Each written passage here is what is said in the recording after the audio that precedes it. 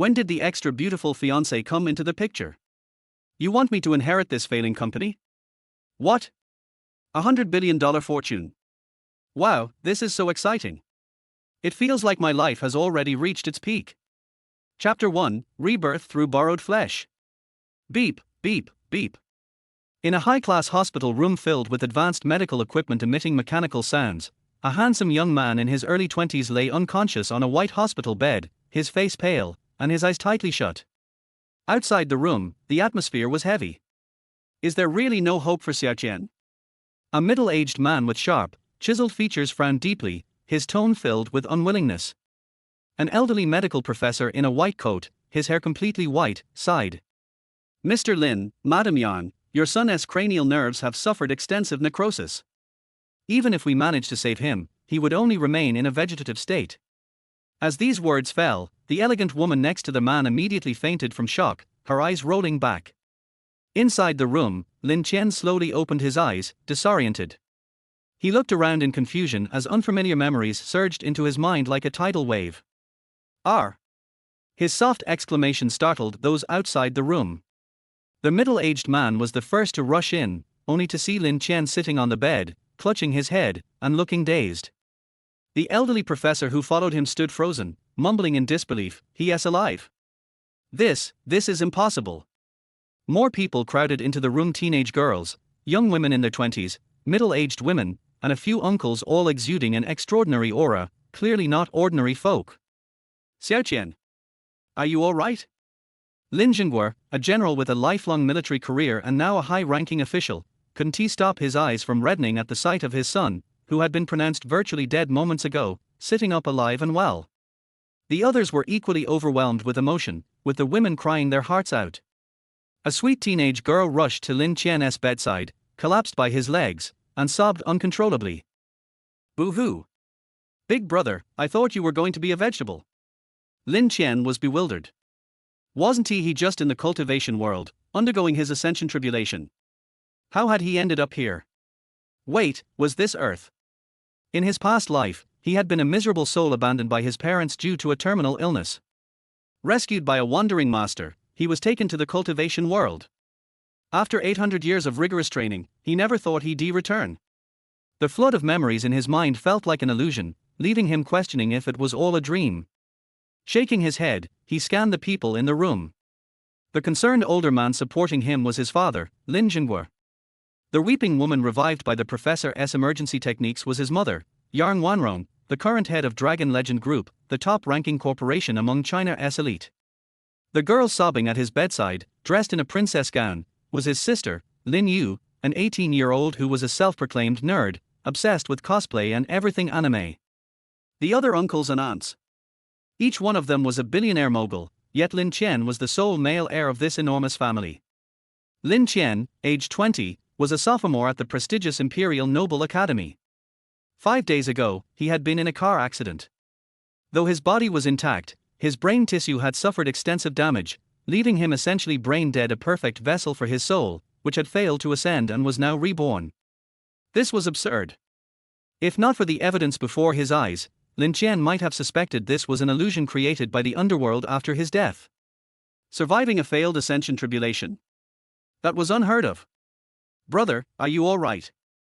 Lin Yu's tear-filled eyes widened as she noticed her brother's vacant expression. Panicking, she touched his forehead and turned to Lin Zhenguo. "Dad, could it be that brother has gone stupid?"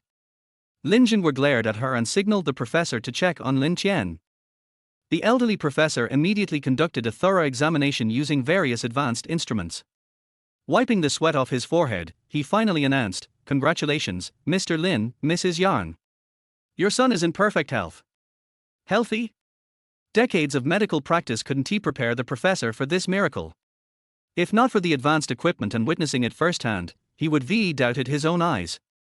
"Can he be discharged?" Lin Zhenguo asked. "Of course." Half an hour later. Inside a luxurious villa, Lin Qian lay on a soft bed, still dazed. After returning, he had excused himself, claiming fatigue, and shut himself in his room. Everything felt surreal. But as one of the few cultivators to reach the tribulation stage, he quickly calmed himself, attributing this bizarre experience to fate. His newfound memories revealed the car accident an apparent setup targeting the original owner of this body. Just then, he heard faint footsteps. The expensive door creaked open as a figure sneaked in, closing the door behind them. Lin Chen turned, about to speak, but the person darted toward him, sliding into his bed like a slippery fish. What the? Stunned, Lin Chen froze as a soft, cool body wrapped around him, even throwing a leg over him. Good heavens! He decultivated for 800 years without ever being this close to a woman. Ahem.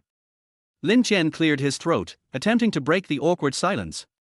Though this girl was now his sister, she was still an 18-year-old young woman who should understand boundaries. Brother? You're still awake? Lin Yu looked up, her bright eyes staring at him. Awake? How could he sleep like this? He shifted uncomfortably, his face reddening. Lin Yu, we're grown-ups now. There are some things we shouldn't do. Men and women should maintain proper boundaries. Lin Yu blinked in confusion. But we used to sleep together all the time. Before your accident, we even bathed together. What? Lin Chen's eyes widened in disbelief. Bathing together? What kind of elite family was this? Chapter 2, A New Beginning from Now. In the living room, a beautiful woman dressed in a white chiffon blouse and a sapphire blue A-line skirt with a slanted hemline sat gracefully on the sofa. She had wavy auburn hair and delicate features, lightly made up, giving off a youthful yet subtly mature vibe. She sat there, poised and elegant, with eyes that seemed to speak, her gaze as clear as autumn water, but her expression cold, giving off an aura of distant indifference. This woman, who left Lin Chen in awe, was his fiancée, Qin Ruofei. The princess of the Qin family in the capital, a perfect woman admired by countless young men from prestigious families in Beijing. At 20 years old, just like Lin Chen, she was a sophomore at the capital's prestigious Noble Academy and deservedly the school's #1 beauty. Lin Chen, holding a bowl of soup, didn't dare to raise his head, feeling awkward. Last night, Lin Yu hadn't said much about Qin Ruofei before falling asleep, and Lin Chen didn't dare to wake her. But the problem was, he had no memory of Qin Ruofei, which made him feel like he'd be exposed the moment he spoke. Later, you and Feifei should go out for a walk. Take another rest today, but tomorrow, if there's nothing urgent, you should go back to school. Your studies can't be neglected, you know. Yang Wanrong spoke with a mix of concern and affection.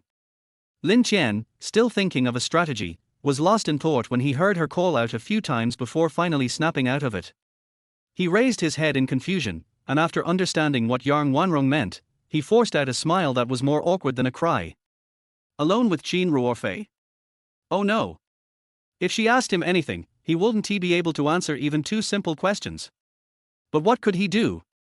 His mother had already spoken. He quickly changed clothes and went out with Qin Ruofei. The villa area was quite beautiful, with mountains, water, and trees.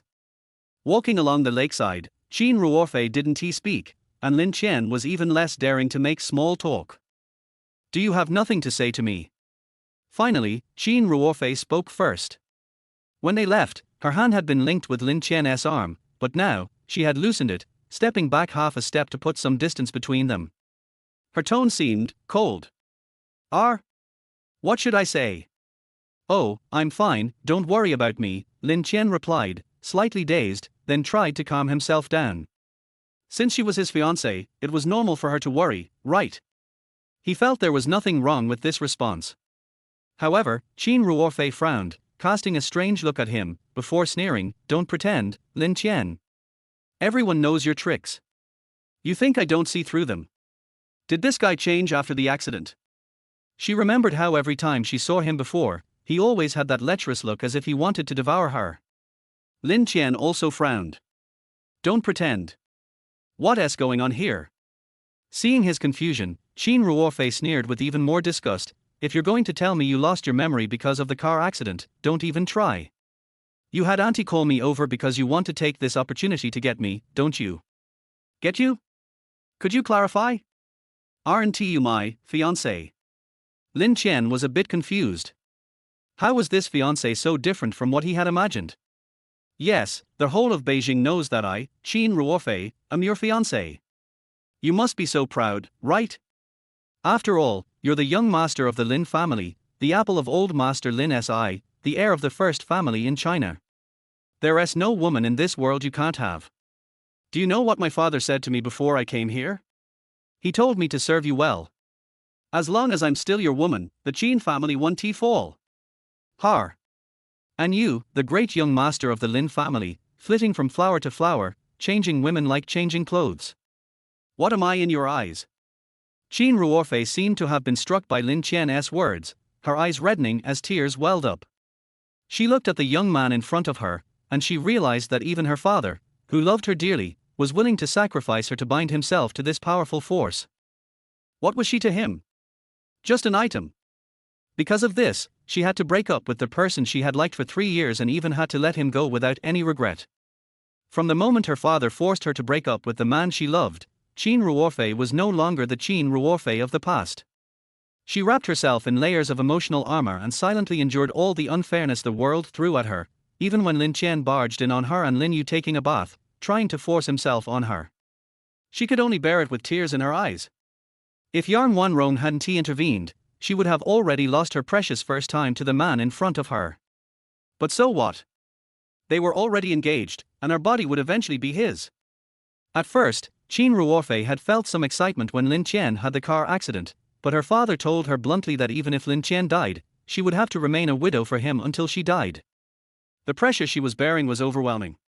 At an age when she should have been free to fall in love, she had been bound to this man.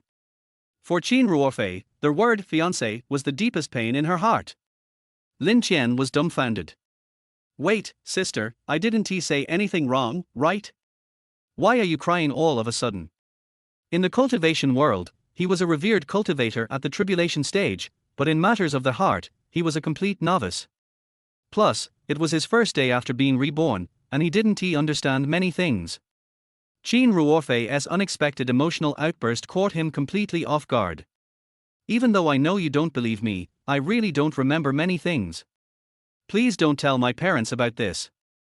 As for what you said about wandering around with women, if I were really that kind of person, I have nothing to say. But if you don't want to be my fiancé, you can just say it outright. I won't force you, Lin Qian sighed. What is going on? You wouldn't force me. Chin Ruorfei clenched her teeth, crying. If I dared to break off the engagement, you wouldn't have to lift a finger, someone would handle it for you. The entire Chin family would be ruined. Do you think I don't know your disgusting thoughts? You just want to see me crawl to you on my knees and beg for mercy, right? Lin Qian was speechless. What? You think I want that? Lin Qian was getting frustrated. He growled impatiently, then what do you want? The engagement wasn't my idea. Heh. If it weren't for you coming to propose, do you think my father would have agreed to marry me to you? You, young Master Lin, can always shrug it off as if it's not your business. Chin Ruorfei said, finally breaking down, and collapsed onto the ground, burying her head in her knees and crying out loud. Lin Qian. What is this?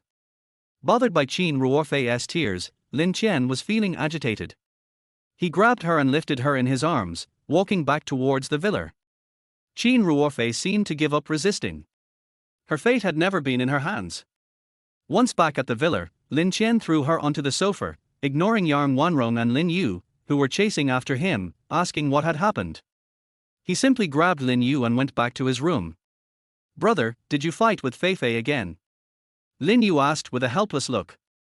Lin Qian seriously asked, tell me, what was I like before? He had lost most of his memories since being reborn, but from Chin Ruorfei's words, it seemed like the original Lin Qian wasn't exactly a good person. Lin Yu's eyes widened. You don't even remember this? Lin Qian nodded. You were a jerk, Lin Yu said, biting her finger. After a moment, she looked at him seriously and added, when you were 7, you started peeping at me when I bathed. At 13, you kissed a newly graduated teacher during the flag-raising ceremony at school. At 15, you stayed out all night and hung around nightclubs. One time, you even undressed and assaulted the little princess of the Li family. At 17, when our class teacher criticized you, you made it impossible for her to teach again. At 18, you beat up the second young master of the Wang family and left him in a coma. At a party, you proposed to Feifei without permission and even smashed several of her father's priceless antiques. And at 19, you secretly watched our third cousin change clothes and made her cry when she caught you. And there's more. Stop. Lin Chen interrupted her quickly, feeling cold sweat dripping down his back.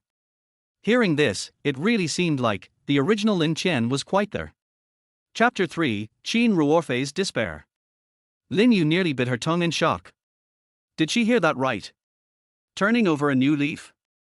Reforming myself. Those words came out of her brother's mouth.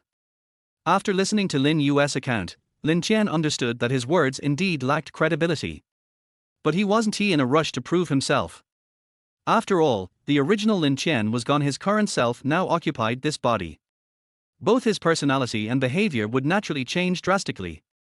Saying he intended to reform himself was like giving Lin Yu a heads up to avoid arousing suspicion later when his behavior shifted too much. In the living room, Qin Ruorfei sat with red, swollen eyes, occasionally sniffing as tears welled up. Beside her, Yang Wanrong gently comforted her. To be fair, Yang Wanrong was satisfied with this daughter-in-law. As for Lin Chen's personality, well, what could be done? Lin Chen was the only male heir of the Lin family in his generation.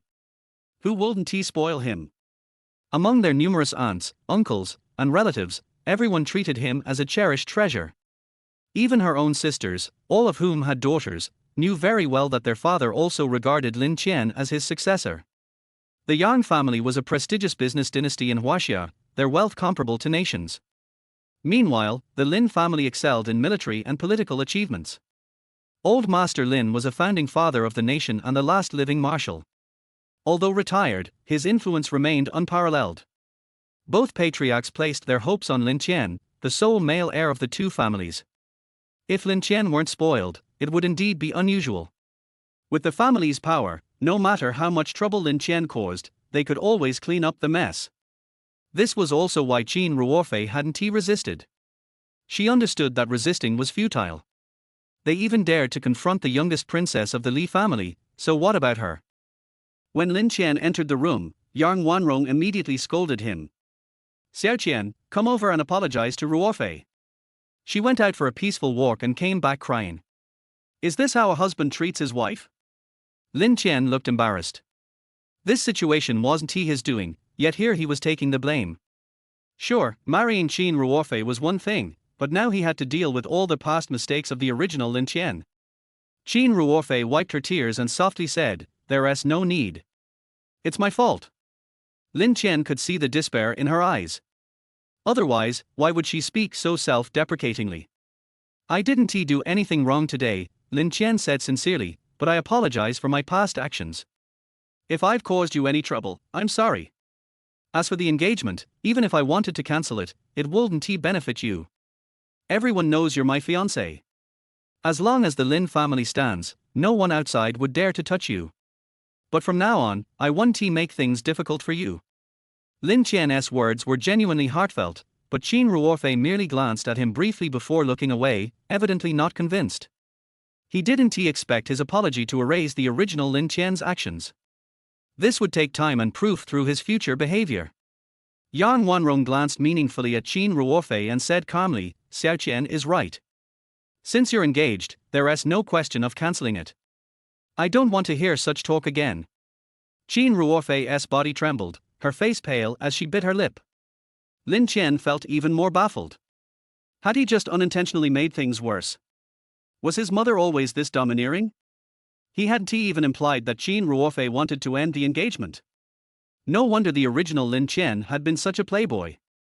In this environment, not becoming a wastrel was impossible. The day passed as Lin Chen gradually adjusted to his new family life. On most days, it was just him, Lin Yu, and a few housekeepers in the villa. Lin Zhenguo was stationed at the military base and came home about once every 2 weeks. Yang Wanrong usually worked at the company but had stayed home these past few days because Lin Chen's accident had frightened her. That evening, Qin Ruorfei stayed for dinner, after which Yang Wanrong insisted she and Lin Chen share a room. Lin Chen felt like he was being pushed into the deep end of the pool. In the bedroom, Qin Ruorfei said nothing, heading straight to the bathroom. Lin Chen wanted to call out to her but decided against it. Anything he said now would only fall on deaf ears. The sound of running water echoed, pulling at Lin Chen's nerves. He tried meditating to calm himself, but without any spiritual energy or cultivation, even his clear mind technique was useless. It seemed he needed to find time to resume training. Though he had been reborn, the mundane world wasn't his final destination. His master in the cultivation realm remained his ultimate goal. After 20 minutes, the water stopped. The bathroom door opened, and Lin Chen instinctively looked up only to freeze in shock. Why aren't you wearing any clothes? Sure enough, Qin Ruorfei stood there completely bare, water droplets glistening on her skin. To Lin Chen's credit, Qin Ruorfei's figure was impeccable, statuesque at nearly 1.75 meters tall, with graceful curves and flawless skin. She looked like a goddess. She walked toward him without a hint of hesitation, her eyes empty, like a soulless puppet. Her lips curled slightly as she said in a lifeless tone, "Since I'm destined to be yours eventually, take my body now. It doesn't matter to me anymore. Take her body." Was she serious? Lin Chen, who had maintained his celibacy for 800 years of cultivation, almost spat blood.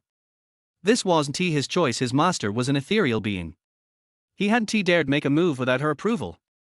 "Please, just put your clothes on," Lin Chen said, covering his eyes as his heart pounded.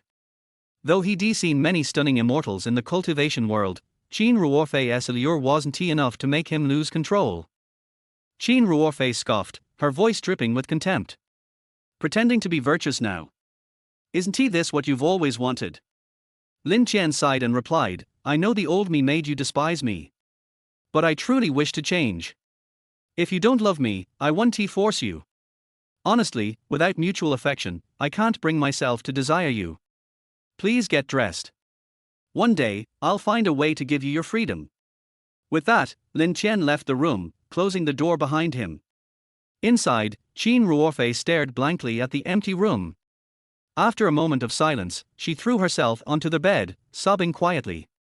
Did he really find her undesirable? What more could she do? Should she abandon her pride entirely and grovel before him? If Lin Chen knew her thoughts, he would have choked in frustration. "I said I lacked emotional connection, not that I'm uninterested."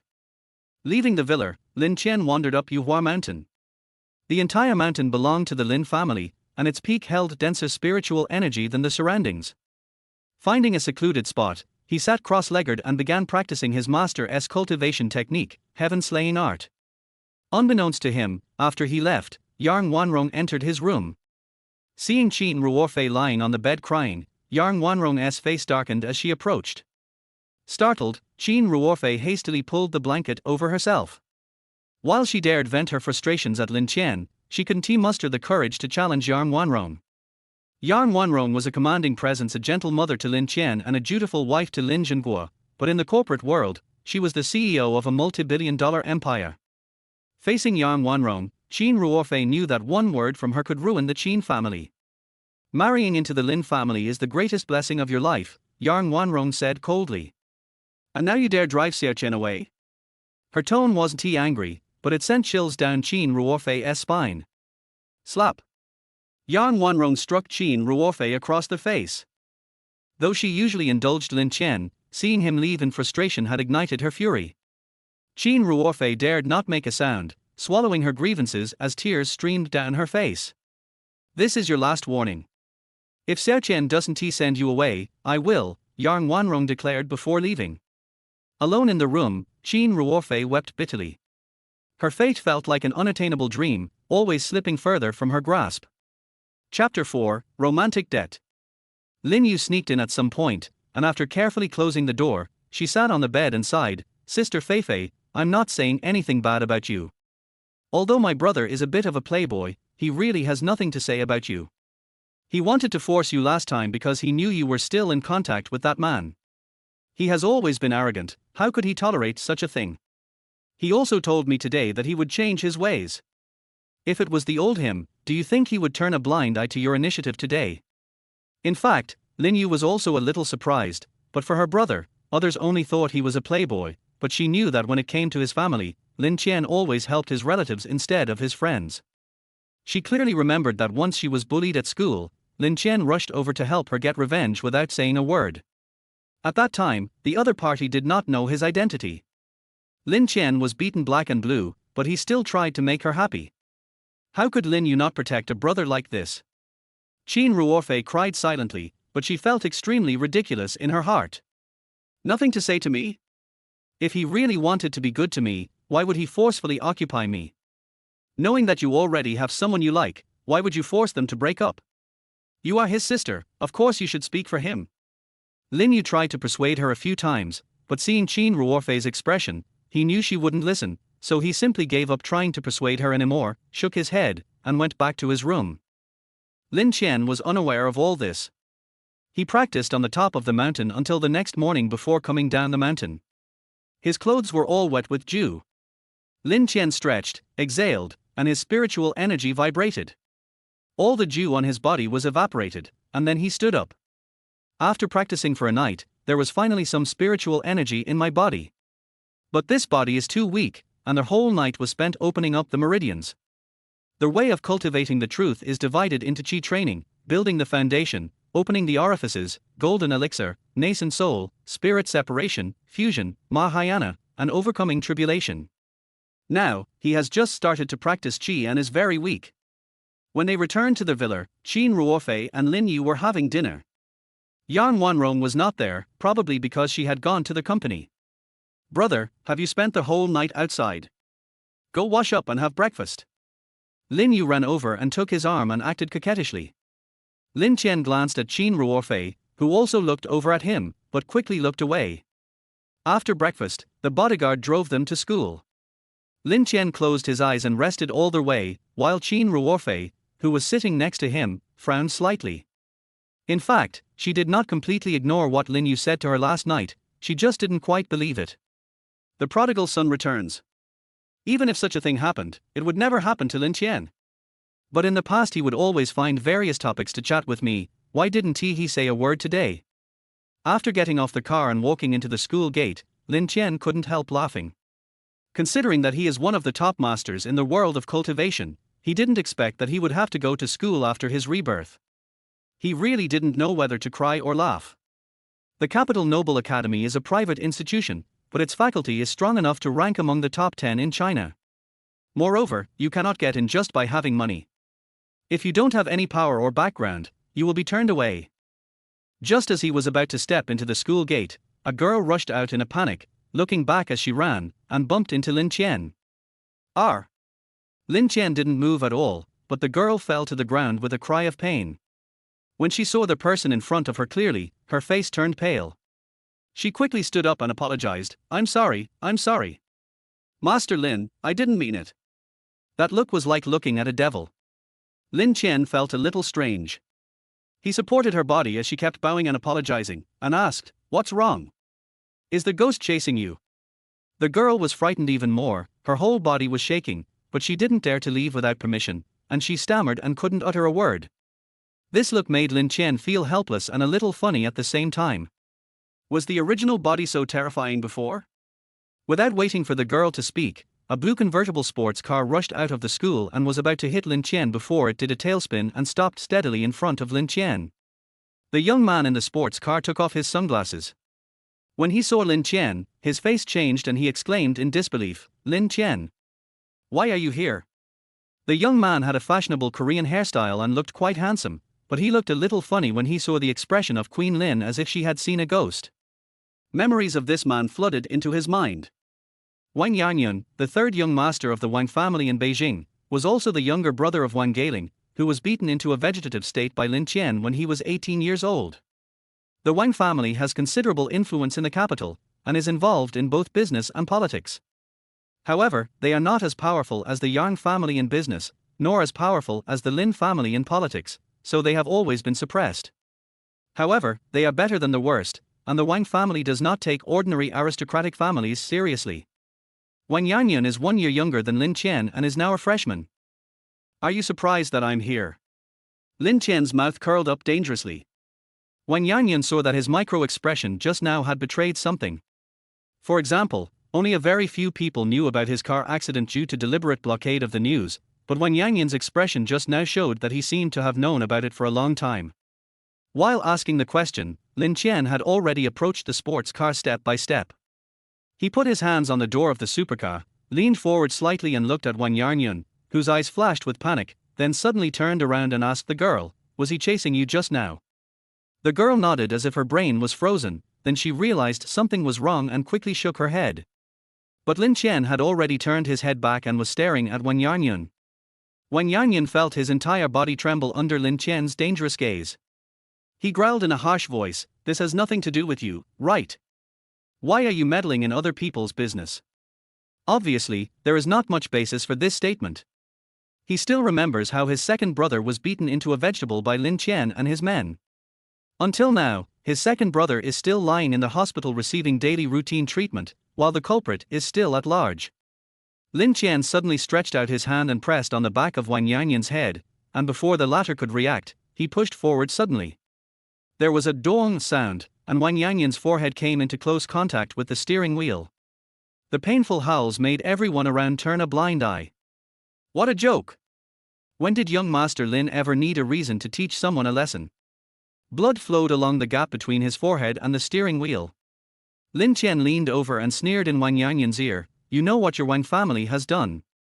Don't worry, we have plenty of time, let's have fun." Ignoring Wang Yanyan, whose heart was beating wildly and whose face turned pale, Lin Qian stood up and walked to the girl, saying with a smile, "It's okay. If he dares to bother you again in the future, come to me and I will help you beat him up." After saying this, Lin Qian turned his back to the stunned girl, waved and walked into the school. Qin Ruofei behind him saw all of this, and a rare complex look appeared in her eyes. But that's all. It doesn't take 1 day or 2 for a playboy to become a good boy. Similarly, it's not something that can be reformed just by words. In Qin Ruofei's eyes, Lin Qian is still the #1 playboy in the capital, the man who ruined her life. It turned out that the boring studies made Lin Qian run away after less than a class. Leaving the teaching building and strolling around the campus, Lin Qian was thinking about the next strategy in his mind. The car accident that the original body had was obviously not a coincidence. Combined with Wang Yanyan's expression when he saw him just now, it is not difficult to guess that even if they did not do it, they are definitely involved. Of course, nothing is absolute. According to Lin Yu, his original incarnation had offended quite a few people in the past. For example, the Li family. It is said that the little princess of the Li family who was raped by the original body is still studying abroad and has not returned yet. Lin Qian is somewhat curious about how beautiful she is that the original body of such status would not hesitate to rape her. "Well, since I have taken over your body, I will avenge you. No matter who plotted to harm you, I will not let him off easily." Lin Qian.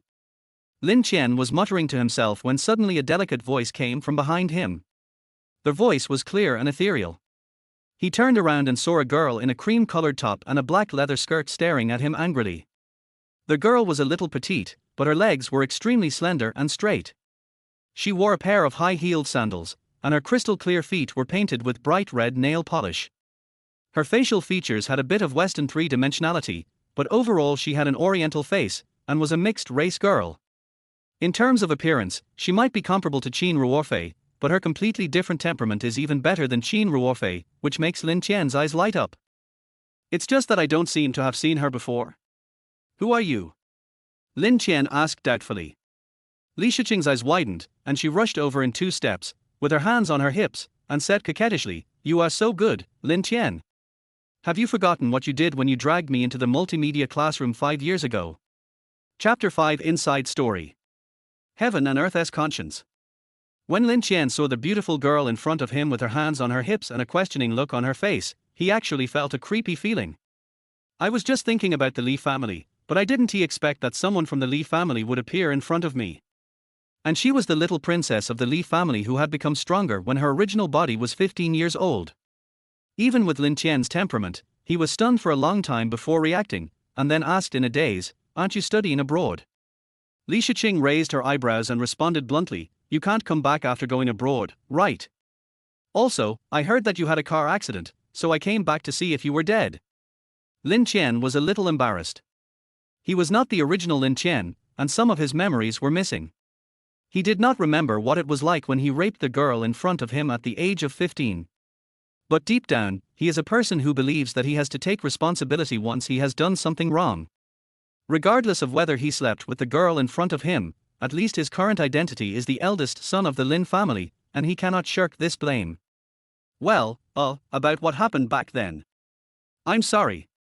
After thinking about it, Lin Qian still apologized with a stiff face. who made him take on such a big responsibility after his rebirth. However, his apology made Li Shiqing stunned for a moment, and then she looked at Lin Qian with suspicion, and the look in her eyes seemed strange no matter how she looked at him. Lin Qian felt a little frightened by her stare. The famous Zhanqian Shangzun in the world of cultivation was behaving like a child who had made a mistake in front of a worldly girl. If those people in the world of cultivation knew about this, they would probably be shocked. After staring at Lin Qian for a long time, Li Shiqing asked tentatively, "Don't you remember what happened back then?"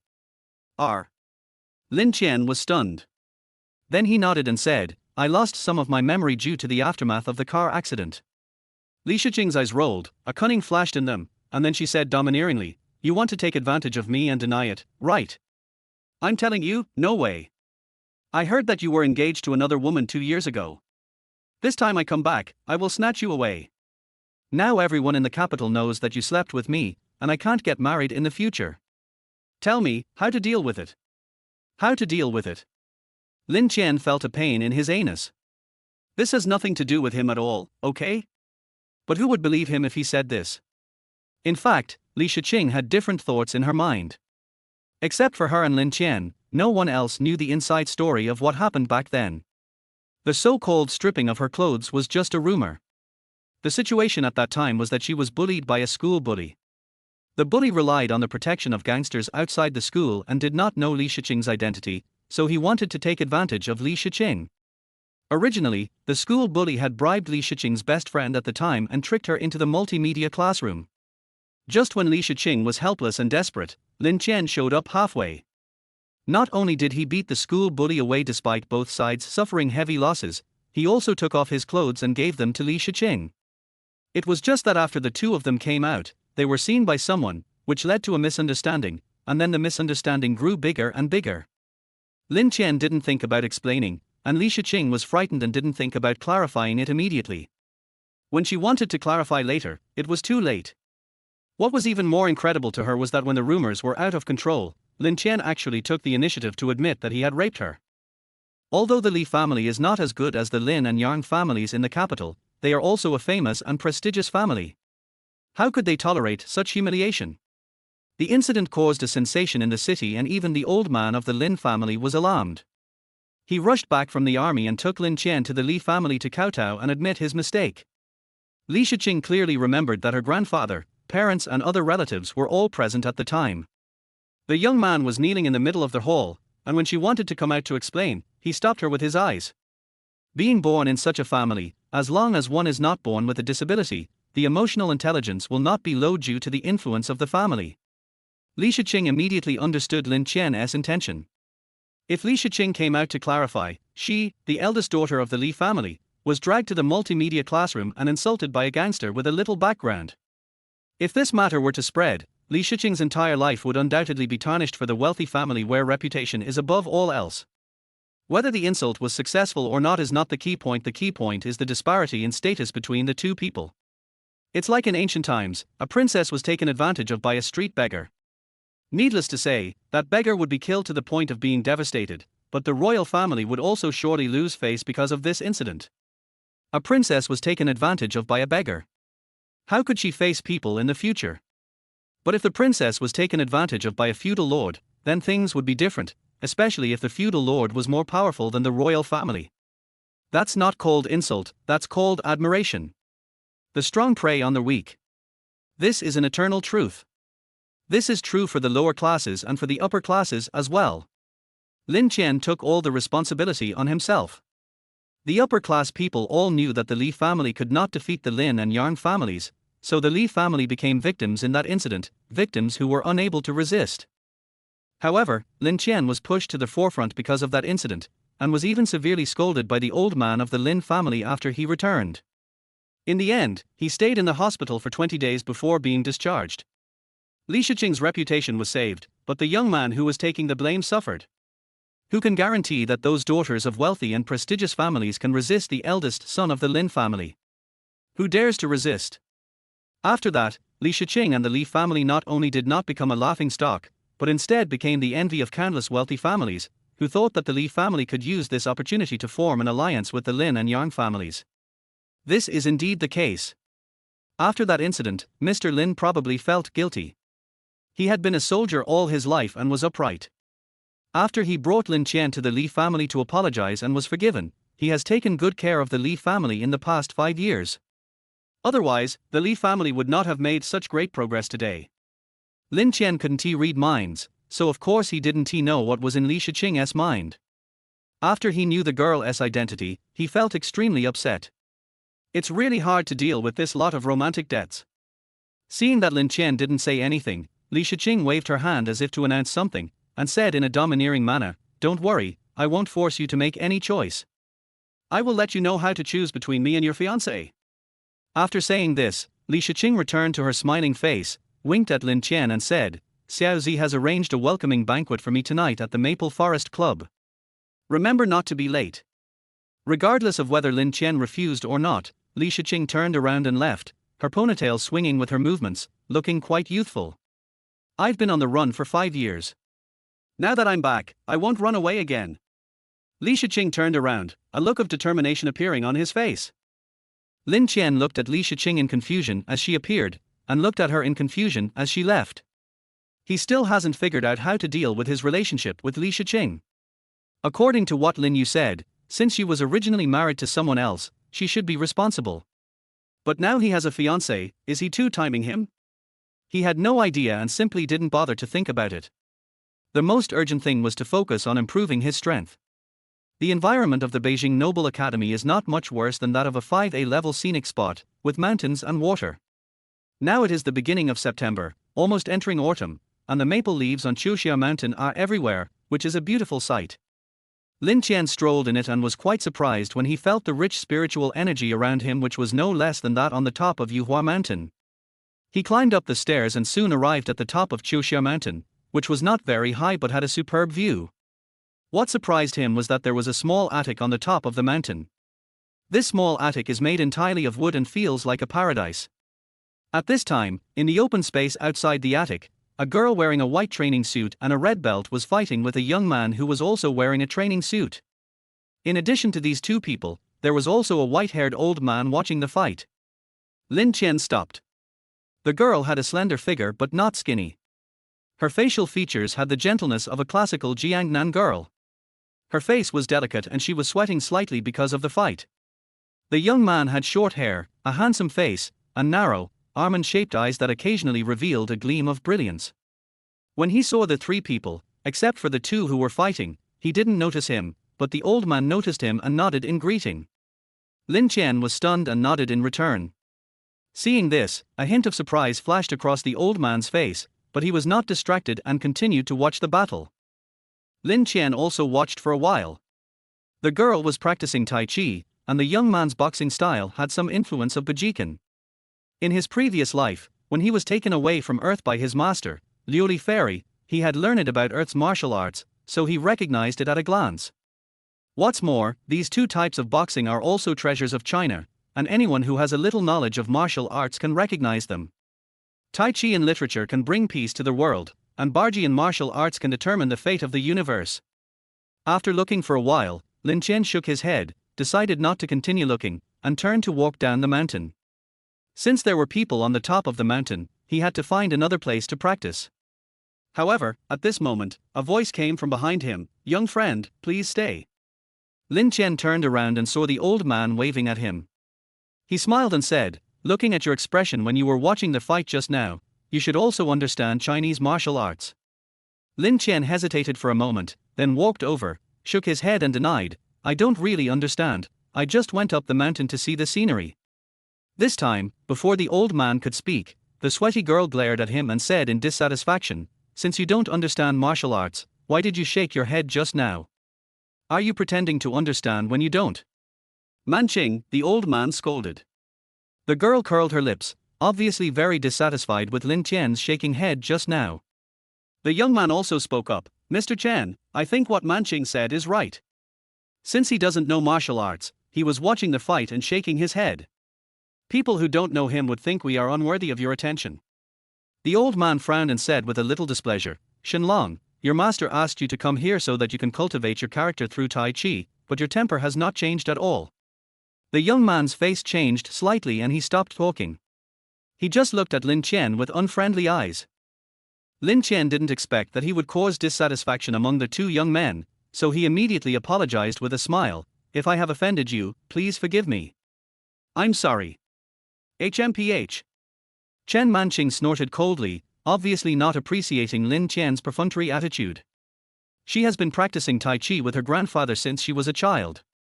Although she is not a master now, she is also well known. Who among those who know her does not admire her as a rare female genius in a century? But Lin Qian's shake of his head just now made her feel denied. Shenlong also said with disdain, people nowadays like to pretend to know a lot when they know nothing. Manqing, don't argue with them. It's not worth it.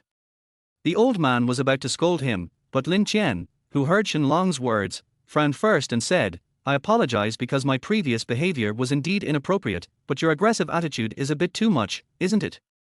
Just you? Are you worthy of our aggressiveness? Who do you think you are? The leading figure in the martial arts world? Or some new young master? TSK. Shenlong smiled contemptuously, not hiding the contempt on his face. Chapter 6 Domineering Woman. The old man on the side frowned, and Chen Manqing also glanced at Shenlong. Although she was also unhappy, she didn't intend to care about it after Lin Qian apologized. Shenlong's condescending attitude made her feel a little disgusted. Lin Qian also looked at Shenlong. He said nothing. After a while, he shook his head and sighed, alas. After sighing, Lin Qian put his hands behind his back and walked down the mountain. This action undoubtedly angered Shenlong. Not only him, but even Chen Manqing felt that this guy was being too pretentious. With this old-fashioned and arrogant look, does he really think he is a martial arts master? Stop! Shenlong shouted angrily, moved his feet, took a step towards Lin Qian with his right leg, twisted his waist, and was close to Lin Qian in an instant. Seeing that Shenlong actually attacked directly, and used the killer move Iron Mountain backward from Bajikan, the old man and Chen Manqing's faces changed slightly. The old man opened his mouth to scold, while Chen Manqing took action immediately to stop Shenlong. Bajikan is known for its fierce and brave boxing techniques, so people who practice Bajikan are mostly extreme and irritable. Shenlong is even worse because of his nature. He actually wants to attack Lin Qian over a disagreement. Feeling the strong wind coming from behind, Lin Qian did not move his body, but just took a few steps and turned around quickly. At the same time, the spiritual energy in his body surged and gathered on his right shoulder, and he fought against Shenlong. Bang! R. Two sounds rang out at the same time. The first was the sound of Shenlong flying backwards and hitting the ground, and the second was the scream he made after he landed. On the other hand, Lin Qian stood there motionless. Although the qi refining stage is only the bottom stage in the world of cultivation, it is after all a method of cultivation and also a method of cultivating immortals. If Shenlong can practice Bajikan to perfection, Lin Qian may not be able to defeat him. But with his current attainments, Lin Qian does not take him seriously. This scene left Chen Manqing, who had rushed over to stop it, dumbfounded. It also made the old man, who was about to open his mouth to scold, swallow the words that were about to come out of his mouth. There was a gleam in his eyes and he looked at Lin Qian deeply. After Shenlong got up from the ground, he rubbed his shoulders with a grim face. Similarly, there was a strong sense of disbelief and fear in his eyes. He couldn't understand how this seemingly frail young man could have the strength to injure him with one strike. You know, he is already a strong man at the peak of external strength. The martial arts do not include those martial arts for show. The real martial artists divide martial arts into 5 levels: external strength, internal strength, hidden strength, transformed strength, and grandmaster. Reaching the pinnacle of external strength at his age was a source of pride for him. But at this moment, in front of this young man whose face was always as calm as water, his pride was trampled upon and became worthless. You. Shenlong pointed at Lin Qian with trembling hands. It was not because of fear, but because of anger. After getting rid of the initial fear, Shenlong's chest is now filled with endless anger. As a disciple of Bajikan Master, he must be a star wherever he goes. But now he was injured by an unknown boy, and in front of his favorite goddess. Lin Qian glanced at him indifferently and said, martial power is not a person's pride, but the confidence he has when he is chivalrous and righteous. After saying this, he didn't even bother to look at Shenlong and turned around and walked down the mountain. Chen Manqing was startled and wanted to call out to him, but was stopped by the old man. Grandpa. Chen Manqing looked at the old man with a questioning look, wanting to know why he didn't let her call him. The old man stroked his beard, his eyes gleaming with wisdom, and said, "He is here, so he must be from this academy. We won't have to worry about not having the chance to meet again in the future. Grandpa knows what you want to ask, but what he said just now is right. We went too far in this matter." Chen Manqing's beautiful eyes flashed. Was it the sentence just now? She repeated it silently in her mind several times. The more she repeated it, the more she felt that Lin Qian's words just now made sense. Thinking back to her initial dissatisfaction, her pretty face suddenly turned red and she felt a little embarrassed. The old man took in Chen Manqing's reaction and nodded with satisfaction, but when he turned around and saw that Shenlong still had a look of resentment on his face, he couldn't help but sigh in his heart. "Shenlong, if it happens again, you don't have to stay here with me. I will ask your master to take you back," the old man said coldly and turned to go into their wooden house. Shenlong's face changed, and he gritted his teeth and said, "Yes." But the resentment in his eyes increased instead of decreasing. Chen Manqing also glanced at him and followed the old man into their wooden house.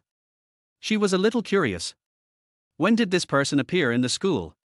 To Lin Qian, it was just a small episode. He didn't take a character like Shenlong seriously. What a joke! The person who can make young Master Lin afraid has probably not been born yet. Lin Qiansai practiced in Chuxia Mountain until dinner time. Then he went down the mountain. As soon as he reached the foot of the mountain, the cell phone in his pocket rang. He took a look and found that it was his mother calling, so he picked up the call and shouted, "Mom, what's wrong?" "Xiao Qian, there's an exhibition held by a big shot at the Maple Forest Club tonight, and we've been invited. Your mom and dad can't spare the time, so why don't you go over there?" Yang Wanrong's voice came over. Lin Qian frowned slightly, then decisively refused. "It's boring, I won't go." "Are you really not going? I heard that the other person is a beauty," Yang Wanrong said jokingly. Lin Qian's forehead was dark, and he refused again, not interested. Seeing that her son really didn't want to go, Yang Wanrong didn't force him and said casually, "Okay, then don't go if you don't want to." After chatting with my mother for a few minutes and hanging up the phone, another call came in. "Mr. Lin, you haven't been seen all day. Where have you been?" As soon as the call was connected, Li Shiqing's voice came from the other end. Lin Qian made up an excuse. "I went for a walk, what's the matter? What's wrong? Did you forget that you have to attend my welcoming party tonight?" Lin Qian's heart skipped a beat. He had actually forgotten about this matter. Before Lin Qian could reply, Li Shiqing guessed the result and said with gritted teeth, "I'll wait for you at the school gate. You have only 3 minutes." After saying that, he hung up the phone. Lin Qian looked at his phone in confusion. Did this woman really think of him as her own? Even though he thought this way, Lin Qian still ran to the school gate within 3 minutes, which surprised all the students who recognized him along the way. What could make young Master Lin so anxious? At the school gate, Li Shiqing was sitting in the Audi A4 that she bought with her own money.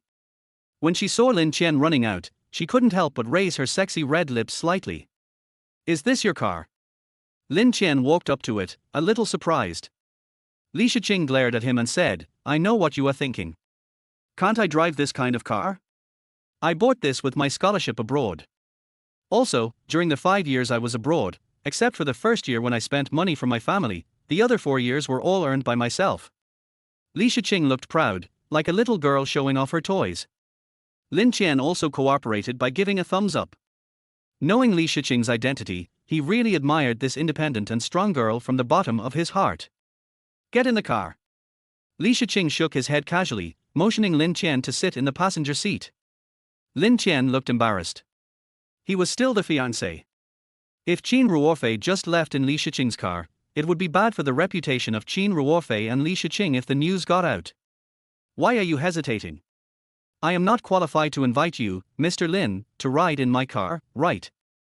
Li Shiqing frowned, looking a little angry. In fact, she knew it very well, but she just wanted to use this high-profile method to make Qin Ruofei give up. Men don't understand the war between women.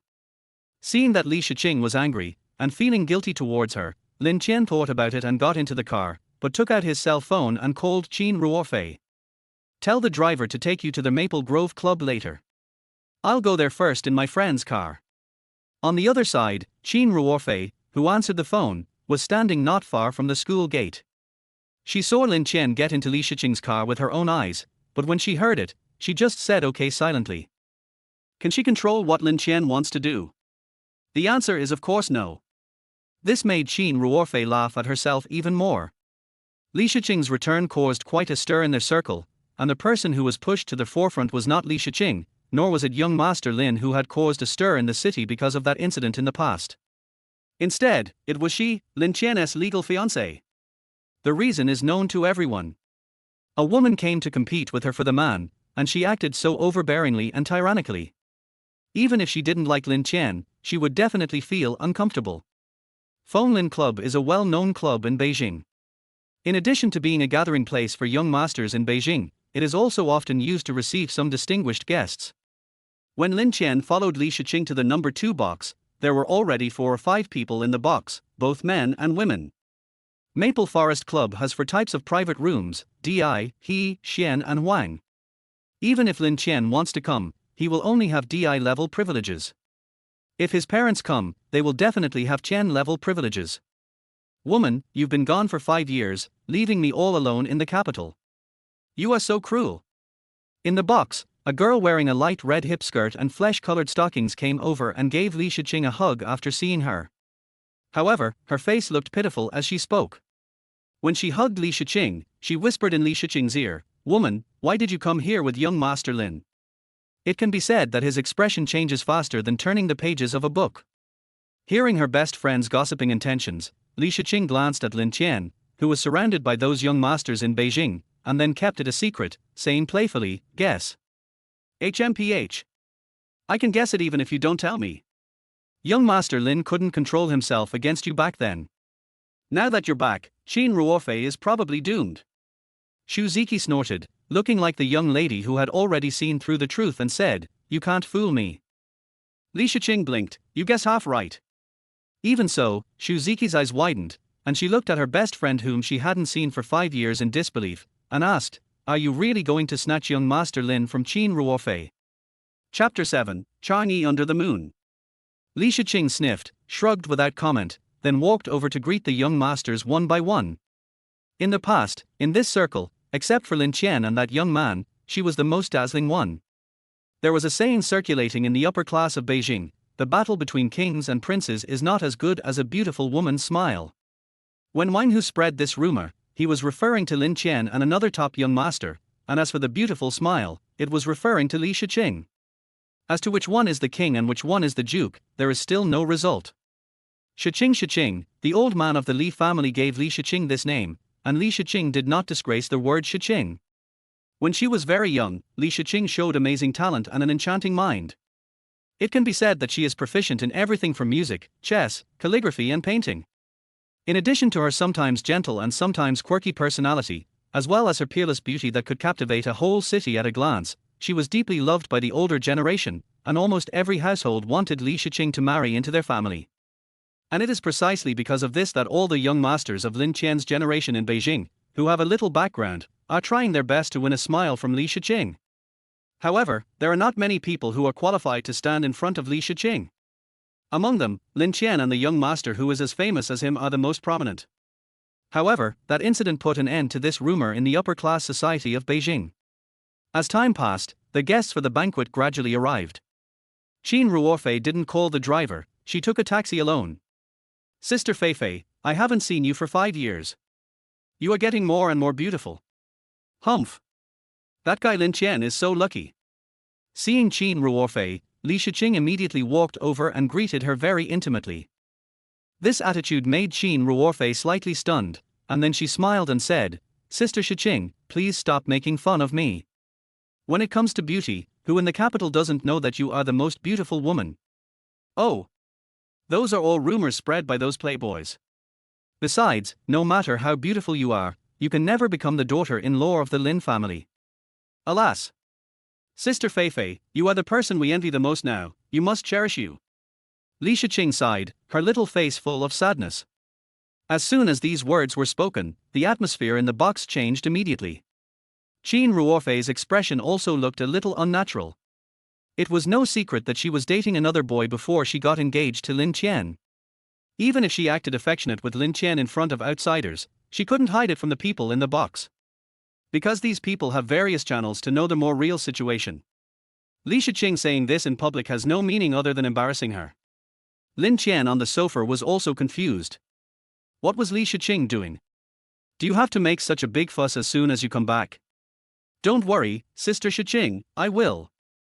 Qin Ruorfei said unnaturally, then walked to Lin Qian and sat in the seat that had already been given to her. I'll go back to sleep with you tonight. As soon as she sat down, Qin Ruorfei took Lin Qian's arm, almost leaning half of her body on him, and said something shocking. Lin Qian's whole body was stiff. He knew of course that this was not Qin Ruorfei's true words, but he felt a gaze full of murderous intent, and he knew who it came from without even looking. Xu Ziki came up to Li Shiqing, her eyes full of indignation as she whispered, "She's provoking you." Li Shiqing smiled sweetly, gave her a reassuring look, and then invited the 20 or so young men to have their meal at their leisure. The welcoming banquet is just a cover. In fact, Li Shiqing wants to take this opportunity to express her attitude. This time when she comes back, she will not let Lin Qian go. But Qin Ruorfei's identity makes her invincible, which is also what Xu Ziki is worried about. Just like now, Qin Ruorfei can snuggle up to Lin Qian and say such explicit words in public as, "I'm going to sleep at your house at night," but Li Shiqing can't. Didn't Qin Ruorfei feel Li Shiqing's hostility? The answer is no. Although she doesn't like Lin Qian, face is something that not only men want, but women also want. She took this first move and successfully counterattacked. It depends on what other moves Li Shiqing will make next. Everyone knew clearly about the confrontation between the two women, but no one exposed it as no one wanted to get into trouble at this time. Although the specifications of the DI level box are not as good as those of the Qian level box, it is the highest specification that the Maple Forest Club can open on a daily basis. All the drinks and food are prepared by international 5-star chefs. However, for these young masters and rich girls who are used to eating delicacies from land and sea, the taste is just so-so. Eating is not the point, the key is to take this opportunity to strengthen your relationship with each other. However, not long after the banquet began, the door of the box was pushed open. "Shiqing, I heard that you returned to China, why didn't you inform me?" "Ziki, you held a welcoming party for Shiqing but didn't invite me. If I hadn't seen you guys coming in from the next door, I wouldn't have known you were here." After the door opened, 3 young men walked in. The one in the lead was wearing a small suit, had a fashionable middle-parted bangs hairstyle, and held a glass of red wine in his hand. Li Shiqing tilted her head and glanced at Xu Ziki. The latter stuck out her tongue, knowing that she couldn't hide it from her best friend who had a devilish mind, and didn't intend to make any excuses.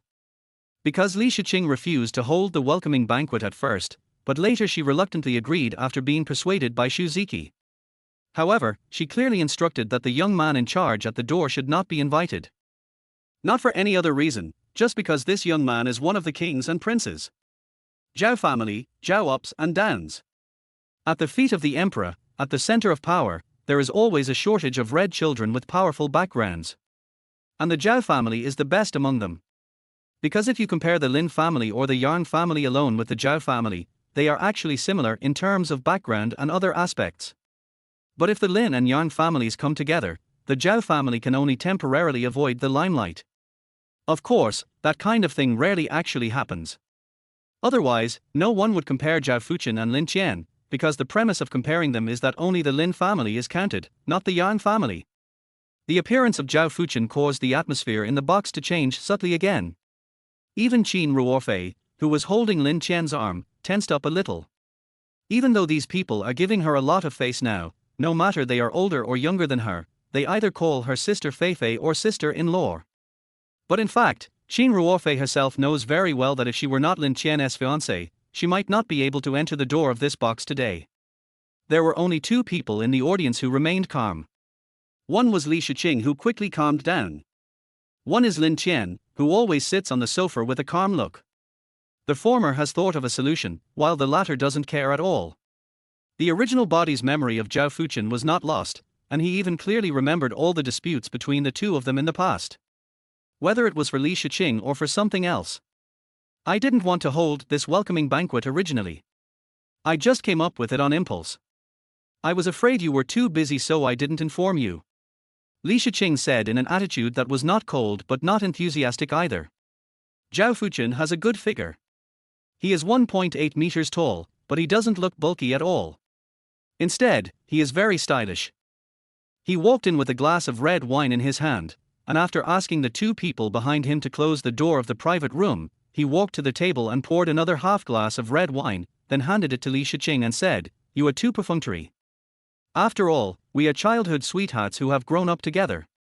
You have to drink this glass of wine as a punishment." Li Shiqing glanced at Lin Qian without leaving a trace, then reached out to take it and said with a smile, "Okay, I'll punish you." This subtle action did not escape Zhao Fuchen's eyes, which made a haze flash across his eyes, but he pretended not to see Lin Qian. After Li Shiqing took a sip of wine, he pulled out a handkerchief from his shirt pocket and gently reached out to wipe the red wine stains from the corners of Li Shiqing's mouth. "After 5 years, our sister Shiqing is getting more and more beautiful." Zhao Fuchen's movements were extremely gentle. When he was wiping Li Shiqing's face, he deliberately put down the red wine glass in his hand to show respect and to express his attitude. He attaches great importance to Li Shiqing. However, noticing his movements, Li Shiqing took a small step back, just avoiding Zhao Fuchen's hand while maintaining a distance that was not too unfamiliar. "I can do it myself.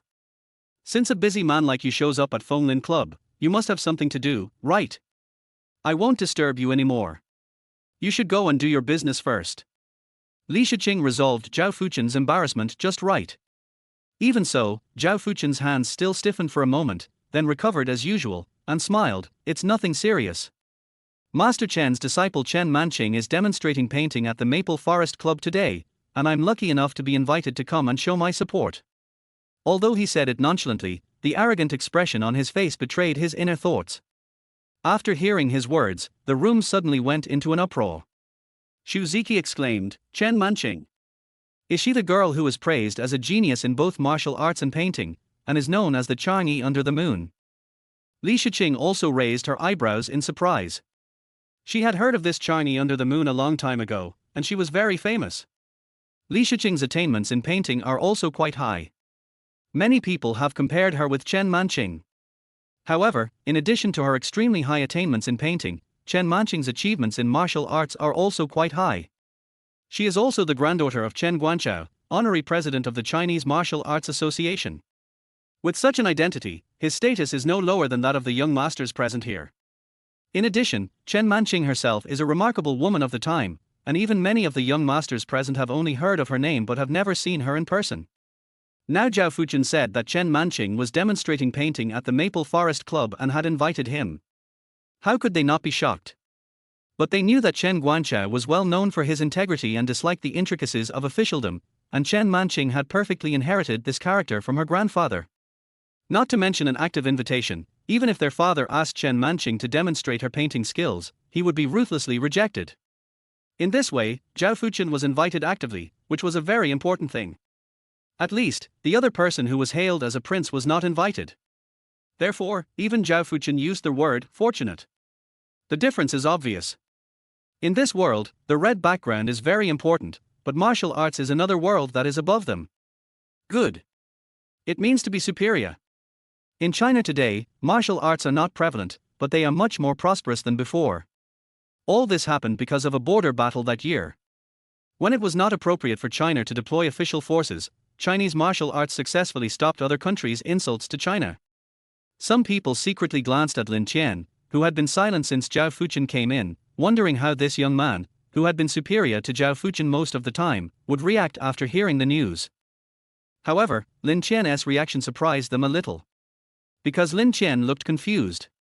He was indeed a little confused. Chen Manqing. This name, why does it sound so familiar? Chapter 8: A few words. Because of Zhao Fuchen's words, the topic that was previously centered around Li Shiqing immediately turned into the topic centered around Chen Manqing. Even Li Shiqing himself could not control this invisible change. Because she was also extremely curious about Chang'e under the moon. Young Master Zhao was actually invited by Chen Manqing. I guess you have a close relationship with Chen Manqing, right? How enviable. None of us got an invitation. We didn't even hear the news that she was coming to Fonglin Club to demonstrate her painting skills. A young man said with some envy and jealousy. As soon as he finished speaking, his companion next to him poked his arm. The young man was not a fool. He immediately came to his senses and looked at Lin Qian nervously. When he saw that Lin Qian showed no signs of being angry, he breathed a sigh of relief. He just said that no one was invited. Doesn't that include Lin Qian?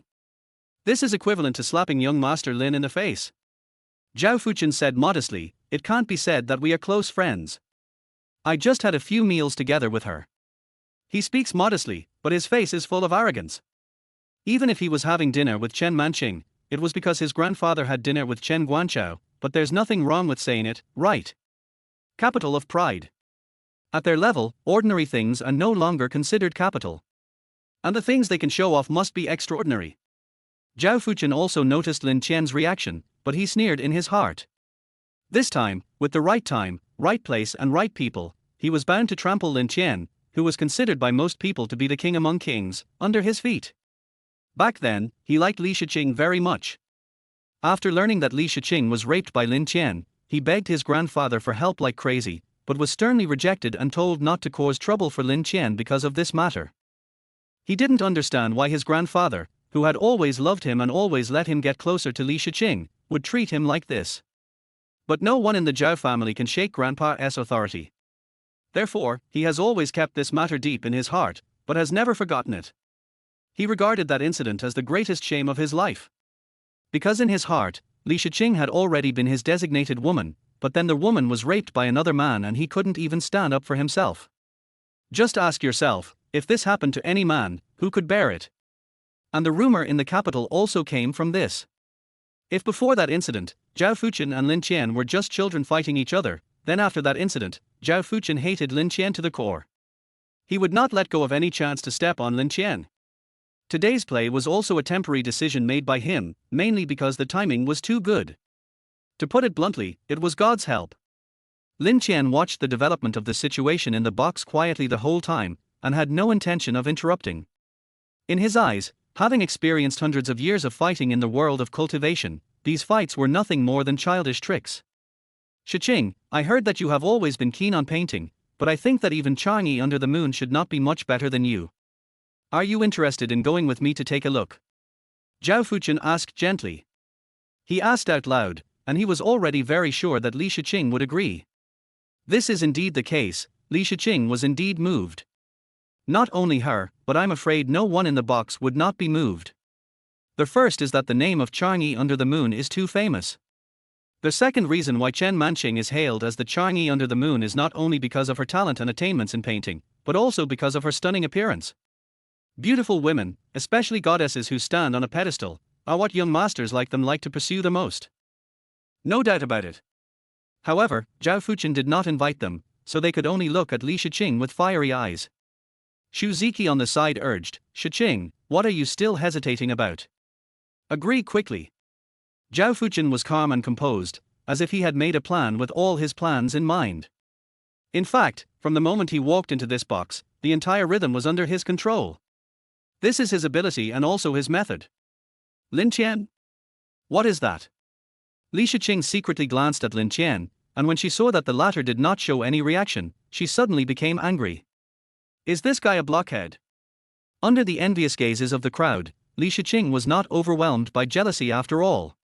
She turned to look at Zhao Fuchen and said apologetically, I'm sorry, Brother Fuchen, I'm not interested in going to see the painting today, so I won't go with you. After saying this, she turned back and glared at Lin Qian with gritted teeth. It is certainly not easy to see the live painting exhibition of Chang'e under the moon, but she has other purposes today. The smile and pride on Zhao Fuchen's face froze in an instant, as if someone had suddenly grabbed his neck and lifted him up. Although he quickly regained his composure, this sudden change still made a few people in the box scream with excitement. In that case, I won't force you. Ziki, do you want to go? Zhao Fuchen was worthy of being Zhao Fuchen. He quickly calmed down, tilted his head and smiled at Xu Ziki with a warm face. The latter originally thought that he had no hope, but when he heard this, he instantly showed a look of ecstasy and asked incredulously, Can I go? Well. Don't you want to? Zhao Fuchen pretended to be sad. Yes, yes. Xu Ziki nodded hurriedly, looking like she couldn't wait to leave. Zhao Fuchen nodded and said, Okay. I'm sorry, everyone. Manqing invited very few people this time, and each of them is an important person. I can't bring too many people. Next time we have a banquet, I will host it as an apology. As soon as Zhao Fuchen said this, many people's faces changed. Doesn't this mean that those who were not invited are not considered big shots? If they are not considered big shots, then what are they? Small role. In fact, Zhao Fuchen was also a little confused. Logically, Chen Manqing should not have failed to invite the Lin family, but looking at Lin Qian's expression and reaction just now, he seemed to be unaware of this. A playful arc appeared on Zhao Fuchen's lips. This was interesting. For him, this was good news. It doesn't matter how Chen Manqing invites people. What matters is how the person behind her invites people. Who she is close to and who she is distant from can be magnified countless times in the eyes of some people. Now he can be sure that the person behind Chen Manqing must have some rift with the Lin family, otherwise he would not have invited the Lin family. Thinking of this, the smile on Zhao Fuchen's face became even more intense, and the unhappiness caused by Li Shiqing's rejection was also diluted a little. Then, like a victorious knight, he was ready to greet his beloved princess. He walked to the door, performed a gentleman's courtesy, and invited Xu Ziki to leave with him. The latter just felt dizzy and almost fainted in Zhao Fuchen's arms. To her, whether it's Lin Qian or Zhao Fuchen, they are both top young masters whom she cannot reach. To be able to hook up with one of them, she would be very lucky. As for who you hook up with, it doesn't matter. TSK. You're too young to fight with brother Zhao. After Zhao Fuchen and Xu Ziki went out, the two people he brought with him also uttered these contentious words with a smug look on their faces, and then followed them arrogantly. As soon as they left, the box exploded. Fuck. Brother Qian, why don't you say something about this? That Zhao Fuchen is so damn arrogant.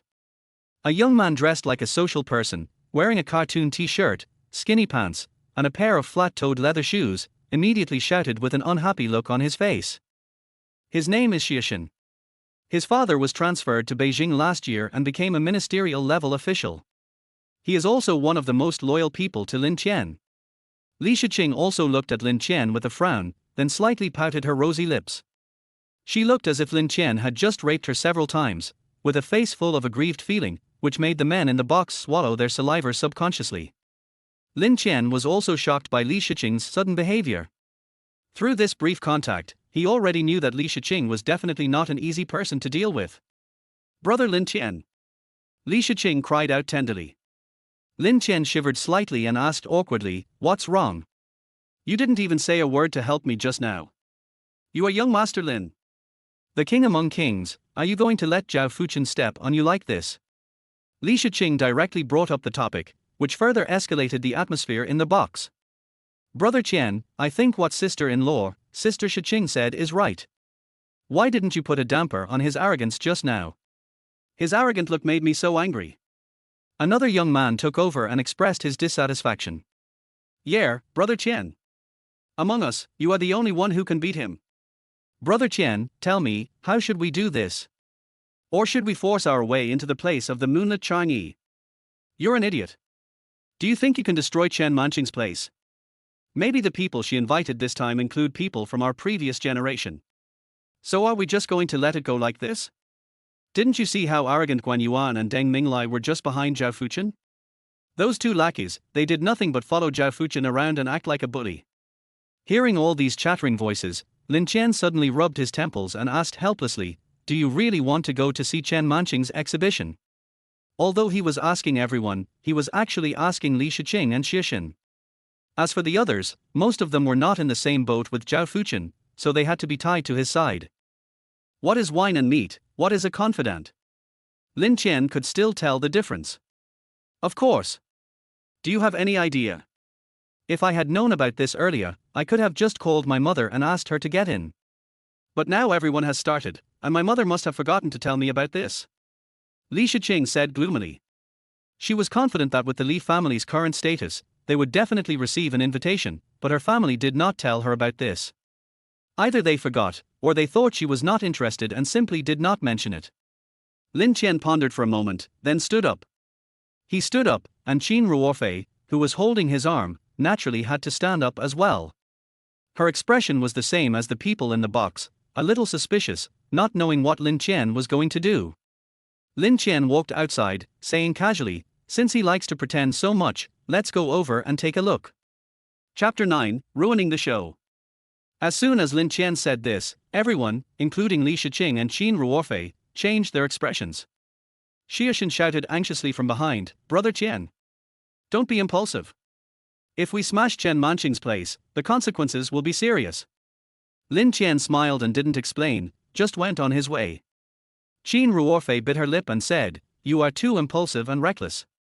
Do you know who is behind Chen Manqing? Are you going to mess things up like this? There was a hint of barely perceptible contempt and disgust in her tone. Take advantage of your power to bully others. This is what she despises the most. So she would rather like an ordinary boy with no family background than Lin Qian.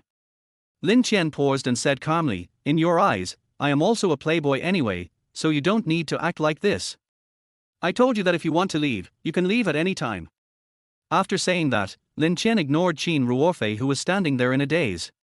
He pulled out his arm, found a waiter to ask for clarification, and then walked towards the Qianzi box area.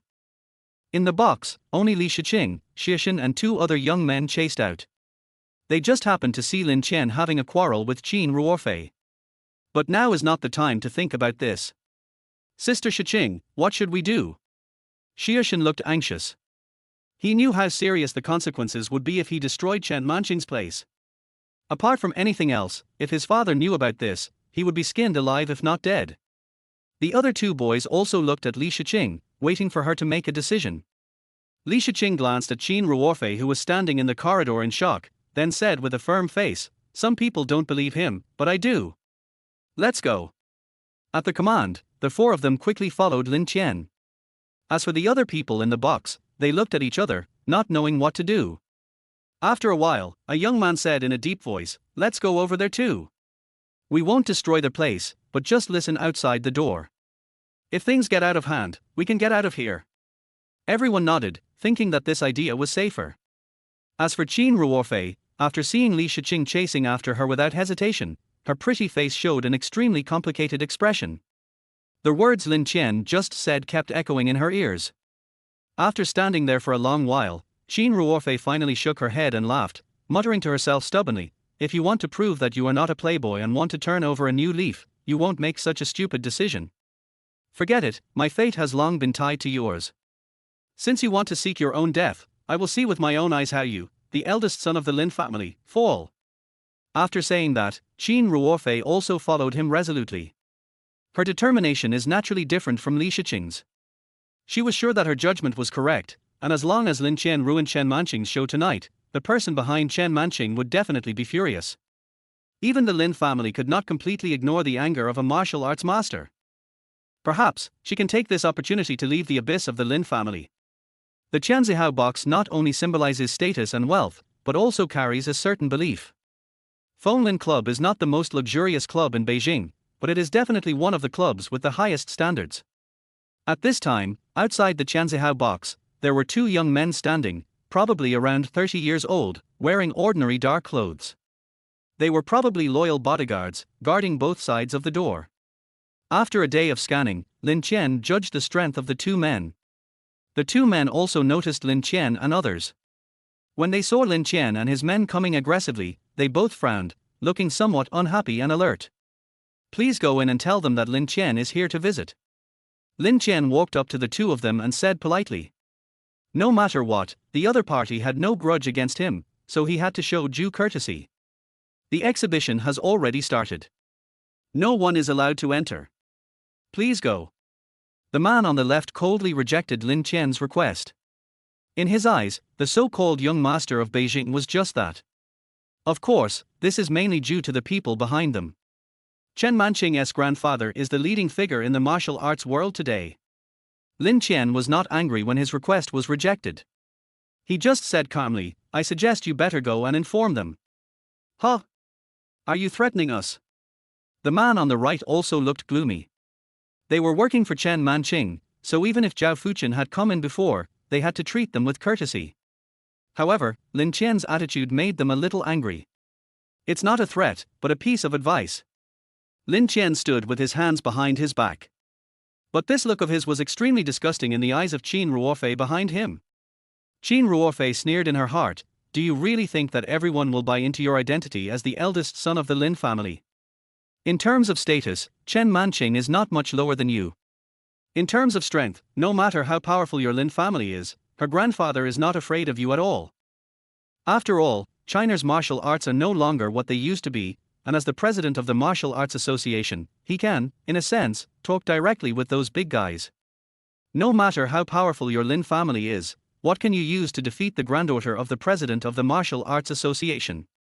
Unlike Qin Ruofei, who was gloating, Li Shiqing and Xie Xin were a little worried, but they were tactful and did not stop Lin Qian, because they knew Lin Qian, it would be fine if he didn't make a decision, but once he made a decision, they couldn't stop him. What a good piece of advice. What can you do if we don't inform you? The man on the left laughed in anger and took half a step forward, his strong attitude clearly visible. Lin Qian said nothing, just walked inside. When the two men saw that Lin Qian ignored them, they looked at each other and became angry. They sandwiched Lin Qian from the left and right.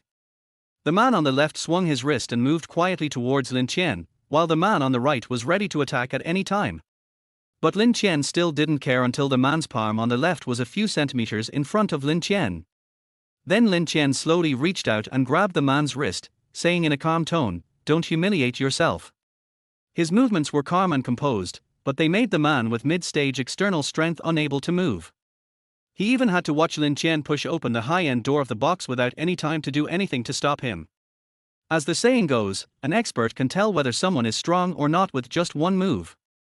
After the first fight, the two men immediately realized that Lin Qian's strength was far above theirs. But this is not the reason why they let Lin Qian in. As soon as they thought of this, the two of them rushed in and prepared to catch the person. Xie Xin, who had seen the entire scene, couldn't help but sigh, it's over. Brother Qian really destroyed Chen Manqing's place. Li Shiqing clenched her teeth, her pretty face also looked a little pale, but she still stepped in resolutely. You're responsible for the consequences. Qin Ruofei sneered and followed him in. Her identity meant that she couldn't stay out of it, but she no longer cared about what would happen if she provoked Chen Manqing, because she had already foreseen what was going to happen next. As for those fence-sitters following behind, they were a little hesitant at this time, not knowing whether they should go in or not. The Chen level box was not much more luxurious than the DI level box, but the space was indeed more than twice as large. Half of the area was empty, with only a desk and a girl standing in front of it. On the other side, there were chairs arranged in an orderly manner, with a wooden coffee table between two chairs. There were more than 20 people sitting there at this moment, and Zhao Fuchen, who had previously gone to Lin Qian's box to show off his power, was also among them. Lin Qian's intrusion made quite a noise, and everyone inside, including Chen Manqing, set their eyes on him. "Miss, we're sorry, we couldn't stop this man." The two people who followed in saw Chen Manqing's gaze and immediately lowered their heads and made a gesture of admitting their mistakes. Chen Manqing ignored them. Of course she recognized Lin Qian. After all, she had seen him on Chuxia Mountain not long ago. "Ms. Chen, excuse me for bothering you. I have several friends who want to see your art exhibition, but your two subordinates blocked them from entering and refused to even inform us, so I had to barge in." Lin Qian spread his hands and said helplessly. Chen Manqing was not angry. The scene of Lin Qian repelling Shenlong with one blow was still lingering in her mind. Compared to this, what impressed her more about Lin Qian was actually what Lin Qian said to Shenlong. Thinking of this, Chen Manqing was about to say something with interest, but at this moment, another voice sounded first. "Lin Qian. What are you doing? Miss Chen's art exhibition cannot be disturbed after it starts. Do you think you can do whatever you want just because you are the young master of the Lin family?" Sitting in a chair slightly back, Zhao Fuchen suddenly stood up, pointed at Lin Qian and scolded him. His face was full of anger, but the hint of surprise and gloating in the depths of his eyes did not escape Lin Qian's eyes. This guy probably thought he was going to be finished this time. The words, "young master of the Lin family," made Chen Manqing look at Lin Qian thoughtfully. Is this guy the famous #1 playboy in the capital? But it seems to be different from what was rumored. Lin Qian didn't take Zhao Fuchen's scolding seriously. He didn't even look at him. Instead, he turned to look at Li Shiqing and Xie Xin behind him, and then waved to them, "Come in." Zhao Fuchen was furious, staring at Lin Qian with eyes that seemed to be spitting fire, and shouted, "Lin Qian! I'm talking to you." Lin Qian turned around and asked in surprise, Excuse me, who are you? Chapter 10 Unexpected. After Lin Qian asked this question, the atmosphere in the box was quiet for a moment. Lin Qian, doesn't he know Zhao Fuchen? I'm afraid that no one present would believe it even if they used their toes to think. The two men who were rated as princes of the capital were born with a silver spoon in their mouths. Their status and position can be said to be something that more than 90% of the people in China cannot achieve even if they work hard for their entire lives. As the saying goes, there can't be two tigers in one mountain. Whether they are gossipers or not, they all like to compare the two people. When mentioning Lin Qian, Zhao Fuchen will inevitably be mentioned, and when mentioning Zhao Fuchen, Lin Qian will inevitably be mentioned. Under such circumstances, the two of them had become competitors, or even enemies, from a very early stage. The memories that Lin Qian absorbed even included the original body's resentment towards Zhao Fuchen. So Lin Qian asked this question at this time, obviously to embarrass Zhao Fuchen. It was just like when Zhao Fuchen went to the DI box and took control of the whole situation by himself, but always treated Lin Qian as heir. Now Lin Qian only asked 5 words in return, almost completely blocking all of Zhao Fuchen's previous pride. You have your pride, but sorry, what does it have to do with me? Zhao Fuchen was stunned for a moment. In fact, in his eyes, he didn't really take Lin Qian seriously. No matter whether it was in the past or now, when others evaluated the two of them as kings and princes, he actually disdained it in his heart. But Lin Qian's actions at this time made him feel that the opponent in front of him seemed a little different from before. As for what exactly was different, he couldn't say. But this did not affect the anger in his heart. Lin Qian, you'd better take your people away immediately. Otherwise, you won't be able to bear the consequences. Zhao Fuchen shouted coldly. His attitude was very clear. This time he was determined to protect Chen Manqing. It would be self-deception for Zhao Fuchen to say that he was not moved by this girl who was known as the Chinese under the moon. Even if he couldn't get Chen Manqing, it would be nice to leave a good impression on her. Moreover, he was confident that Lin Qian would never catch Chen Manqing's eye. As the saying goes, knowing yourself and your enemy ensures victory in 100 battles.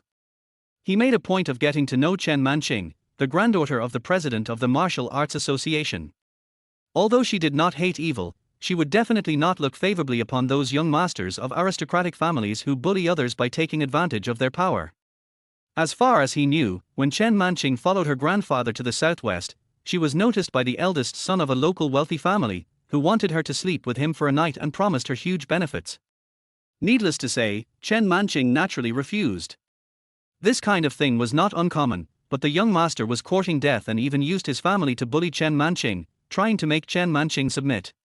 This stupid behavior angered Chen Manqing at the time. Not only did the young master's leg get broken on the spot, but afterwards the young master's father personally brought people to carry him to apologize to Chen Manqing.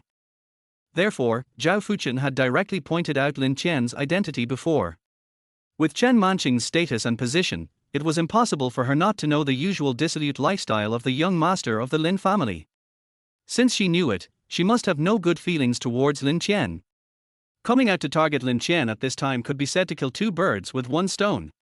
However, just as Zhao Fuchen's wishful thinking was going on, Lin Qian suddenly turned his head to look at Chen Manqing and asked, "He is trying so hard to create a good impression in front of you, why don't you show some appreciation?" Chen Manqing, who originally wanted to stay out of the matter and watch how things developed, was slightly startled when she heard this. Then she looked at Lin Qian thoughtfully, thinking that this guy's intelligence was many times higher than what was rumored. How could she not see Zhao Fuchen's motives? She just didn't want to get involved. What's more, she also wanted to see who would be the winner in the fight between the 2 young masters of the capital. "Are you so sure that I won't chase you away?" Chen Manqing asked back with interest. She was a little curious. Even if the 2 of them had met on Qiuxia Mountain today, Lin Qian wouldn't be so confident, right? Why does he think that he won't get angry? Lin Qian glanced at her calmly and said casually, "I believe you are not that superficial." As soon as these words came out, a sneer immediately appeared on Zhao Fuchen's lips. Li Shiqing, Xiaxin and others behind Lin Qian all looked helpless. Xiaxin even shook his head and sighed. Brother Qian was still as rampant as ever. He was already prepared to have a big fight with Lin Qian. The worst that could happen was that he would be scolded by his old man when he returned. Qin Ruofei also crossed her arms and watched coldly. After Lin Qian said this, today's matter was basically impossible to resolve peacefully. It all depended on how Lin Qian ended it. She sneered in her heart, the eldest son of the Lin family. Today in this box, it's destined to become a joke. However, to their great surprise, Chen Manqing only raised her eyebrows slightly, but did not get angry. Instead, she looked at Lin Qian deeply and said calmly, "I don't like to be disturbed when I'm painting. You should be glad that I haven't started painting yet. Find a place to sit and don't stand here." When saying this, Chen Manqing glared at Lin Qian, then turned and walked to the desk, as if the matter was over. This abnormal behavior was beyond the expectations of Zhao Fuchen, Li Shiqing, and everyone else. They couldn't help but look back and forth at Chen Manqing and Lin Qian. What was going on? Lin Qianke didn't care what these people were thinking. Looking at Chen Manqing, who returned to the desk, the corners of his mouth slightly raised. He was always right in judging people. Compared with Shenlong, Chen Manqing was undoubtedly much better. He believed that Chen Manqing would not believe something just because of some rumors, even if these rumors were once true. Zhao Fuchen jumped out to accuse himself. Perhaps in his opinion, this was just a show in front of Chen Manqing. He might even have thought that Chen Manqing had already favored him. But in the eyes of Lin Qian and Chen Manqing, it was just a childish trick. The two of them showed amazing tacit understanding at this moment. Lin Qian appropriately took advantage of Chen Manqing's curiosity about him, and Chen Manqing indeed cooperated with him in this drama because of her curiosity about Lin Qian. Find a place to sit. Lin Qian waved to Li Shiqing, Xiaxin and others again. This time, no one laughed at him. Even though Zhao Fuchen was very thoughtful, he could only hold back his doubts and reluctance at this moment, because Chen Manqing had already started painting. The box was so quiet that you could hear a pin drop. Li Shiqing was sitting next to Lin Qian, and on the other side was Qin Ruorfei. The two women were in the same mood at this moment. They were both very curious about why Chen Manqing didn't just drive Lin Qian away. Could it be that these two people have a secret relationship that they don't know about? Most of the other people had the same idea as them, but they could only wait until they left the box to find Lin Qian to find out clearly. In comparison, Qin Ruorfei's mood was more complicated. She glanced at Lin Qian with a calm face out of the corner of her eye, as if breaking into this box was not a big deal for him. That kind of calmness might be the result of being fearless after being arrogant to a certain extent. Or, he is confident that all developments are under his control. For the first time, Qin Ruorfei had a question in her heart: which type is he? Could it be that I really made a wrong judgment? But she quickly threw this unrealistic idea out of her mind. At least so far, she didn't see anything in Lin Qian that could make her change her mind. Chen Manqing paints very naturally. Her body sways slightly with the movement of her arms, keeping the amplitude at a perfect level. And as time goes by as she paints, she seems to disappear there, but the fact is that she is clearly standing there. Zhao Fuchen, who was upset because of the matter between Lin Qian and Chen Manqing, and Li Shiqing and others who were confused, gradually calmed down at this moment, as if they were not watching people painting, but appreciating a landscape painting. Chen Manqing is wearing a ink and wash cheongsam today, with her hair tied up. Her beautiful figure cannot be called devilish, but if she gains a little more she would be fat, and if she loses a little more she would be thin. Her perfect curves are just right, showing the gentle and intellectual temperament of a classical Chinese woman to the fullest. There is a type of women who seem to be born for a certain type of clothing. Chen Manqing in front of us is the best spokesperson for cheongsam. Even though Lin Qian had seen too many saints and fairies in his previous life, he couldn't help but take a few more glances, with a flash of amazement in his eyes. Chapter 11: Semi-Finished Products. When Chen Manqing stopped painting, people who understood painting and those who didn't felt a little unsatisfied. Those who understand painting are looking at the painting, and those who don't understand painting are looking at the person. Great! What a great picture of a fairy from the mountains! After Chen Manqing stopped writing, an old man in ordinary clothes at the table stood up and walked to the front of the table. After just a glance, he nodded in admiration. After this old man, several middle-aged men came over to admire it, and then they also expressed admiration like the old man. These people were all dignitaries who came here in person after receiving the invitation. After all, not everyone could be like the Lin and Zhao families, who could casually ignore such matters. For them, being invited by Chen Manqing was definitely no joke. Manqing's painting skills have improved a lot. This painting has the style of a master. After appreciating it, the old man looked at Chen Manqing with a smile and said, Chen Manqing bowed slightly and said modestly, Grandpa Zhang, you are too kind. Compared with Grandpa Zhang, Manqing still has a lot to learn. The old man smiled more and more pleased, nodded and said, not arrogant or impatient, very good, it seems that your grandfather asked you to come to the Maple Forest Club to practice painting once a year, and it is not without reason. Chen Manqing smiled but said nothing. She didn't understand her grandfather's thoughts at first, because she was not a person who valued fame. For her, she would rather concentrate on studying painting than show her painting skills in front of everyone and then accept their comments. However, after a few years of settling down, she finally understood her grandfather's hard work and conscience. Humans are always social animals. If she concentrates on studying painting, her mind will be calm, but if she has no contact with the outside world for a long time, she will become out of touch with the times. Practicing painting once a year in the Maple Forest Club can not only hone her character, but also maintain a certain connection with the outside world. Moreover, the paintings she made were subject to various evaluations from the outside world, which was extremely beneficial to the tempering of her character. While the two were talking, Zhao Fuchen, Li Shiqing and others also came over. After all, in their eyes, although Chen Manqing was not from their circle, she was always sought after by their circle. What a nice painting! Miss Chen is not only beautiful, but I didn't expect her painting skills are also so outstanding. Zhao Fuchen took a few glances, then looked at Chen Manqing with admiration and said. The latter nodded slightly to express his gratitude, but had no intention of talking to him. Zhao Fuchen didn't mind, but after a moment's hesitation, he said, Miss Chen, next month is our old man's 80th birthday. It just so happens that our old man loves painting. I am willing to pay 10 million for this painting of a fairy from the mountains, so that I can use it to celebrate his birthday next month. I wonder if Miss Chen can part with it. After every exhibition, Chen Manqing's paintings would be auctioned on the spot. Zhao Fuchen knew this rule, so he made a direct bid right away. If he could take a picture of this painting, it would mean that his relationship with Chen Manqing could be taken a step further. Even if they were just ordinary friends, it would be worth it. Of course, young Master Zhao doesn't just want to be friends with Chen Manqing. After Zhao Fuchen made his bid, another middle-aged man immediately made his bid, saying, Mr. Zhao is really generous. However, I also like this painting very much, so I will offer 15 million. Seeing that the two men had already started bidding, the man called Grandpa Zhang by Chen Manqing also picked up the brush on the table and wrote a name in the lower right corner of the scroll, Zhang Yuanfeng. Manqing, I'm going to take advantage of my age to put my name on this painting. The old man said with a smile. Chen Manqing bowed again and said, Grandpa Zhang, please stop making fun of Manqing. Your name is much more valuable than this painting. Those who were still hesitating whether to bid or not, after seeing this scene, exclaimed, Mr. Zhang signed it himself, the value of this painting will probably increase several times.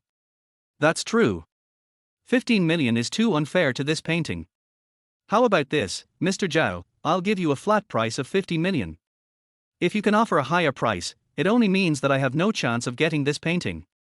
The middle-aged man who made the bid earlier thought for a moment, turned his head to look at Zhao Fuchen, and said with a little thought. He really liked this painting, but Zhao Fuchen had already said that he wanted to buy it and give it to his grandfather. Thinking of the old man in the Zhao family, he didn't want to go too far. Zhao Fuchen smiled and said, Then I would like to thank Uncle Han for giving up the item with great reluctance. I will offer 80 million. At this price, not to mention a painting, even an antique from 2000 years ago could probably be bought. After Zhao Fuchen made his bid, no one competed with him anymore. It was not because they could not afford a higher price, but because they did not want to have any grudges with Zhao Fuchen. If they did, the loss would outweigh the gain. Zhang Yuanfeng also spoke at the right time, Manqing, since no one is bidding anymore, sell this painting to Fuchen. You have always disliked comparisons. Fuchen bought this painting to celebrate his grandfather's birthday, so it doesn't go against your original intention. Chen Manqing looked up at Lin Qian, who was sitting calmly on the chair, then nodded slightly and was about to agree. However, at this moment, she saw Lin Qian stand up. This made her subconsciously swallow the words that were about to come out of her mouth. In her eyes, Lin Qian was shrouded in a layer of mystery. He defeated Shenlong with one move on Chuxia Mountain.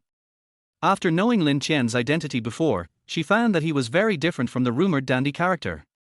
Seeing him stand up now, she also wanted to see what Lin Qian was going to do. $80 million to buy a half-finished painting. The Zhao family is indeed very wealthy. Nowadays, the spirit of clean government prevails in China. I wonder if Mr. Zhao would be so angry that he would beat you with his cane if he knew that his grandson spent $80 million to buy a painting. Lin Qian put his hands behind his back, looked at Zhao Fuchen with a playful look on his face, and spoke slowly. This guy had a very smug look on his face, as if he could trample on his head if he could buy this painting. Lin Qian felt that he was childish. At the same time, he thought about the grudge between his original body and this guy, and finally decided to stand up and put an end to his arrogance. However, as soon as he said this, the atmosphere in the box suddenly became subtle. Zhao Fuchen was startled at first, then he raised his eyebrows, stared at Lin Qian and sneered, "You are such a boaster. You are well known throughout the city for your extravagance. How come I didn't know that you are also good at painting? You even said shamelessly that Miss Chen's painting is a half-finished product? Lin Qian, if you want to use this to attract Miss Chen's attention, this method is too despicable." Not only Zhao Fuchen, but even Zhang Yuanfeng frowned. This included Li Shiqing, Xiaxin and others. When they heard Lin Qian's words, they all thought that Lin Qian was pretending too much. Xiaxin whispered beside Lin Qian, "Brother Qian, calm down." Only Li Shiqing looked at Lin Qian thoughtfully, then stood beside him with a determined look on his face, without saying a word. After Zhao Fuchen finished speaking, Xu Ziki, who was brought in by him, said displeasedly, "Mr. Lin, Miss Chen's painting skills are obvious to all. Even Mr. Zhang praised her highly. But you said that this painting is a half-finished product. This behavior is really despicable." Li Shiqing frowned, but Xu Ziki didn't look at Li Shiqing's reaction, as if she had made up her mind to stand on Zhao Fuchen's side. Qin Ruorfei on the side was also watching coldly, and her contempt for Lin Qian grew even stronger. "Is this what it means to reform yourself? Young man, you said this painting is a semi-finished product. Then tell me, what should the finished product look like?" Zhang Yuanfeng spoke. Although his tone was calm, his slightly cold expression was enough to show that he was extremely dissatisfied with Lin Qian at the moment. You know, he just wrote his name on this painting, which increased the value of the painting several times. But now Lin Qian said it was a semi-finished product. This was not only a question about Chen Manqing's painting skills, but also a question about his vision. As the president of the Huaxia Dancing Association, his paintings and calligraphy are enough to be auctioned at sky-high prices. Just his name is priceless. How could his vision be wrong? Who is qualified to question his vision? Faced with the accusations of these people, Lin Qian turned a deaf ear and instead looked at Chen Manqing with a smile on his face. Being stared at by Lin Qian, Chen Manqing was slightly startled, and then her heart was slightly shaken. Could it be that he really knew the complete appearance of this painting? But the problem is that I don't even know what the complete painting looks like. Have you ever seen fairies? Just say this is a picture of fairies outside the mountains.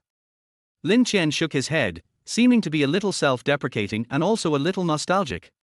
In the world of cultivation, once one reaches the nascent soul stage, one can be called a fairy. But in his mind, there is only one person who can be his fairy. That is his master, the glass fairy. This painting depicts a fairy in colorful clothes who is about to ascend to heaven on the top of a misty mountain. Around the fairy, there are cranes flapping their wings. Just based on the painting skills and artistic conception, it is indeed a rare masterpiece in the secular world. But in Lin Qian's eyes, she is far from being an immortal. Moreover, Chen Manqing did not draw the appearance of this fairy, but only drew a silhouette. The true appearance was obscured by clouds and mist. Perhaps in the eyes of many people, this would be more like a fairy. Har har, you are just nitpicking. Where do immortals come from in this world? Even if there are, have you ever seen one? Since you haven't seen an immortal, what qualifications do you have to say that this is not an immortal? What qualifications do you have to say that this painting cannot be called a picture of immortals outside the mountains? Zhao Fuchen was the first to stand up and refute, and his series of questions were well-reasoned and well-founded.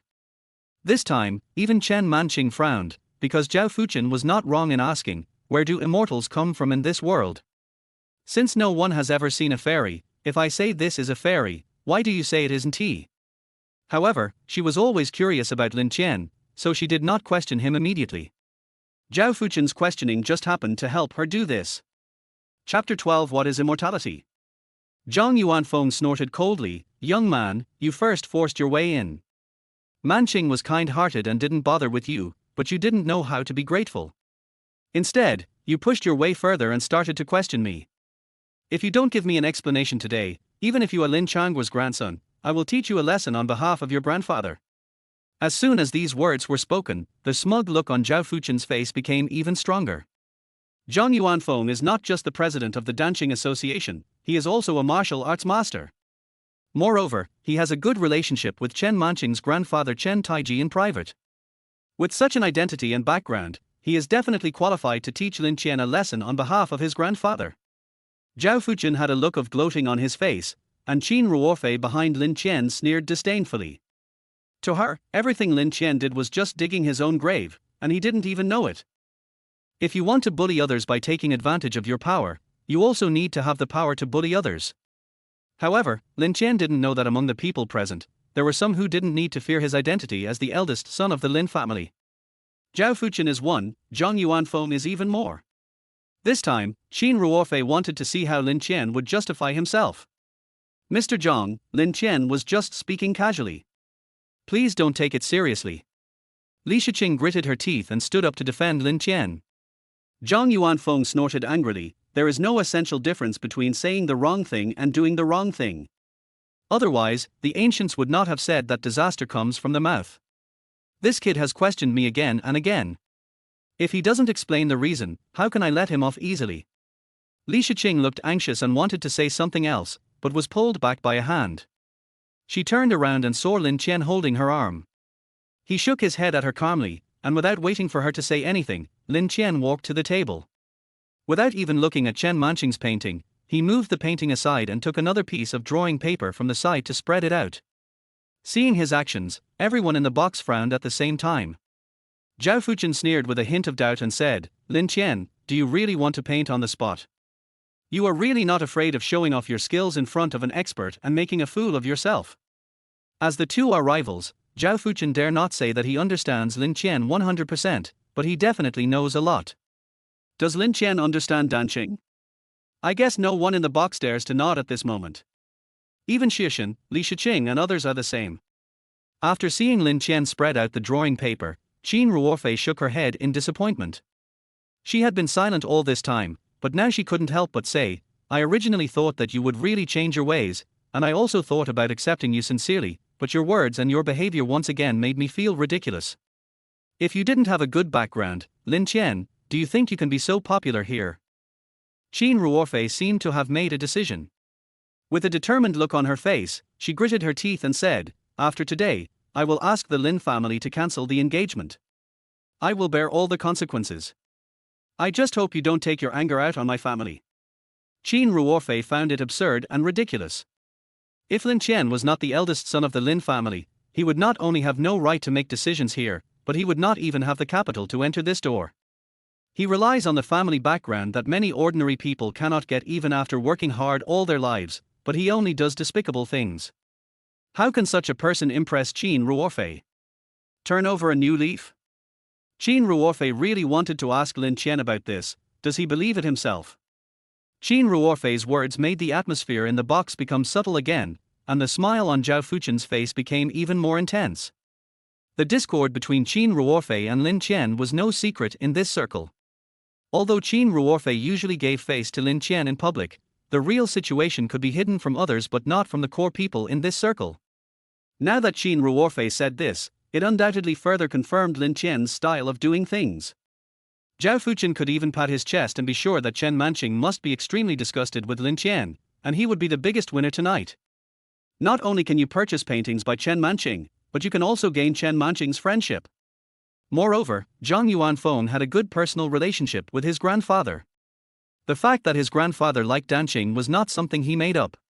He was confident that Zhang Yuanfeng would definitely support him in this matter instead of Lin Qian, the good-for-nothing and playboy. Kill two birds with one stone. Qin Ruorfei, do you know what you are saying? Li Shiqing first looked at Lin Qian with some concern, and then glared at Qin Ruorfei. She knew how much Lin Qian cared about his reputation. Qin Ruorfei's words of cancelling the engagement in public undoubtedly made Lin Qian a joke at that moment. Qin Ruorfei was not afraid at all, but just stubbornly faced Lin Qian, who turned his head to look at her. When Qin Ruorfei finished speaking, Lin Qian paused, then turned his head and looked at Qin Ruofei. Just when everyone thought that Lin Qian would get angry, they did not see the expected scene, and Lin Qian just nodded and said calmly, "Okay." After saying this word calmly, Lin Qian turned around, holding the brush, and after thinking for a moment, he began to paint on the drawing paper. For some reason, his reaction made Qin Ruofei's heart suddenly tighten, as if something had stabbed her heart, and her pretty face turned pale. Li Shiqing looked at Lin Qian with increasing worry. She hoped that Lin Qian could vent his emotions rather than seeing him so calm. But what she didn't know was that for Lin Qian at this moment, neither Qin Ruofei, Zhao Fuqian, nor Zhang Yuanfeng could have any impact on his state of mind. In ancient times, paintings mostly used vermilion and cyan. These were the only two colors on the table. However, Lin Qian did not use vermilion and cyan, but only used black ink. Put pen to paper and sketch. Lin Qian had not been involved in painting in his previous life, but he had a friend who had great attainments in painting, and his master, Liu Fairy, was also interested in painting, so he specially studied it for a period of time. A period of time in the world of cultivation may be a lifetime for some people in today's terms. With just a few strokes, Lin Qian sketched out a picture. It was a construction site, and the simple line drawing showed a little boy carrying a bag of cement that was bigger than him and walking out with unsteady steps. The little boy on the drawing paper walked one step forward and one backward, his dirty little face full of sweat and confusion. "The painting is nice, but is this the fairy in your mind?" "Ha! Ha ha ha ha!" Zhao Fuqian laughed loudly, his laughter was full of sarcasm and disdain. Zhang Yuanfeng and Chen Manqing frowned slightly. Because Lin Qian continued to write. He left a blank space in the middle, and then directly drew a sky on the upper half of the paper with his brush. Above the sky, beneath the white clouds, a figure stands. Starting from the feet, Lin Qian painted every stroke with extreme concentration, as if he was not painting but sculpting. Carve the most precious thing in the world. When the entire outline of the figure appeared, anyone who saw it could recognize at first glance that it was a woman. The woman stood quietly and peacefully in the sky, her eyes fell on the little boy on the ground. Although her eyes were outlined with ink, her look was extremely vivid. There is compassion and intolerance in it. Anyone who sees her will think that she is a fairy with a compassionate heart. Her face, like Chen Manqing's paintings, is not real, like flowers in the fog, covered by white clouds. But her eyes alone are enough to make people obsessed. More than half an hour passed, and Lin Qian put down the brush and looked at the painting affectionately. This was the scene in his previous life when he met his master, Liu Fairy. He was still a little boy at that time and was almost crushed to death by the cement due to their weight. But at the last moment, he did not fall to the ground, but fell into the arms of this woman. She doesn't mind being dirty at all. She used her jade-like hands to wipe the dust off his face. Even Lin Qian couldn't draw that scene. But it is engraved in his heart forever. Later, he was taken away from the earth by the glass fairy and brought to the world of cultivation, where he was taught the mind and supernatural powers and how to cultivate to become an immortal. Lin Qian also showed amazing talent. Not only did he catch up with his master with rapid progress, but he even surpassed his master. However, when he finally tried to overcome the tribulation and ascend to heaven, he failed and was reborn into this guy's body. The box was quiet. After a long while, Chen Manqing said in amazement, "No wonder you said my words were half finished, so this is why." She understood what Lin Qian meant. Semi-finished product did not mean that her painting was only half finished, but that her painting lacked a certain spirit. The breath of immortals. Compared to the mountain cranes in her words, which were used to highlight the ethereal aura of the people in the paintings, there were no such things in Lin Qian's paintings. But the look in the woman's eyes above the sky showed it all perfectly. What is immortal? To be above all living beings, to be immortal, and to live as long as heaven and earth is to be an immortal. He can destroy the world with a flip of his hand and regards all living beings as ants. He comes and goes without a trace. His magical powers are so great that all things in heaven and earth bow to him. This is an immortal. To grieve for the people of the world and to feel pity for the suffering of all living beings is the way to become an immortal. The fairy in Lin Qian's painting is the last type. No one doubted that the fairy would eventually help the little boy who was struggling on the edge of survival. This is more lively and more human than the fairies in Chen Manqing's paintings. But it does not let the image of this fairy fall, but it makes it even higher. After Chen Manqing was amazed, Zhang Yuanfeng couldn't help but sigh. He looked at Lin Qian with complicated eyes and said, it is said that the young master of the Lin family is ignorant and unlearned. I now know that the rumors are not credible. Could someone who could draw something like this be a dissolute good-for-nothing? It can be said that even if Lin Qian achieves nothing in the future, his painting skills alone are enough to make him a master respected by countless people. Having said that, how can this be considered a complete failure? Zhao Fuqian fell into a daze. He wanted to refute and point out that the painting was rubbish, but when his eyes fell on the figure of the woman above the horizon, he found that the words were stuck in his throat and he couldn't say them. Perhaps the person with the most complicated emotions is Qin Ruorfei. Chapter 13 Arrogant and Domineering. Qin Ruorfei also stared at the painting in a daze. Seeing Lin Qian's face finally no longer calm but showing a hint of nostalgia, she felt as if she was living in a dream. All this seemed unreal to her. How many secrets are you hiding? Chen Manqing stared at Lin Qian with burning eyes and asked curiously. Lin Qian came back to his senses, his face calmed down again, he smiled calmly and said jokingly, "Guess." Chen Manqing rolled her eyes, then waved her fist cutely, and said unyieldingly, "Don't worry, I will reveal your secret one day. Let us wait and see." Lin Qian smiled, then grabbed the drawing paper on the table and tore it in half. "You?" Zhang Yuanfeng was shocked and subconsciously wanted to snatch it. After he came to his senses, he stopped where he was, looking at the torn drawing paper with a look of heartache. "Why did you tear up the painting? This painting is worthy of being passed down through the ages." Zhang Yuanfeng was shaking all over, and he was so excited that he wanted to slap Lin Qian to death. Lin Qian laughed loudly and said, "In this world, nothing can bear her beauty." After saying this, Lin Qian turned around and walked directly out of the box. When he passed by Qin Ruorfei, his footsteps paused slightly, and then a calm voice came out, "I'll wait for your news of breaking off the engagement at Yuhua Mountain." Qin Ruorfei's steps staggered, her delicate body trembled suddenly, and she almost lost her balance and fell to the ground. As for Zhao Fuqian, whose face was gloomy, Lin Qian never even looked at him. This made the anger in Zhao Fuqian's heart surge violently like a volcano about to erupt. When Lin Qian walked out of the box, Chen Manqing grabbed the painting on the table and tore it into pieces, then hurriedly chased after him and shouted, "Hey! Wait for me!" As soon as Lin Qian left, Li Shiqing, Xiaxin and others naturally did not stay and left immediately. After Lin Qian left the private room, he happened to see the people who had been in the same room to welcome Li Shiqing standing outside the room. When they saw Lin Qian coming out, they hurriedly shouted, "Mr. Lin!" Lin Qian knew exactly what they were thinking, but he didn't point it out. He just nodded and left. Seeing him leave, someone in the crowd showed a look of relief and said, "It seems that young Master Lin was kicked out. Fortunately, we didn't follow him in, otherwise we would be kicked out too." Yeah. It was a close call. I almost offended both Master Zhao and Chen Manqing at the same time. Master Lin is really something. Can he just destroy Chen Manqing's place whenever he wants? These people were all thankful for their previous decisions. Only a few felt something was wrong, but they did not think too much about it. However, at this moment, a beautiful figure chased out, ran past them, and chased after Lin Qian, and shouted in a somewhat resentful and angry tone, "Lin Qian! Wait for me!" Everyone was petrified instantly. That was Chen Manqing. Although they had no connection with Chen Manqing, they were not so far away as to fail to recognize her. Now they saw Chen Manqing actually running out after Lin Qian, and judging from her appearance, it seemed that Lin Qian ignored her and walked away, and then Chen Manqing chased after him. Who can tell them what is going on?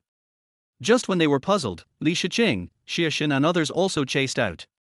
Someone in the crowd immediately called Xiaxin and pulled him to ask, "Xiaxin, Lin Xiao and Chen Manqing, what's going on?" Xiaxin said impatiently, "Brother Chen showed off his painting skills in there, and then convinced Chen Manqing. Now Chen Manqing is probably thinking about how to get closer to Brother Qian. What about Mr. Zhao? Zhao Fuqian? Go in and see for yourself."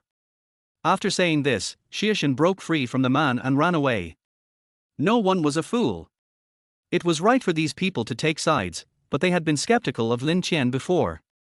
Now that things were beyond their expectations, they came to ask questions one by one, which made him feel a little contemptuous. Outside the Fenglin Club, Lin Qian looked at Chen Manqing in front of him and said helplessly, "I know what you want to ask, but I won't answer it, at least not now." Chen Manqing did not retreat, but looked at him steadily with her beautiful eyes and said bluntly, "But I am still very curious. It's not a good thing for a woman to be curious about a man. Lin Qian shrugged, then shifted his gaze and saw a black Range Rover braked and stopped not far from the two of them. After seeing the person driving through the front windshield, Lin Qian casually said, "The person who picked you up is here." Just at this time, Li Shiqing and the others came out. Lin Qian waved to them and left with them. Chen Manqing frowned slightly, opened her mouth as if she wanted to say something but stopped herself in the end, because she also saw Shenlong getting out of the Land Rover Range Rover. Lin Qian and Shenlong walked past each other. At the moment when they were out of place, Shenlong's low voice reached Lin Qian's ears. "Some people are not something you, the eldest son of the Lin family, can touch. You can consider this a threat." Without giving Lin Qian a chance to speak, Shenlong went straight to Chen Manqing. Xie, who happened to be following behind Lin Qian, heard this and frowned immediately, scolding, "Who do you think you are? How dare you talk to Brother Chen like that? Xinzi." Lin Qian's face changed slightly and he shouted. Shenlong, who had originally staggered his steps with Xie, paused when he heard the words, then quickly turned around, clenched his right fist, and hit Xie's chest fiercely. The speed at this moment was so fast that even Lin Qian could not rescue him in time. Bang! The fist hit Xie's chest. The power of Bajikan was incredible. Just because Lin Qian could withstand it didn't mean Xie could as well.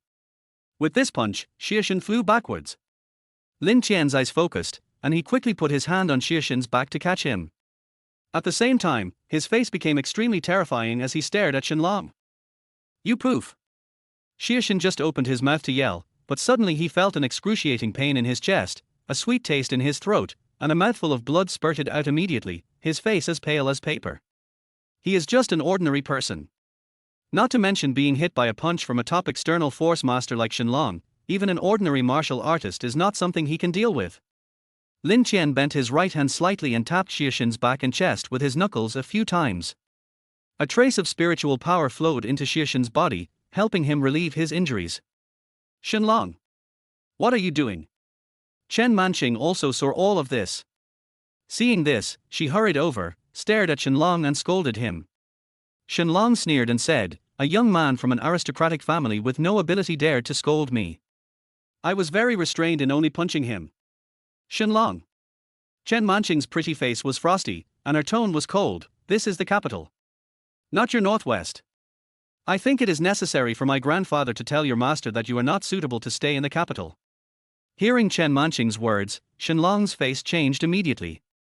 He looked at Chen Manqing in disbelief, frowned and asked, "Manqing, I don't understand, why are you scolding me like this for an insignificant outsider like him?" "Outsiders? To you, you can use force to teach outsiders a lesson at will? I now think that Lin Qian is right. To you, force is your capital for arrogance, right? Just because you have a master who is a master, you think you can do whatever you want, right? You disappoint me so much." Chen Manqing did not hide the disappointment in her eyes. Although she and Shenlong could not be described as childhood sweethearts, because her grandfather had a good personal relationship with Shenlong's master, the two of them could be considered friends. But what happened today made her feel for the first time that Shenlong was so annoying. In comparison, Lin Qian's modesty and politeness made her feel very pleasing to the eye. This may also be due to the fact that the two had different teachers. Chen Manqing's grandfather is the president of the Chinese Martial Arts Association, an upright person. Influenced by this, Chen Manqing does have some of the spoiled temperament of a young lady, but overall she is also a chivalrous woman with righteousness in her heart. Shenlong is different. His master has a very high prestige in the Northwest and is the guest of honor of countless dignitaries. As his master's only close disciple, even his senior brothers have no temper when they see him, let alone outsiders. Over time, Shenlong developed his arrogant and domineering character. Chen Manqing's disappointment seemed to be a fuse that ignited Shenlong's anger. His expression became extremely gloomy as soon as Chen Manqing finished speaking. "The Lin Qian you are talking about, is that him?" He pointed at Lin Qian with an extremely violent attitude, and his tone of questioning with gritted teeth made it seem as if as long as Chen Manqing nodded, he would attack Lin Qian in the next second. Similarly, Lin Qian also stepped forward and stood in front of Xie and Li Shiqing. His face was equally cold. Shenlong threatened him just now, but he didn't take it seriously. However, Shenlong injured Xie, so this matter is destined not to be easily revealed. Chapter 14. Did I let you go? Shenlong's questioning made Chen Manqing show a hint of disgust towards Shenlong for the first time in addition to disappointment. Seeing Chen Manqing didn't say anything, Shenlong laughed in anger, turned around and stared at Lin Qian, and said provocatively, "I know you are also a martial artist. I will wait for you at Long Xiao Boxing Gym at 8 o'clock tomorrow night. The loser will break one of his arms and get away from Manqing." Before Lin Qian could say anything, Chen Manqing shouted angrily, "Shenlong! My business has nothing to do with you." But Shenlong didn't care. The reason he came here, besides because his master asked him to learn from Chen Manqing's grandfather Chen Taiji, was more importantly that he wanted to get closer to Chen Manqing. Before Lin Qian appeared today, both Chen Manqing and Chen Taiji had a good impression of him. However, Lin Qian's appearance first made Chen Taiji express his disappointment in him, and then Chen Manqing's impression of him also deteriorated greatly. Naturally, Shenlong held a grudge against Lin Qian for all this. The situation at the entrance of Maple Leaf Club was seen by Zhao Fuchen and others who followed behind. Zhao Fuchen did not know Shenlong, so he turned his head and asked Zhang Yuanfeng, "Grandpa Zhang, who is that person?" Anyone who dared to challenge Lin Qian at the door of Maple Leaf Club must have a strong background, but he had never seen Shenlong in Beijing, and he didn't know which wealthy family he belonged to. Zhang Yuanfeng frowned slightly, then said, "He is the last disciple of Wang Xiao, the master of Northwest Bajikan." Zhao Fuchen's pupils shrank slightly. Although he did not practice martial arts, his status and position were there. Naturally, he was well known for the name of the Grandmaster. And the Grandmaster's close disciple, to some extent, was not much lower in status than the young masters of wealthy families in Beijing like them. Even in some areas, they are weaker than these masters. As soon as he thought of this, Zhao Fuchen's previous depressed mood caused by Lin Qian's disregard was immediately swept away, and he couldn't help but start to think about it. He knew Lin Qian's own strengths and weaknesses. When fighting against someone like Shenlong, he might be able to use his background to prevent Shenlong from going too far, but he would definitely suffer a loss. This is the scene he wants to see. Shenlong's provocation made Lin Qian's eyes even colder. "Brother Qian, don't agree to him." Xiaoshen gritted his teeth and said to Lin Qian, enduring the pain in his chest. He didn't know what a master was, but he also knew that Shenlong was not easy to deal with. Moreover, Shenlong obviously wanted to solve the problem with force. With Lin Qian's identity, there was no need to do so. After all, this was using one's own weakness to attack the enemy's strength, and Lin Qian would definitely suffer. Li Shiqing also whispered beside him, "He is quite powerful, you should be careful." She was tactful enough not to stop him. With her high emotional intelligence, she knew when to give men face and let them make their own decisions. For her, when the young man knelt on the ground in the Li family compound 5 years ago without saying a word, she was sure that this young man would become her man. "I went abroad to study for 5 years just to make myself more worthy of Lin Qian in the future." After hearing what the two said, Lin Qian did not express his opinion, but just said indifferently, "I agree." Shenlong was overjoyed and laughed wildly, "Great.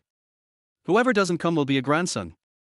After saying this, he turned to look at Chen Manqing, suppressed his anger and said, "Manqing, let's go, Grandpa is still waiting for you." Chen Manqing wanted to refuse, but when she heard the latter sentence, her eyebrows frowned slightly, and she didn't say anything in the end. She just looked at Shenlong with some disgust, and then walked towards the Land Rover Range Rover in a huff. Shenlong followed closely behind and glanced at Lin Qian with a smug look on his face. However, Lin Qian took the lead and stopped them, saying in a tone as cold as a knife, "Did I let you go?" Shenlong paused and said sarcastically, "Do you still want to teach me a lesson here? Do you really think you can be so arrogant just because you have some strength? I was just underestimated during the day and you caught me off guard." Lin Qian didn't say anything, but expressed his attitude through practical actions. He moved his feet slightly, and the next moment, the whole person burst out like an arrow. With Shenlong's pupils slightly shrinking, he had no time to react before he was slapped on the chest by Lin Qian. Bang! A muffled sound was heard, and Shenlong fell heavily to the ground like a kite with a broken string. Puff! Just like Xiaoshen before, Shenlong was unable to withstand Lin Qian's palm. Just as he was about to get up from the ground, he suddenly spat out a mouthful of blood. The blood stained his shirt on his chest red, making his face look somewhat hideous. Of course, more of it is fear. He didn't even see how Lin Qian made his move just now. No, to be exact, he saw Lin Qian's movements clearly, but he couldn't avoid them in the first place. Chen Manqing on the side also widened her eyes, and stared at Lin Qian with disbelief on her beautiful face. She originally thought that although Lin Qian's strength was not weak, he should be at most comparable to Shenlong, not much stronger. But now she realized that she was wrong. So wrong. Looking at Lin Qian's palm strike just now, if she put herself in Shenlong's shoes, she probably wouldn't be able to avoid it. Zhao Fuchen and others in the Maple Forest Club were also shocked. Zhang Yuanfeng's brows were furrowed. With his master's strength, he could naturally see Lin Qian's movements clearly and dodge them easily. But he is a master, and Shenlong is not. Compared to this, Zhang Yuanfeng was more curious about what he had heard was that Lin Qian was a well-known playboy in the capital, who was ignorant and unlearned, but he had never heard that the young master of the Lin family was also a warrior. And it seems that his strength is quite high. Thinking of Lin Qian's painting before, Zhang Yuanfeng's gaze became more profound, and there was a gleam of wisdom in his not-so-cloudy eyes. It seems that the eldest son of the Lin family, who is known by outsiders as a cancer and a waste, is not as simple as he seems. The most shocking thing was Zhao Fuchen. This palm strike made him feel like he had seen a ghost and he almost screamed out. Lin Qinker had no time to care about their shock. He put one hand behind his back, looked down at Shenlong, and said indifferently, "Don't think that you can do whatever you want just because you know a little kung fu. This palm is to avenge my friend. If you continue to be stubborn, I don't mind helping your master to clean up the mess." Shenlong was furious, but when he opened his mouth, he found that he couldn't say anything harsh. The winner takes it all. After being defeated in public with a palm strike, he knew that he had misjudged Lin Qian's strength. In this situation, he still made harsh words, which would undoubtedly make Chen Manqing even more disgusted in her eyes. Lin Qian turned around and left with Li Shiqing, Xishan and others. At the entrance of Fenglin Club, Qin Ruofei stood there blankly, looking at Lin Qian's back as he left calmly, and fell into struggle and confusion. At this moment, she had the same questions in her mind as Chen Manqing. How many secrets does he have that I don't know about? At this moment, Qin Ruofei felt that Lin Qian, whom she thought she knew very well, suddenly became extremely unfamiliar. In the car, Li Shiqing was driving, Lin Qian was sitting in the passenger seat, and Xishan was sitting in the back. "Brother Qian, are you really going to that Longxiao boxing gym tomorrow?" Xishan asked with a worried look on his face. What Lin Qian had done just now made him feel moved, but he was also extremely curious about when Lin Qian had acquired this skill. You know, he is Lin Qian's die-hard follower. There are many things that even Lin Qian's mother Yang Wanrong doesn't know, but he knows them all clearly. However, he never knew that Lin Qian was also a warrior. Lin Qian nodded and said, "I've already agreed, so of course I have to go. Otherwise, if he keeps going on and on, I won't have that much time to play house with him." When he was brought to the world of cultivation by his master, Fairy Liuli, in the outside world, he was known as the Demon Lord. Only in front of Fairy Liuli was he the gentle boy. For people like Shenlong who seek their own death, Lin Qian will always kill them once and for all and will never give him a second chance. Xishan had a lot of questions in his mind, but he didn't know where to start. After thinking about it, he finally gave up asking. No matter what, Lin Qian stood up for him today, which showed that he was still the brother Qian who would go through fire and water for his brothers. As for whether he was a warrior or not, what did it matter? "I won't stop you from going, but the Longxiao Boxing Gym is an underground boxing gym and has always been a gathering place for martial artists. Since Shenlong dares to challenge you, it means he still has a trump card. You'd better be careful," Li Shiqing said with his head tilted. Lin Qian nodded without thinking much about it. To him, this secular world is not something he takes seriously. Xishan got off the car on the way. After Lin Qian's treatment, his injuries were no longer serious. Li Shiqing then sent Lin Qian to his home. Seeing Lin Qian got off the car and left without looking back, Li Shiqing couldn't help but shouted at his back with some resentment, "Hey!" Lin Qian looked back in confusion. "I don't have to go home tonight." Li Shiqing stared at Lin Qian with her eyes like autumn water silhouettes. The look in her eyes was particularly alluring.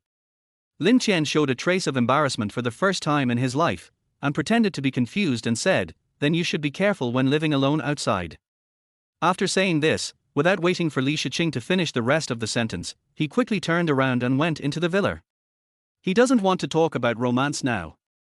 Seeing Lin Qian's fleeing back, Li Shiqing stamped her feet in anger, and then said to herself viciously, "Humph! You can't escape from the palm of my hand."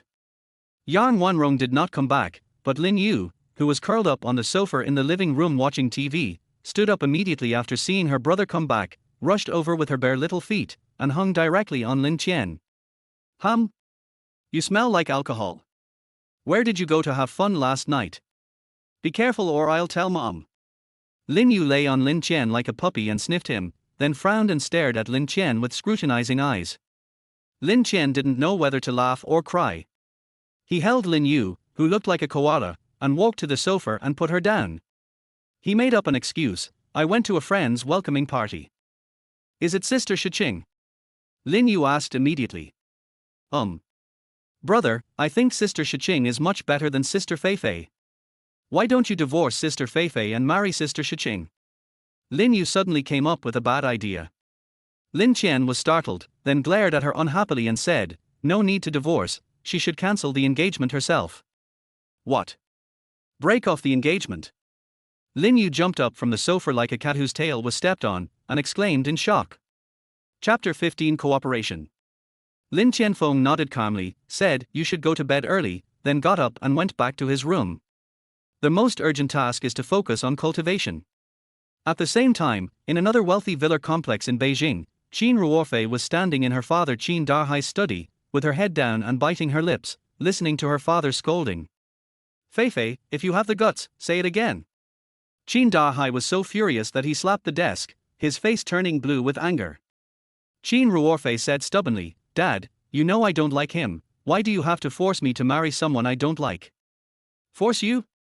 Do you know that a large part of the credit for our Qin family's success today is due to the help of the Yang family? Moreover, you two are already engaged, and you are telling me now that you want to cancel the engagement. If this matter gets out, how will the Lin and Yang families see us? How will you let others see us? After receiving a favor from others, you turn around and want to cancel the engagement. In this capital, how many daughters of families want to marry into wealthy families but cannot, but you, who are envied by countless people as the prospective daughter-in-law of the Lin family, are now telling me that you want to cancel the engagement. You'd better give up this idea as soon as possible, I won't agree. Qin Dahai was about to explode with anger. Becoming a relative of the Lin family would, apart from anything else, surely raise the status of their Qin family in the capital. All those people who used to look down on others would now be polite to their Qin family. He knew very well who was responsible for all this, and once Qin Ruorfei broke off the engagement, it would not only be the loss of the marriage, but more seriously, the scale that their Qin family had worked so hard to build up in the past few years would soon be at risk of collapse. Qin Ruorfei seemed to be hurt by Qin Dahai's words. Her eyes were red. She raised her head and cried, in your eyes, there is only the company, right? I am your only daughter. I don't like him, and I won't be happy if I marry him. Won't you be happy if you marry him? Qin Ruorfei, oh Qin Ruorfei, is there something wrong with your brain? How is Lin Qian not worthy of you? It's you who are not worthy of him. Marry him, I don't know how many people will envy you. Qin Dahai had a look of disappointment on his face. It was precisely because he had only this one daughter that he had to invest well in her. At the moment, marrying Lin Qian seemed to be the best choice. There was a knock on the study door. Before Qin Dahai could say, come in, the door was pushed open. A woman in pajamas walked in. She glanced at the father and daughter, and couldn't help but look at Qin Dahai reproachfully and said, Dahai, why are you so mean to your daughter? If you have any questions, can't you sit down and discuss it properly? Then she walked to Qin Ruorfei, put her arm around her shoulders and comforted her, Fei, don't be angry with your dad. Your dad has a heart disease. Do you really want to make your dad so angry that his heart disease relapses? Qin Ruorfei squatted on the ground and cried bitterly. You only know that your father has a heart disease, but have you ever thought about your daughter's lifelong happiness? The woman sighed, squatted down and hugged Qin Ruorfei, and asked softly, everything was fine before, wasn't it? Why did you suddenly want to cancel the engagement? Did that kid Lin Qian bully you? Qin Ruorfei was stunned and her crying subsided a little, but she didn't say anything because she didn't know what to say. Women are always more thoughtful than men. The woman obviously noticed Qin Ruorfei's abnormality and immediately asked, tell me honestly, did Lin Qian bully you? Mom, don't you know what kind of person Lin Qian is? He's a second-generation rich man who only relies on his family background to bully others. What's so good about him that my daughter likes? My daughter doesn't expect to marry into a wealthy family, nor does she desire to live the life of a rich wife. Isn't it good to find someone she likes, marry him, take care of her husband and children, and live a simple life? Chin Ruorfei raised her head, with tears still on her pretty face, and said what she had always wanted to say but had never dared to say. Everyone pursues a different life. Some people try their best to marry into a wealthy family, but Chin Ruorfei doesn't want to. Moreover, she also believes in the person she likes and believes that he is the one who loves her the most. Fei. Don't blame your father. Although Lin Qian is a second-generation rich man, you know the power of the Lin and Yang families in Beijing. Your father has received their favor. If you cancel the engagement now, won't you be pushing your father to the edge of a cliff? The woman persuaded earnestly. It doesn't matter whether Lin Qian is a second-generation rich kid or not. What's important is that Qin Dahai now needs the protection of the Yang family in order to go further.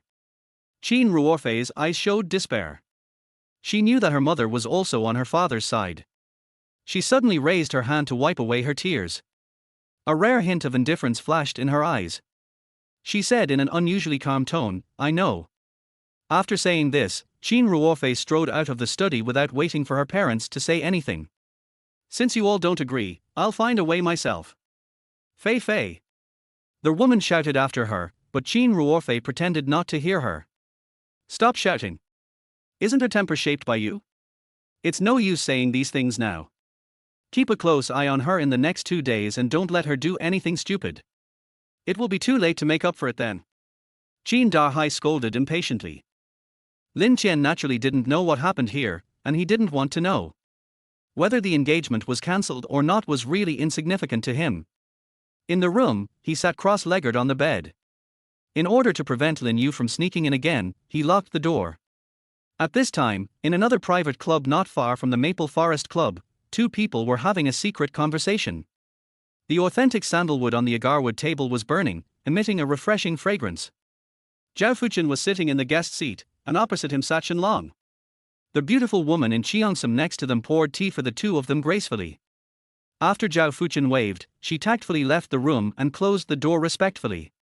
Let me introduce myself, Mr. Shen. My name is Zhao Fuchen, and I'm not interested in knowing who you are. Just tell me straight. What do you want to do by calling me here? Shenlong interrupted Zhao Fuchen impatiently. He was still angry. The disgusted look that Chen Manqing gave him when she left deeply hurt his self-esteem. Zhao Fuchen's face froze, and a trace of anger flashed in his eyes, but it was gone in a flash.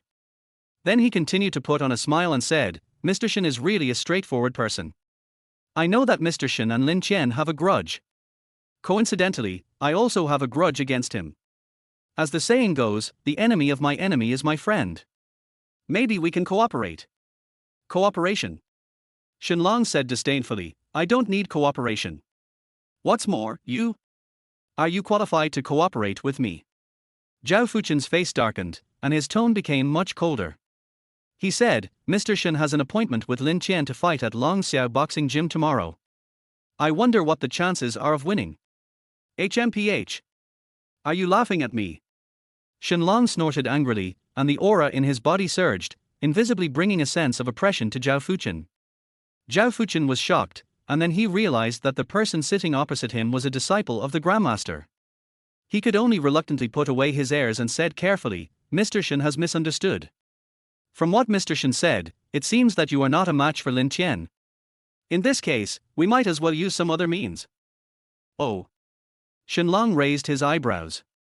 It would be very hurtful to his self-esteem to ask him to admit that his strength was not as good as Lin Qian.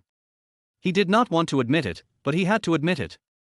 Seeing Shenlong's interest, Zhao Fuchen's face lit up, and he continued, to be honest with you, Mr. Shen, Lin Qian has a good background. Even if Mr. Shen is a disciple of a master, if something really happens, I'm afraid it won't end well. But if you kill someone with a borrowed knife, you won't have such concerns. Explain it clearly. Shenlong frowned and shouted. Zhao Fuchen sneered in his heart that the martial artist was indeed brainless, but he still had a smile on his face and said confidently, tomorrow night at the Longxiao Boxing Gym, Mr. Shen will use his connections to ask a master to come out and cripple Lin Qian. But doing so will inevitably anger the people behind him, and I can arrange for Mr. Shen's people to leave the capital safely, and I will give him and Mr. Shen a sum of money as hard work fee. I know Mr. Shen is not short of money, but please accept my thanks. Shen Long frowned and thought. He felt a little regretful before because he misjudged Lin Qian's strength, which led him to issue a challenge, but then he was not sure of defeating Lin Qian. Just when he was worrying, Zhao Fuchen's idea gave him a glimmer of possibility. And most importantly, he will not act as a bad guy here. At most, he will mobilize his own or even his master's connections, which will not affect him. After a brief contemplation, Shen Long nodded decisively and said, "Okay, I'll trust you this time, but I warn you, if you dare to play any tricks, don't worry, no matter who you are, I will make you regret coming into this world." "Don't worry, Mr. Shen." Zhao Fuchen was not angry at all. He smiled and nodded to assure. Shen Long said no more, stood up and left the box directly.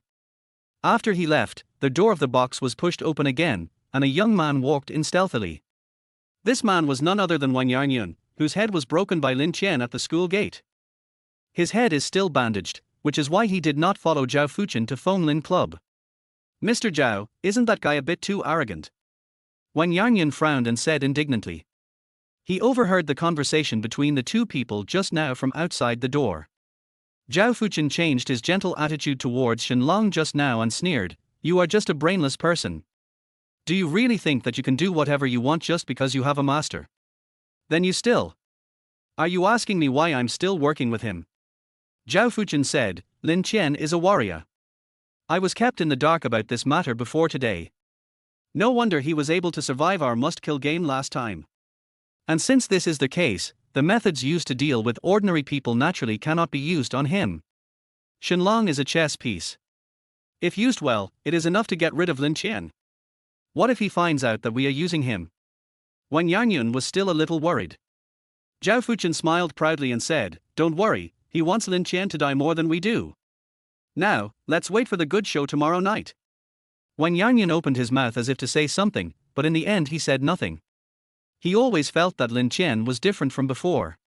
Although the previous Lin Qian was also a lawless person, at least he could see through things. Moreover, the last car accident was designed by him and Zhao Fuchen, and Lin Qian was indeed tricked. But now, Wang Yarnyun found that he could not see through Lin Qian. The feeling of being separated by a layer of gauze made Wang Yarnyun feel a little uneasy, but when he saw Zhao Fuchen's confident expression, he did not dare to express his worries for fear of making Zhao Fuchen unhappy. I hope I'm just overthinking it.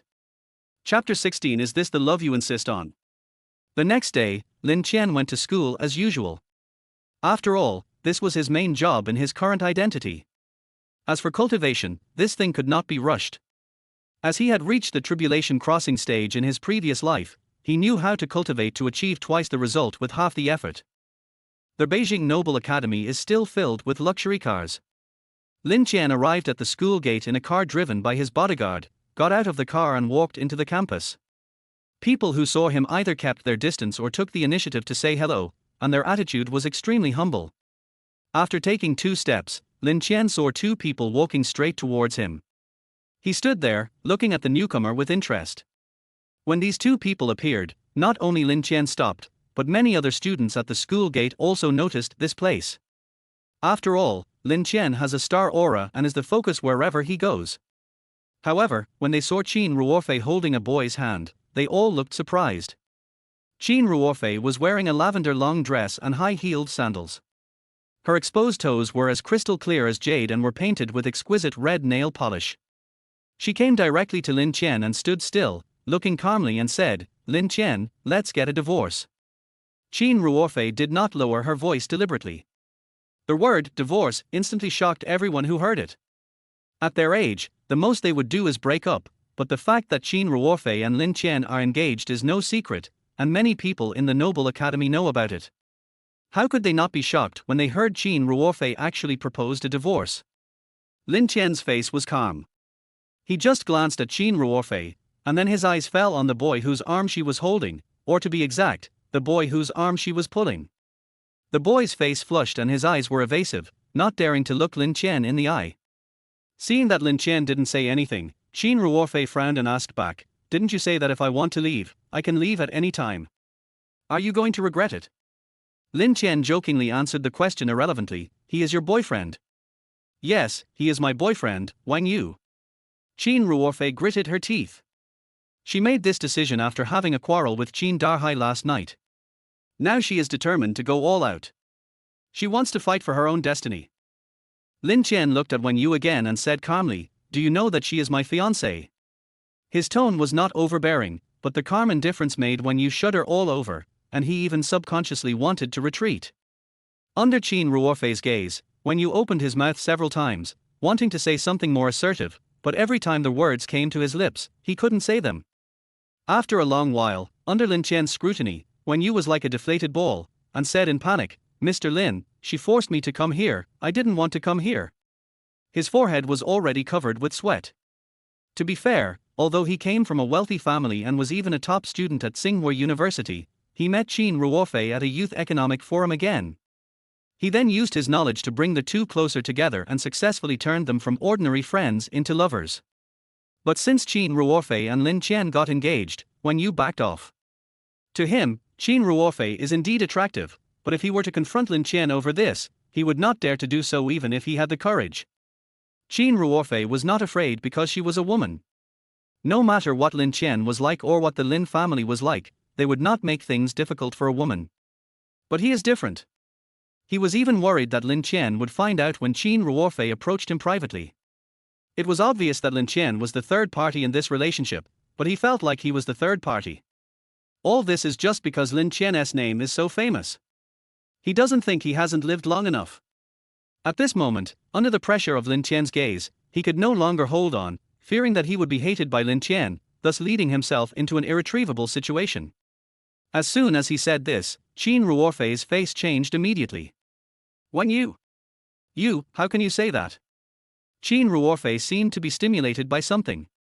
She turned her head and stared at Wen Yu and asked loudly in disbelief. Her eyes even turned red in an instant and tears welled up in them, but she held them back stubbornly. Wen Yu didn't care. Seeing Lin Chen's increasingly cold eyes, he quickly broke free from Chin Ruorfei's hand and said as if to distance himself from her, "Mr. Lin, don't get me wrong. Actually, we haven't had much contact since you got engaged. I know she is your fiancée, but even if I had the guts, I wouldn't dare to touch her. Please be magnanimous and don't embarrass me." How could he not be afraid? Isn't he the Wang family powerful?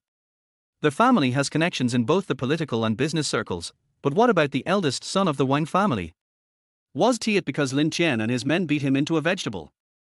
Although his surname is also Wang, his family is no match for the Wang family. These words and Wen Yu's move to distance himself from the relationship made Chin Ruorfei stunned. She looked at Wen Yu blankly, as if she couldn't believe that this was still the man who was willing to offend Lin Chen and force herself to be with him. The looks from all around were full of contempt and ridicule, but Wen Yu turned a deaf ear to it and even felt some resentment towards Chin Ruorfei. If she hadn't forced me to come to Lin Chen to break off the engagement, I wouldn't be in such an embarrassing situation. Now I'm like a monkey in a zoo, being watched by everyone. I'm so embarrassed. If this gets to their school, how will they live their lives? Wen Yu, didn't you say that as long as I dare to persist, you will never give in even if it means you have to make the whole world your enemy? Is this what you mean by never giving in? Chin Ruorfei screamed and cried on the verge of collapse. At this moment, she felt as if the sky had fallen.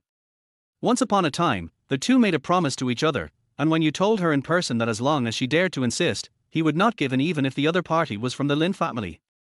What's the result? Lin Chen didn't even say a threatening word. He just asked two questions, but he couldn't hold it in anymore and took the initiative to distance himself from him. Is this still the man I love at all costs? Lin Chen watched coldly, as if all this had nothing to do with him. And it was indeed the case. Just because the original body liked Chin Ruorfei, it didn't mean he liked her too. To him, all this was just dispensable. Wen Yu was always paying attention to Lin Chen's expression.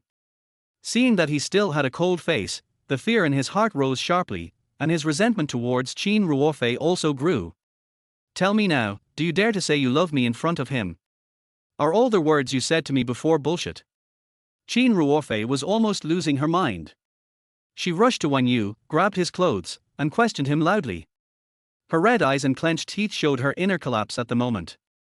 What was thought to be a sincere relationship turned out to be unable to stand the test. So what exactly was Chin Ruorfei insisting on? Ms. Chin, please respect yourself. Wen Yu stretched out his hand and pulled Qin Ruorfei's arm away. Perhaps he used too much force, or perhaps Qin Ruorfei had already lost her mind, and he pushed Qin Ruorfei to the ground with such force. But Wen Yu did not feel any guilt or self-blame at all. He looked at Lin Qian hurriedly and said in a very humble manner, "Mr. Lin, I really have nothing to do with her." Lin Qian didn't look at him. He just looked at Qin Ruorfei, who was squatting on the ground with a dull expression, and said calmly, "Is this the love you insist on?" Woo-woo. Qin Ruorfei finally couldn't hold on any longer. She curled up her legs together, hugged her knees with her hands, buried her head deeply in them, and cried bitterly. What she lost was not only love, but also faith. Lin Qian had no mercy. He walked into the school. When he passed by Qin Ruorfei, he said, "Engagement is just a ceremony. There is no proof. From today on, our engagement is cancelled." Outside the school gate, Qin Ruorfei was completely desperate. She knew that the cancellation of the engagement that she insisted on was just a matter of words for Lin Qian. Watching Lin Qian leave, Wen Yu finally breathed a sigh of relief. Unable to withstand the contemptuous looks from the people around him, he ran away dejectedly without even looking at Qin Ruorfei, who was squatting on the ground crying. He was even a little annoyed. Why was he so stupid as to be persuaded by this woman to come to Lin Qian to break off the engagement? Don't you think you've lived enough? Some people shook their heads and sighed, some people gloated over his misfortune, but no one went to help Qin Ruorfei. Until a girl walked up to her. Qin Ruorfei is not a fragile person. If she were, she would not have made the decision to bring her boyfriend to Lin Qian to break off the engagement. After crying for a while, her mood calmed down a little. Crying can ease a person's mood. Realizing that there was someone in front of her, she looked up. When she saw that it was Li Shiqing, she couldn't help but wiped away her tears, stood up and said self-deprecatingly, "You win. Without me, your fiancé who is in the way, you can be with him if you want in the future." After saying this, Qin Ruorfei seemed to have lost all motivation in life in an instant, and turned around to leave. At this time, Li Shiqing's voice came from behind her. "Do you think you know him well?" Chapter 17, Empty. Li Shiqing's words made Qin Ruorfei pause. She turned back slowly, frowned and asked, "What do you want to say?" In terms of understanding, before yesterday, Qin Ruorfei dared to say that I absolutely understood him. But after yesterday, she found that there was suddenly something about Lin Qian that she couldn't see through. However, even so, she never gave up the idea of breaking off the engagement. Li Shiqing looked at Qin Ruorfei calmly with a hint of pity and said, "If I'm not mistaken, before what happened in Fenglin Club yesterday, you should have only known him from the eyes of others. Others said that he was the #1 playboy in the capital, a waste, and had no ability. It was just because of his family background that he and Zhao Fuchen were called princes, that he could do whatever he wanted, and that he dared to go to your house alone to propose marriage and your father had to agree. Others attributed all this to his family, and you naturally thought so. In your eyes, before just now, you always thought that Wen Yu was a million times better than Lin Qian in other aspects except for his family background. At least, he would not bully others and would not do those things that you thought were despicable. Moreover, he had real talents and knowledge. You thought he was the one who would accompany you for life, so you brought him to Lin Qian to break off the engagement regardless of everything.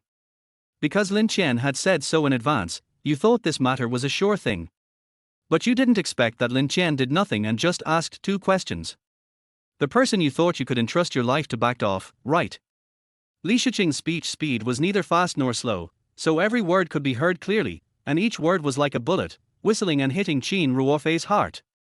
This made her face turn extremely pale in an instant. Isn't it? Isn't he just a scum who only knows how to bully others? If this kind of person doesn't have a family background, he will fall to the bottom of society and be nothing. Qin Ruorfei asked, gritting her teeth. Isn't all this true? Oh, ridiculous. Li Shiqing shook her head and laughed, her eyes becoming more and more pitying as she said, I've been studying economics and psychology abroad for the past 5 years, so I know exactly what you're thinking now, because I used to think the same as you. What do you mean? Qin Ruorfei frowned. Her woman's intuition told her that perhaps her understanding of Lin Qian had always been wrong. Impossible. She quickly shook her head, rejecting the idea in her mind. Lin Qian wanted to rape her at the beginning. This was a real thing. How could she have misunderstood that scumbag? Even if she racked her brains, She would never have thought that the Lin Qian at this moment was no longer the Lin Qian of that time. Li Shiqing's eyes gradually became affectionate. She fell into the memories of 5 years ago and said slowly, 5 years ago, Lin Qianqiang raped me. It was a big deal. You should know about this, right? But you don't know that it's not the case. What happened back then? Listening to Li Shiqing's voice, Qin Ruofei gradually fell into a daze, and her face became confused again. This was the first time that Li Shiqing told others the truth of what happened. At that time, she was only 15 years old and didn't know how to deal with the matter. However, her inner self-blame and guilt made her choose to escape abroad. I minored in psychology because of that incident. Now that she is back, she is ready to make up for it all. When Li Shiqing finished her last word, Qin Ruofei was already stunned. Last night at the Maple Forest Club, Zhao Fuchen was very aggressive. Did you see Lin Qian stand up and confront him? When you said you wanted to cancel the engagement in public, did he fly into a rage and threaten to remove you from the Qin family? Even if you just admitted in front of so many people that man was your boyfriend, do you think you would be able to keep your composure if it was someone else? But what about Lin Qian? He didn't hit or scold you, and even met your request and agreed to cancel the engagement with you. Ask yourself, have you carefully thought about the reasons for all this? Every word Li Shiqing asked was full of wisdom, and with every question she asked, Qin Ruofei's face turned paler. Reason. Qin Ruofei is not a fool. If a man can give in to this extent for a woman, and this man does not need to plot against you for anything, and he did not even get angry when he was almost cuckolded, then there is only one reason left. He loves you. Li Shiqing said with certainty. Then he added, at least before this, he was sincere to you. Looking at Qin Ruofei's pale face, Li Shiqing felt a trace of sympathy for the first time in his life. You have always known him through other people's eyes, and then you arrogantly thought you had seen through him. Little did you know, this is the greatest stupidity. Speaking of which, I have to thank you. If you were not so paranoid, I really would not have had the chance to snatch him away from you. Just think of this lesson as something I gave you for free. You have only understood the tip of the iceberg of his character. Remember this in the future, never arrogantly understand a person through the eyes of others. Li Shiqing said no more, staggered his steps, and walked into the campus. Qin Ruofei was left alone, looking around in a daze, only to find that there was no one around. Lin Qian was not aware of the conversation between the two women. The courses in the Noble Academy were extremely boring to him, but he still patiently attended classes for a whole morning. After lunch, he started to head to Qiuxia Mountain to prepare to practice in the same place as last time. However, when he set foot on Qiuxia Mountain, he saw a person standing there from afar, apparently waiting for him. You are here indeed. Chen Manqing looked at Lin Qian proudly and praised herself for her foresight. Lin Qian said helplessly, what's the matter? Can't I look for you if there's nothing wrong? We are friends after all, right? Chen Manqing was immediately unhappy. What kind of attitude is this? Lin Qian curled his lips, no one comes to visit you for no reason.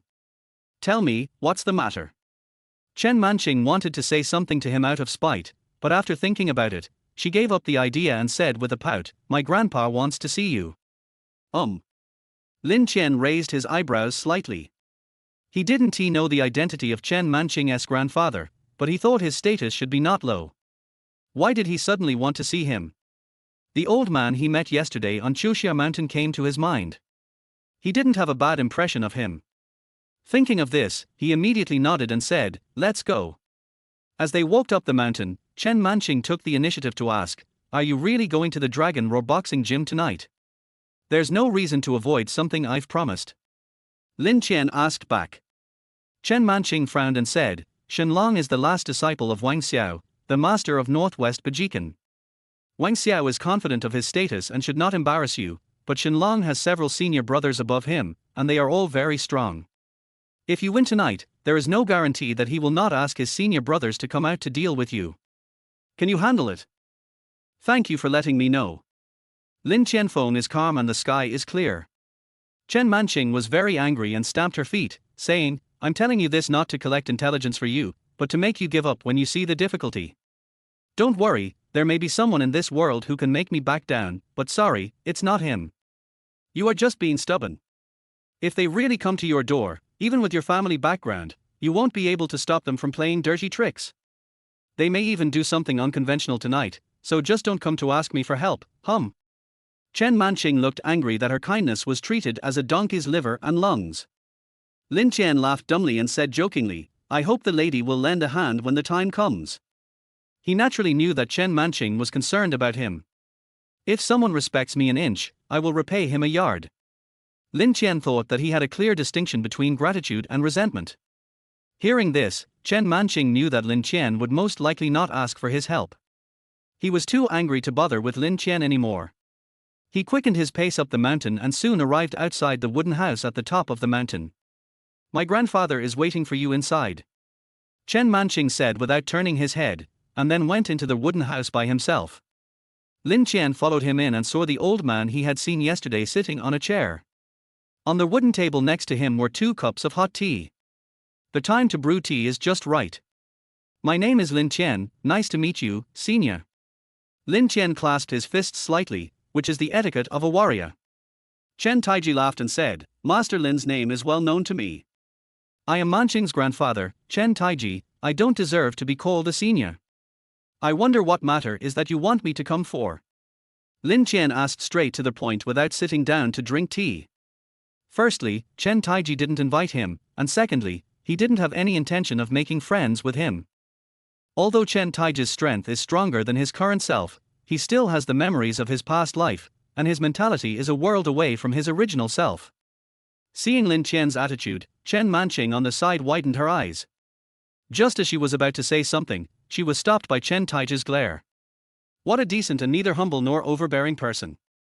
Chen Taiji praised, and then extended his hand to invite, little friend Lin, please take a seat.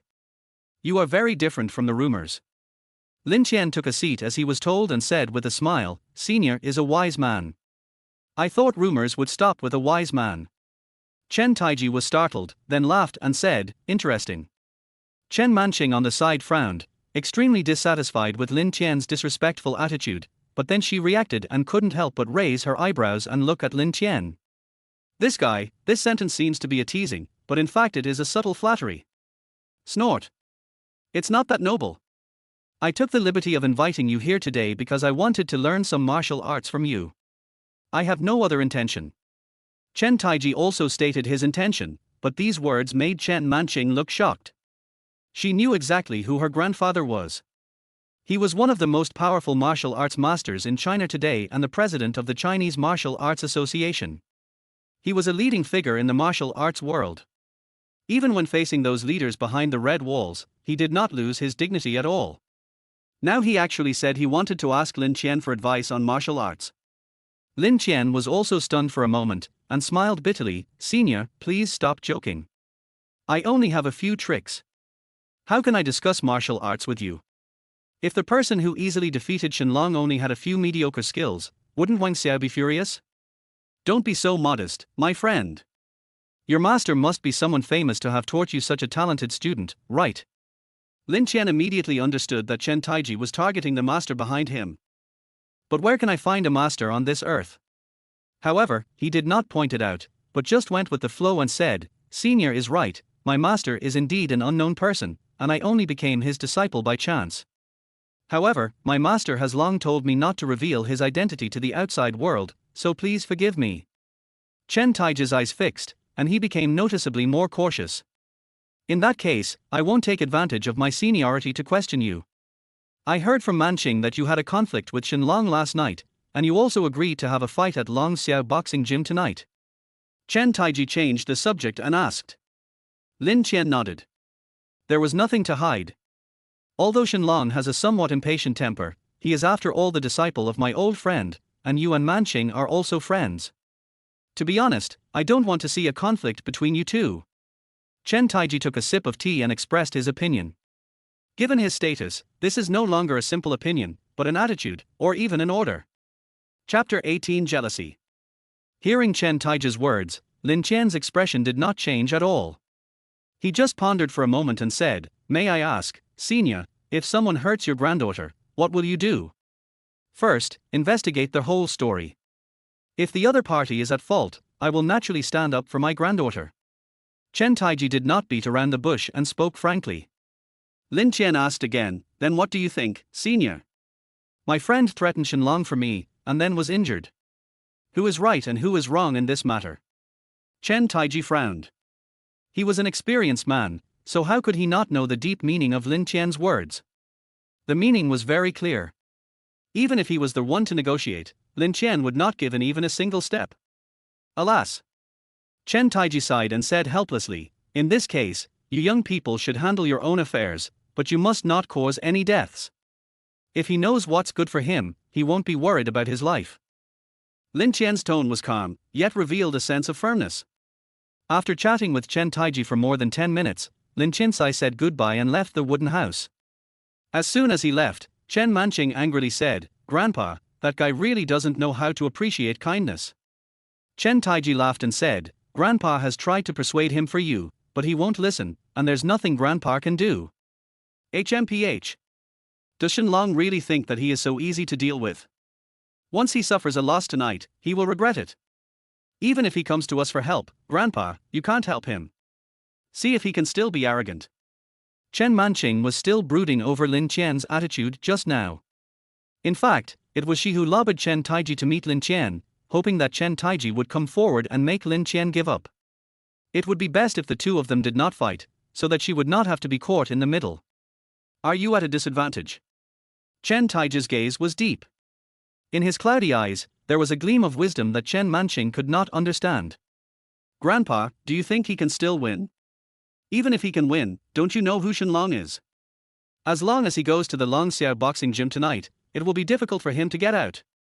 Chen Manqing couldn't believe it. Chen Taiji said ambiguously, you will know when you go there tonight. This young man is not simple. Before Chen Manqing could ask the question in her mind, Chen Taiji had already closed his eyes to rest, so Chen Manqing wanted to ask but was embarrassed to do so. She had to leave the wooden house with a lot of doubts. She wanted to see why Lin Qian was not simple. Time passed quietly. In the evening, Lin Qian opened his eyes, exhaled a breath of turbid air, and let the spiritual energy in his body circulate for a small circle. Then he slowly put down his hands, his eyes like lightning. After leaving the wooden house, he practiced on the back of Chuxia Mountain. Half a day did not allow him to improve his cultivation much, but it was better than nothing. There were 9 realms of cultivation. A powerful person once subdivided them into the initial realm, the middle realm, the small perfection and the great perfection.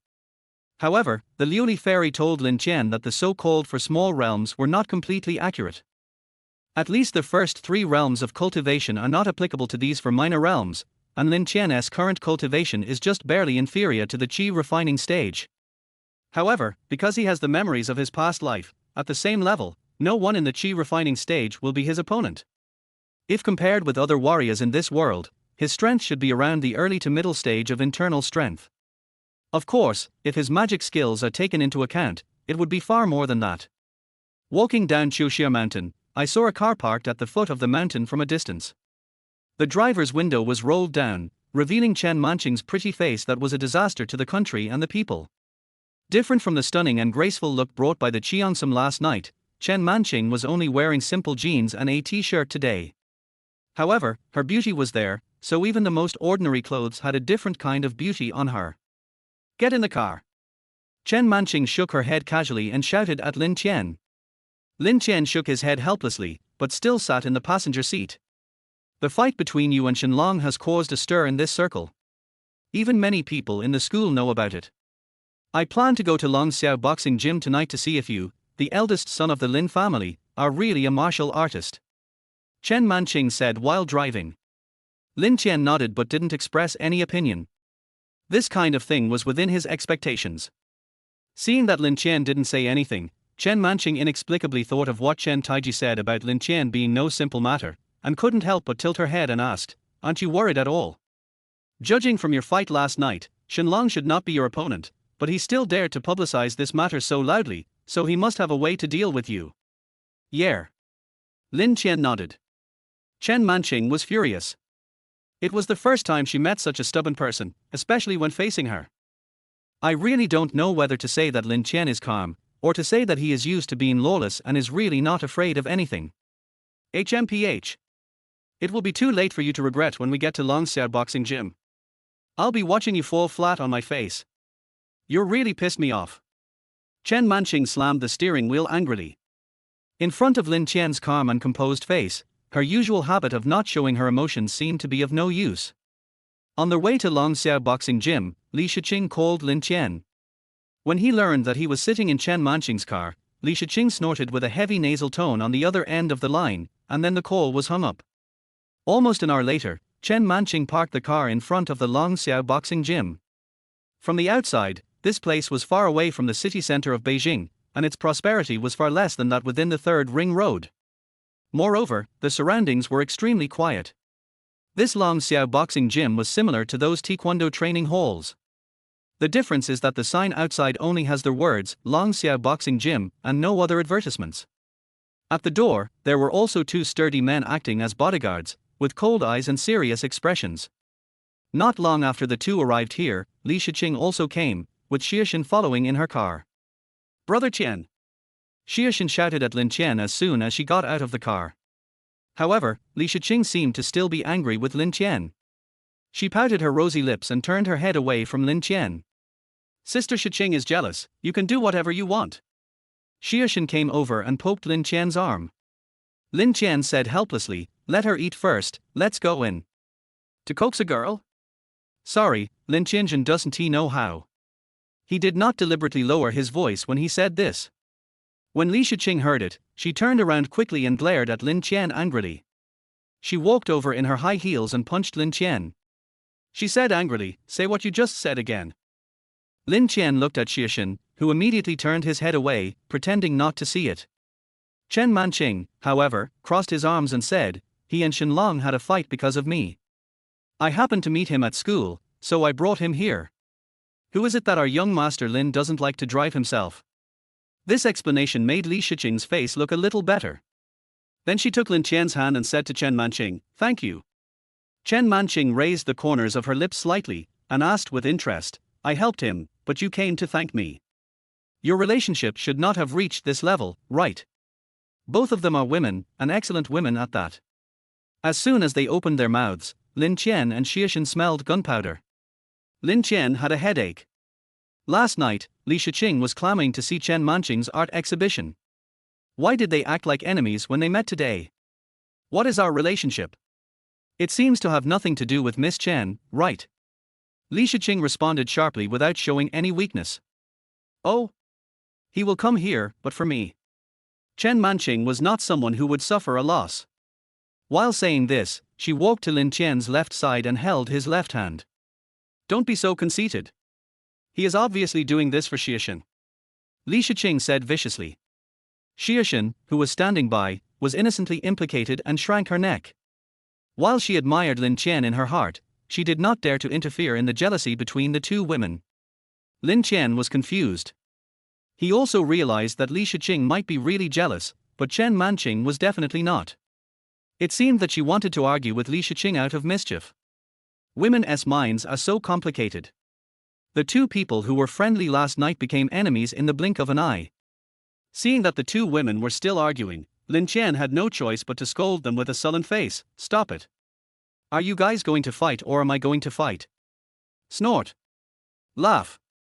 One of the two women snorted coldly while the other sneered, but Chen Manqing still took the initiative to let go of Lin Qian's arm. Her pretty face flushed slightly. Obviously, the action just now surprised even her. This was the first time she had such close contact with a man other than her relatives. There is nothing surprising inside the Longxiao Boxing Gym. The only difference is that there are not many people practicing boxing inside and there is only a beautiful receptionist. After seeing several people coming in, the receptionist immediately asked with a smile, "Do you need any help? Take us to the underground boxing gym." Chen Manqing spoke first, and took out a black card from his pocket and handed it over. This made Li Shiqing stop in her tracks as she was about to rummage through her bag, as she also had a black card here. The front desk took out the black card, glanced at it, and then handed it back to Chen Manqing, then smiled and said, "Okay, wait a moment." As she spoke, she also pressed a black button on the table. Not long after, a slender woman in ink-painted cheongsam came out of the boxing gym and respectfully led Lin Qian and the others to the underground boxing gym. Passing through the reception hall outside, there is a corridor with training rooms on both sides for practicing martial arts. Lin Qian and his companions followed the Cheongsam beauty into the innermost room. Through the secret door inside, they saw a row of stairs below and noisy sounds coming from below. After walking up the stairs, the view in front of me suddenly became clear. Below was a huge underground arena covering an area of thousands of square meters. Chapter 19 Shameless. Surrounding the arena are rows of audience seats from high to low. On the second floor above the audience seats are independent boxes. The huge one-way glass ensures an excellent viewing experience. Everyone, you can take a seat as you please. The Cheongsam beauty said respectfully. Chen Manqing nodded, asked her to leave, then turned to Lin Qian and said, "It looks like Shenlong hasn't arrived yet. Let's find a place to sit first. Black card, here you can enjoy the highest level of treatment." Lin Qian had no objection, but Li Shiqing was a little annoyed that Chen Manqing had taken the initiative again. "You've all heard about it, right? The highlight of tonight is the duel between young Master Lin and Master Shen. TSK, the Dragon Roar boxing gym can open such a large underground ring in Beijing. Needless to say, the background of the gym is very mysterious. Who would have thought that he would duel with young Master Lin as soon as he appeared on the stage? Aren't you talking nonsense? We are here for this purpose. But, is the young master of the Lin family really a warrior? I think it's a close call. You guys don't know the guy from the Lin family. Calling him a playboy is flattering him. In my opinion, without the support of the Lin and Yang families, he can't even be called a waste. And the reason why the owner of the Dragon Roar boxing gym can open this underground arena in the capital is that he is said to have the support of a master behind him." As soon as Lin Qian sat down, he heard intermittent discussions coming from all around.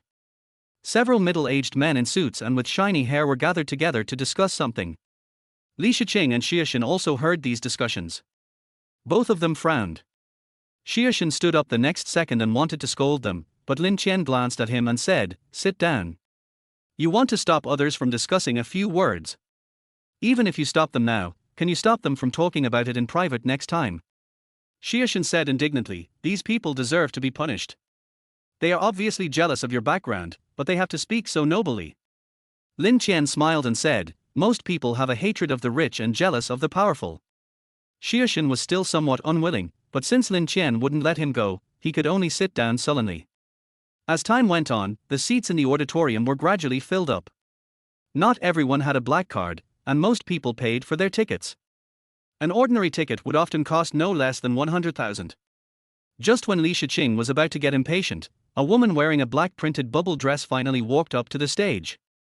The woman didn't hold a microphone in her hand, but just opened her red lips and said, "Sorry, I kept you waiting for so long." The sound was clear and pleasant, instantly drowning out the voices of everyone in the underground arena. The originally noisy environment also became quiet in an instant. Hidden power. Chen Manqing's pretty face changed slightly. She was able to suppress the voices of everyone here without blushing or panting, and it didn't make people feel that she was yelling at them. This kind of method can only be done by a master of dark power. Among the 5 realms of martial artists, external strength is the most common level of strength. When it comes to internal strength, strong energy will be generated in the body. The softness combined with hardness of Tai Chi is the best embodiment of this. If one reaches the level of hidden energy, one can use the energy in the body more flexibly. For example, this woman in the black Cheongsam can use the energy on sound. The sound produced can not only suppress the noise, but also cause attack. Can you explain in detail the different realms of warriors? Lin Qian suddenly turned his head and asked Chen Manqing. This question stumped Chen Manqing. You are at the very least an internal strength master, and yet you come to ask me about the distinction between the realms of a martial artist at the peak of external strength. Lin Qian also realized that his question was too stupid. He touched his nose awkwardly and said, "I want to hear a different explanation." Chen Manqing suddenly realized that everyone's perception of the realm of warriors is different. When Lin Qian asked this, she dispelled her worries. "You should know the 5 realms of warriors, so I won't talk about them. I also heard about the distinction between realms from my grandfather. You yourself are cultivating inner strength, so I will start with dark strength. For example, the woman on the ring is cultivating dark strength." The woman in black Cheongsam on the stage was giving the same old opening remarks, while Chen Manqing in the audience was explaining to Lin Qian the differences between dark power, transformation power, and grandmaster power.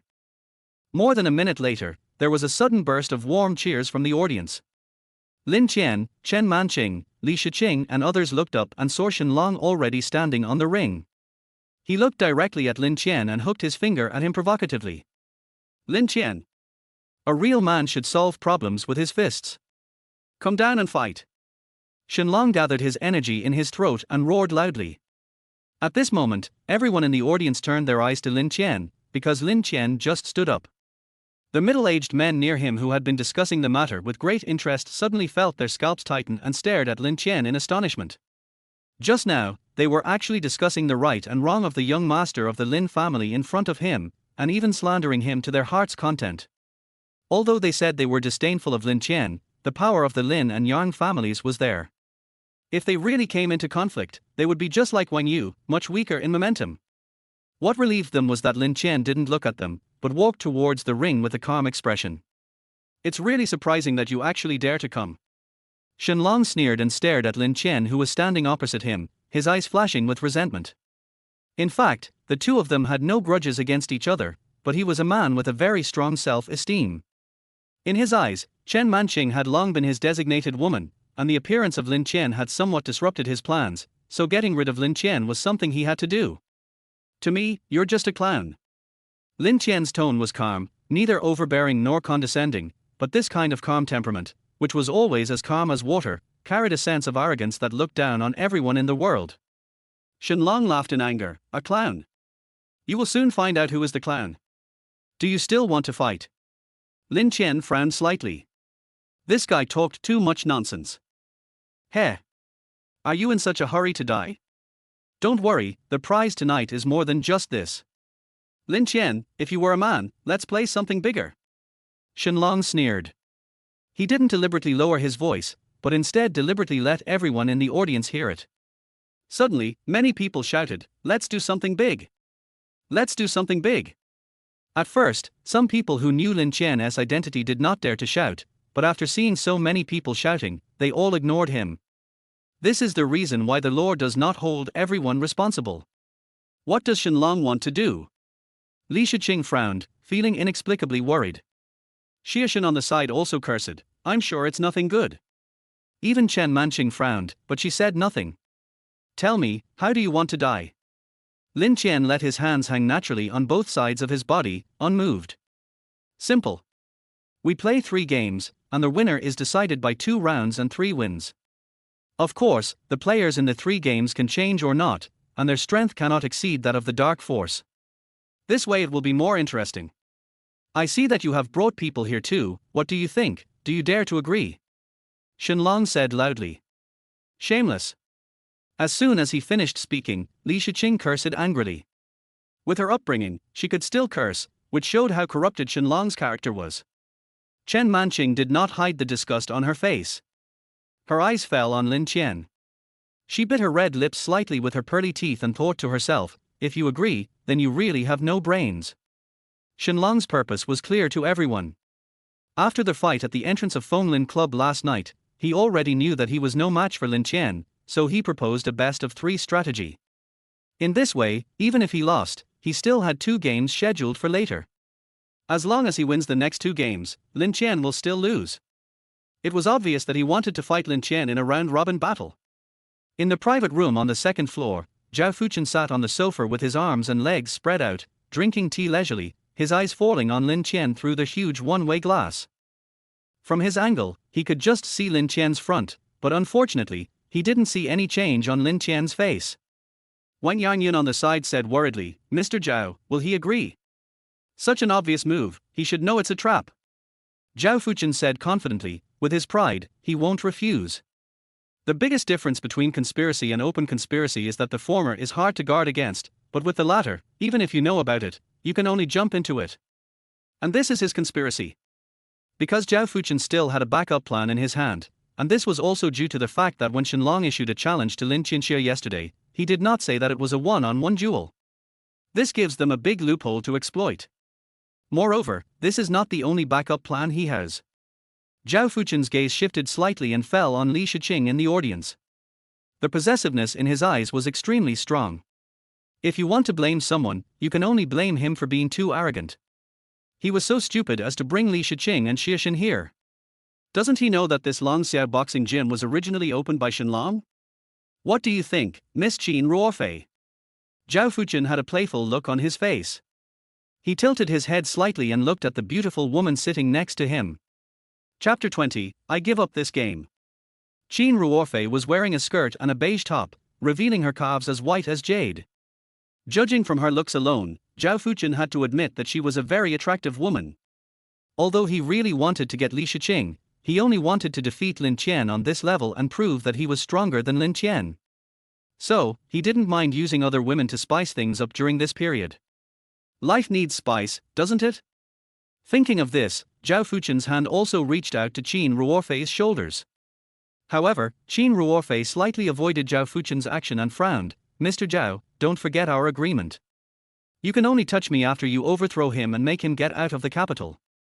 Zhao Fuchen withdrew his hand, shrugged indifferently, and indicated that he would abide by the agreement. After being lectured by Li Shiqing at the school gate in the morning, she did experience a period of confusion, but this confusion was soon replaced by hatred.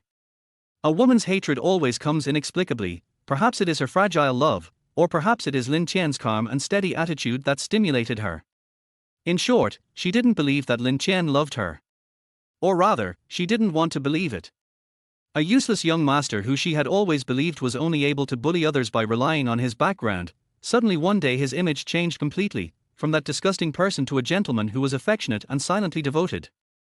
This gap made Qin Ruofei unwilling to believe that she had made a wrong judgment. She wants to prove that her vision and her understanding are correct. It's Li Shiqing who is wrong. Lin Qian is not who Li Shiqing said, but the scumbag that he thinks he is. She wants to expose Lin Qian's true face. But at this moment, her heart was in great torment. She knew part of Zhao Fuchen and Shenlong's plan, so a question arose in her mind. Will he agree? On the ring, Lin Qian frowned slightly. He knew very well that Shenlong was playing tricks. If it was a 1-on-3 battle, he had no guarantee of winning. But before he could refuse, Shenlong immediately lowered his voice and sneered, "You can refuse, of course, then I will judge you as violating the rules. In this boxing gym, there are even masters of Huajin. Even if you escape, the people you bring will be left here." This is already a blatant threat. Lin Qian narrowed his eyes slightly. Although he was a person who was reborn through borrowing a body and he never had much sense of belonging to this world, he treated people like Li Shiqing and Xie Shin as just ordinary friends. But if anything really endangers their lives, he will still stop it at all costs. Some things need to be persisted. Thinking of this, Lin Qian said with a slightly cold look, "Let's start." Shenlong laughed and said, "That's great. It seems that whether young Master Lin wins or loses tonight's battle, it will be enough to make him famous." After leaving behind this sarcastic remark, Shenlong did not immediately fight with Lin Qian. Instead, he jumped off the ring. Then a man in his 30s rushed onto the ring with an expressionless face, and pinched his hands together, with his knuckles making crackling sounds. In the audience, Chen Manqing first looked at Shenlong angrily, then glared at Lin Qian. She felt a surge of anger and said through gritted teeth, "Just try to be a hero. If you are beaten into a cripple, you will regret it." Brother Qian actually agreed. This. Xie Shin was shocked, with deep worry in his eyes. He turned his head and said to Li Shiqing, "Sister Shiqing, we have to think of a way. Brother Qian must not die here." Li Shiqing was also somewhat angry that Lin Qian agreed to this shameless request. She nodded and took out her cell phone from her bag, ready to notify Lin Qian's mother, Yang Wanrong. Although Yang Wanrong was not a warrior, with the power of the Lin and Yang families, it was still easy to settle this little matter.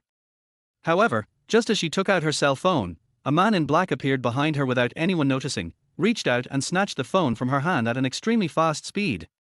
"Ms. Li, I'm sorry, you can't use your cell phone now," the man said expressionlessly.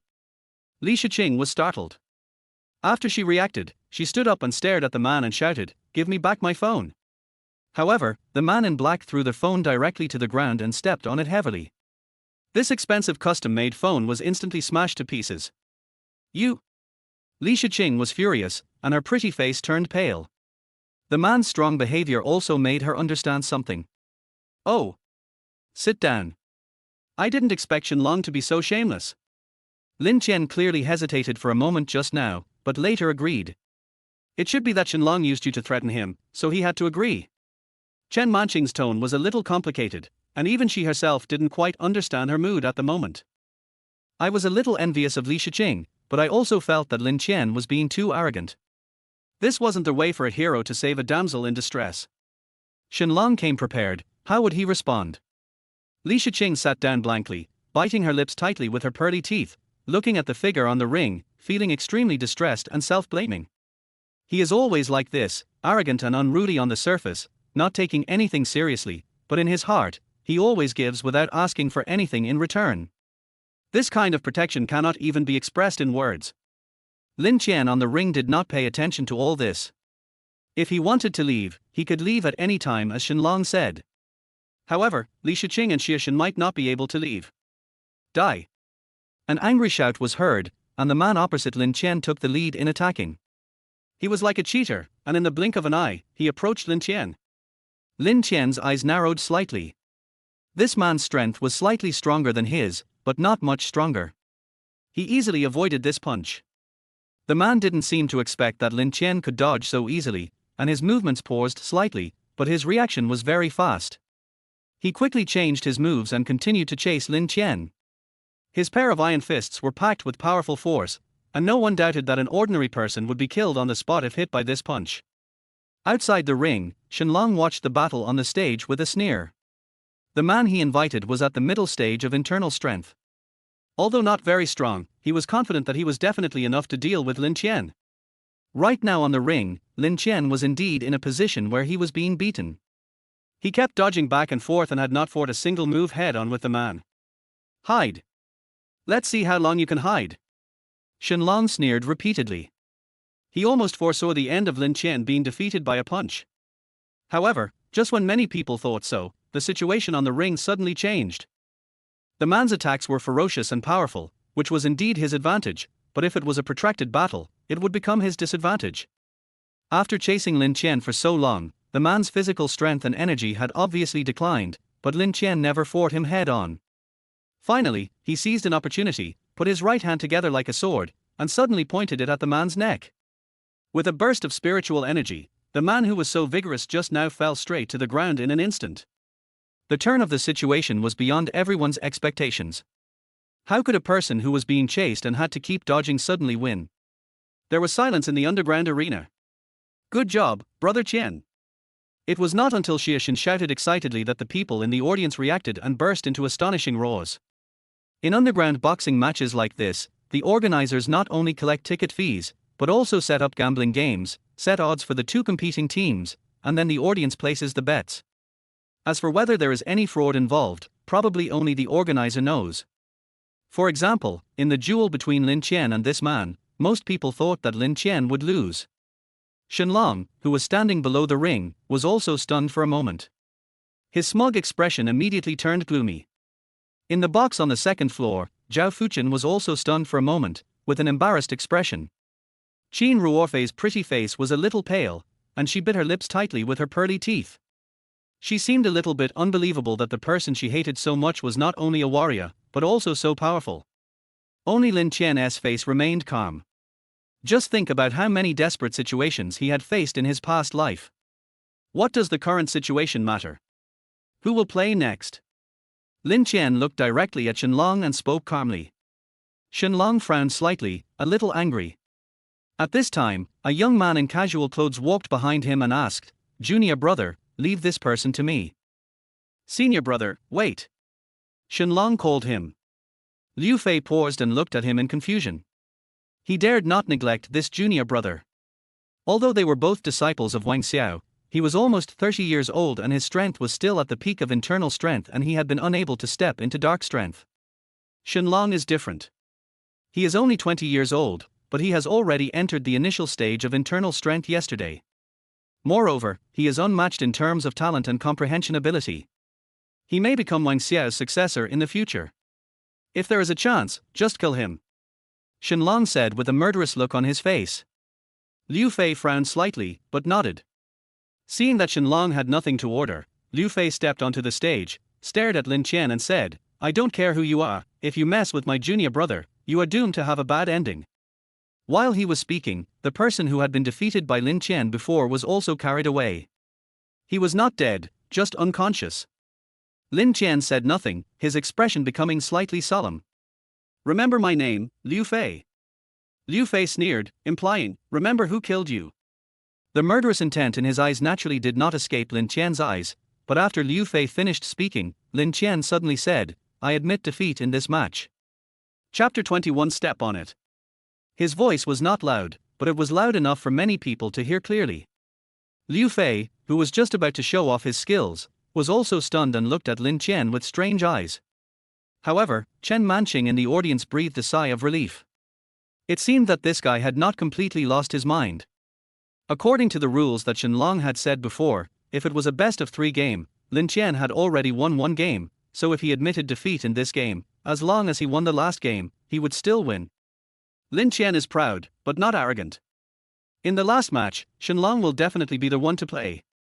This scene also caught Shenlong, who was sitting in the ring, off guard. Seeing Liu Fei turning back with inquiring eyes, he gritted his teeth and nodded. Seeing this, Liu Fei could only stare at Lin Qian unwillingly and gritted his teeth and said, "It seems that you still have some brains." Lin Qian was too lazy to pay attention to him, his eyes were always on Shenlong. Liu Fei and Shenlong just talked for a few words, and then murderous intent burst out of Liu Fei's eyes. It was obvious that Shenlong wanted to kill him. "Do you want to go first, or let someone else do it?"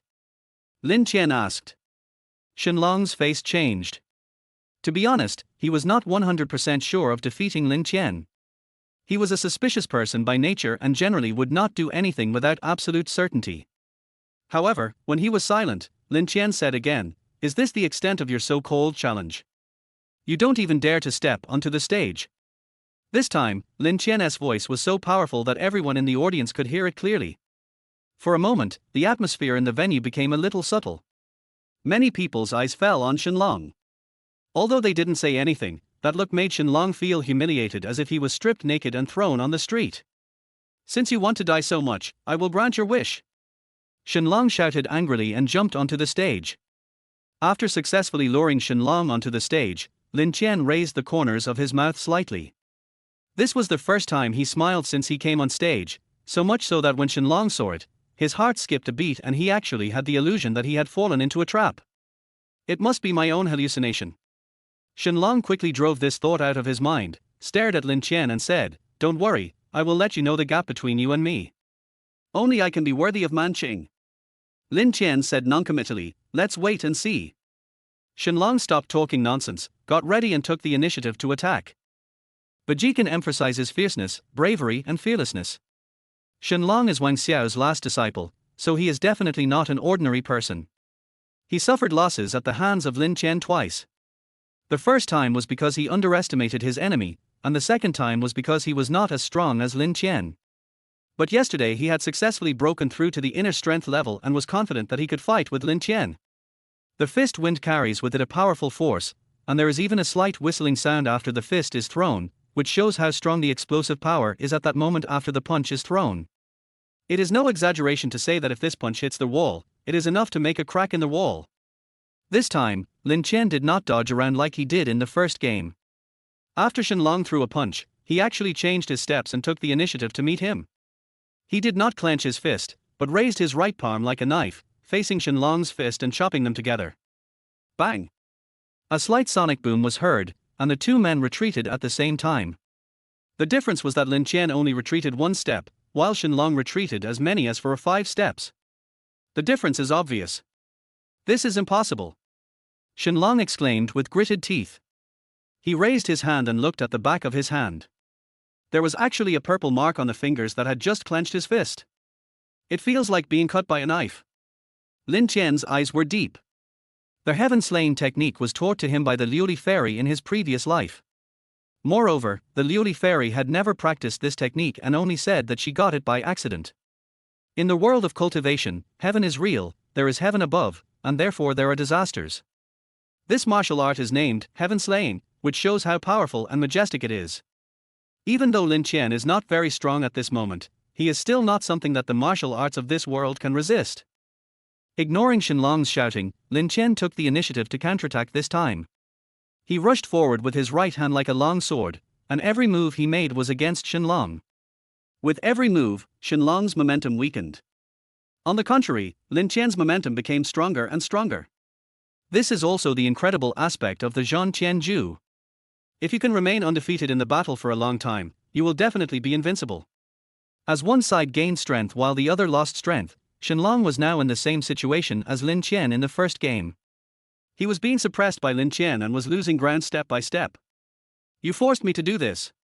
After another fight, Shenlong's fists were numb and he lost all feeling. He cursed secretly with a grim expression, and instead of retreating, he advanced and used the killer move of Bajikan Tishankao. The difference is that when Shenlong performed the Tai San Lin, he also used his elbow with his right hand. This is the Tai San Lin that was improved by Wang Xiao, and its power is only stronger. Lin Qian was not afraid. He did not make any excessive movements. At this moment, he was full of momentum, like a god descending to earth. He looked down on everything. Facing Shenlong's desperate move, he used his hand as a knife again and chopped down. The two men fought against each other in an instant, but just as Lin Qian's hand knife was about to touch Shenlong's right shoulder, a cold light suddenly appeared on the right side of Lin Qian's waist. That is the dagger held in Shenlong's left hand. Lin Qian's eyes suddenly focused, and he stretched out his left hand like a claw and suddenly grabbed the wrist of Shenlong's left hand holding the knife. But even so, the speed was still a little slow. The sharp blade of the dagger penetrated about 2 centimeters into Lin Qian's waist. A stabbing pain spread throughout Lin Qian's body, making the coldness in his eyes even colder. Court death. Lin Qian let out a low shout, and the spiritual energy in his body was mobilized crazily. He stretched his left hand outward with great force. With a click sound, Shenlong's left wrist was directly broken by Lin Qian. At the same time, his right hand also collided with Shenlong's Tishankao, and because Shenlong's left hand was injured first, the power of Tishankao was not as great as before, and the force was greatly reduced. Not only did it not cause any harm to Lin Qian, but it was cut by Lin Qian's hand knife, leaving a bloody cut. The winner is decided. Lin Qian refused to give in. He suddenly raised his right leg and hit Shenlong in the stomach with his knee. Then he raised his right hand and suddenly hit down with his elbow, knocking Shenlong to the ground. Shenlong instantly lost all his fighting power. Lin Qian raised his foot again and stepped on Shenlong's head. His aura was like that of the devil in purgatory. He said in a murderous and cold voice, "Tell me, how do you want to die?" All these changes happened in a flash. From the fight between the two men, Shenlong suddenly pulled out a dagger, and Lin Qian quickly counterattacked after being injured. It only took 2 or 3 seconds. Immediately afterwards, Shenlong suffered a series of blows and was trampled under Lin Qian's feet like a dead dog. The entire underground arena was in silence. Below the stage, Liu Fei watched this scene in shock. Then, his face was filled with boundless anger. His figure flashed and he rushed directly to the stage, roaring, "You little bastard, how dare you!" Facing the rushing Liu Fei, Lin Qian did not retreat an inch. Instead, he increased the force of his feet, stepping on Shenlong's entire face until it was deformed. "R!" Shenlong roared in pain, filled with inner grief and endless humiliation. This roar made Liu Fei stop in a hurry. He was really afraid that Lin Qian would lose his mind and kill Shenlong. "Stop it now!" Liu Fei shouted angrily. Lin Qian ignored him, just lowered his eyebrows slightly and looked at Shenlong, who was stepped on by him, and said indifferently, "I have no hatred with you. The first time you attacked me directly because of a disagreement, I didn't take it to heart. The second time you attacked my friend indiscriminately and challenged me. I taught you a lesson once, and you thought you were not as strong as me, so you came up with the trick of 2 wins in 3 games. Some things can be done once or twice, but not repeatedly. Do you really think that you can do whatever you want with the protection of a master?" Shenlong couldn't speak anymore. His mouth was squeezed shut and a foot was stepping on his head. But the pain in his body was far less than the humiliation in his heart. "Kill. Kill him. Senior brother, kill him." Shenlong spoke indistinctly, and his tone was filled with endless murderous intent. As a disciple of the master, has he ever been treated like this? Not to mention being stepped on by others. Liu Fei's face was gloomy. He also wanted to kill Lin Qian, but the prerequisite was to ensure that Shenlong would not die. If the master knew that Shenlong died in front of him, given their master's violent temper, how would he have a chance to survive? In the box on the second floor, Zhao Fuchen suddenly stood up from the sofa, staring at the ring in a daze. as if he couldn't believe his eyes. The same was true for Wang Yarnyan standing next to him. Only Qin Ruorfei felt a little lost, standing there as if she had lost her soul. How could he be so strong? Chapter 22. Are you threatening me? After a while, Zhao Fuchen cursed angrily, "Waste. You lost 2 out of 3 games, you are such a waste. Mr. Zhao, calm down first. It seems that we cannot deal with him tonight. Let's retreat first," Wang Yarnyan said with some fear.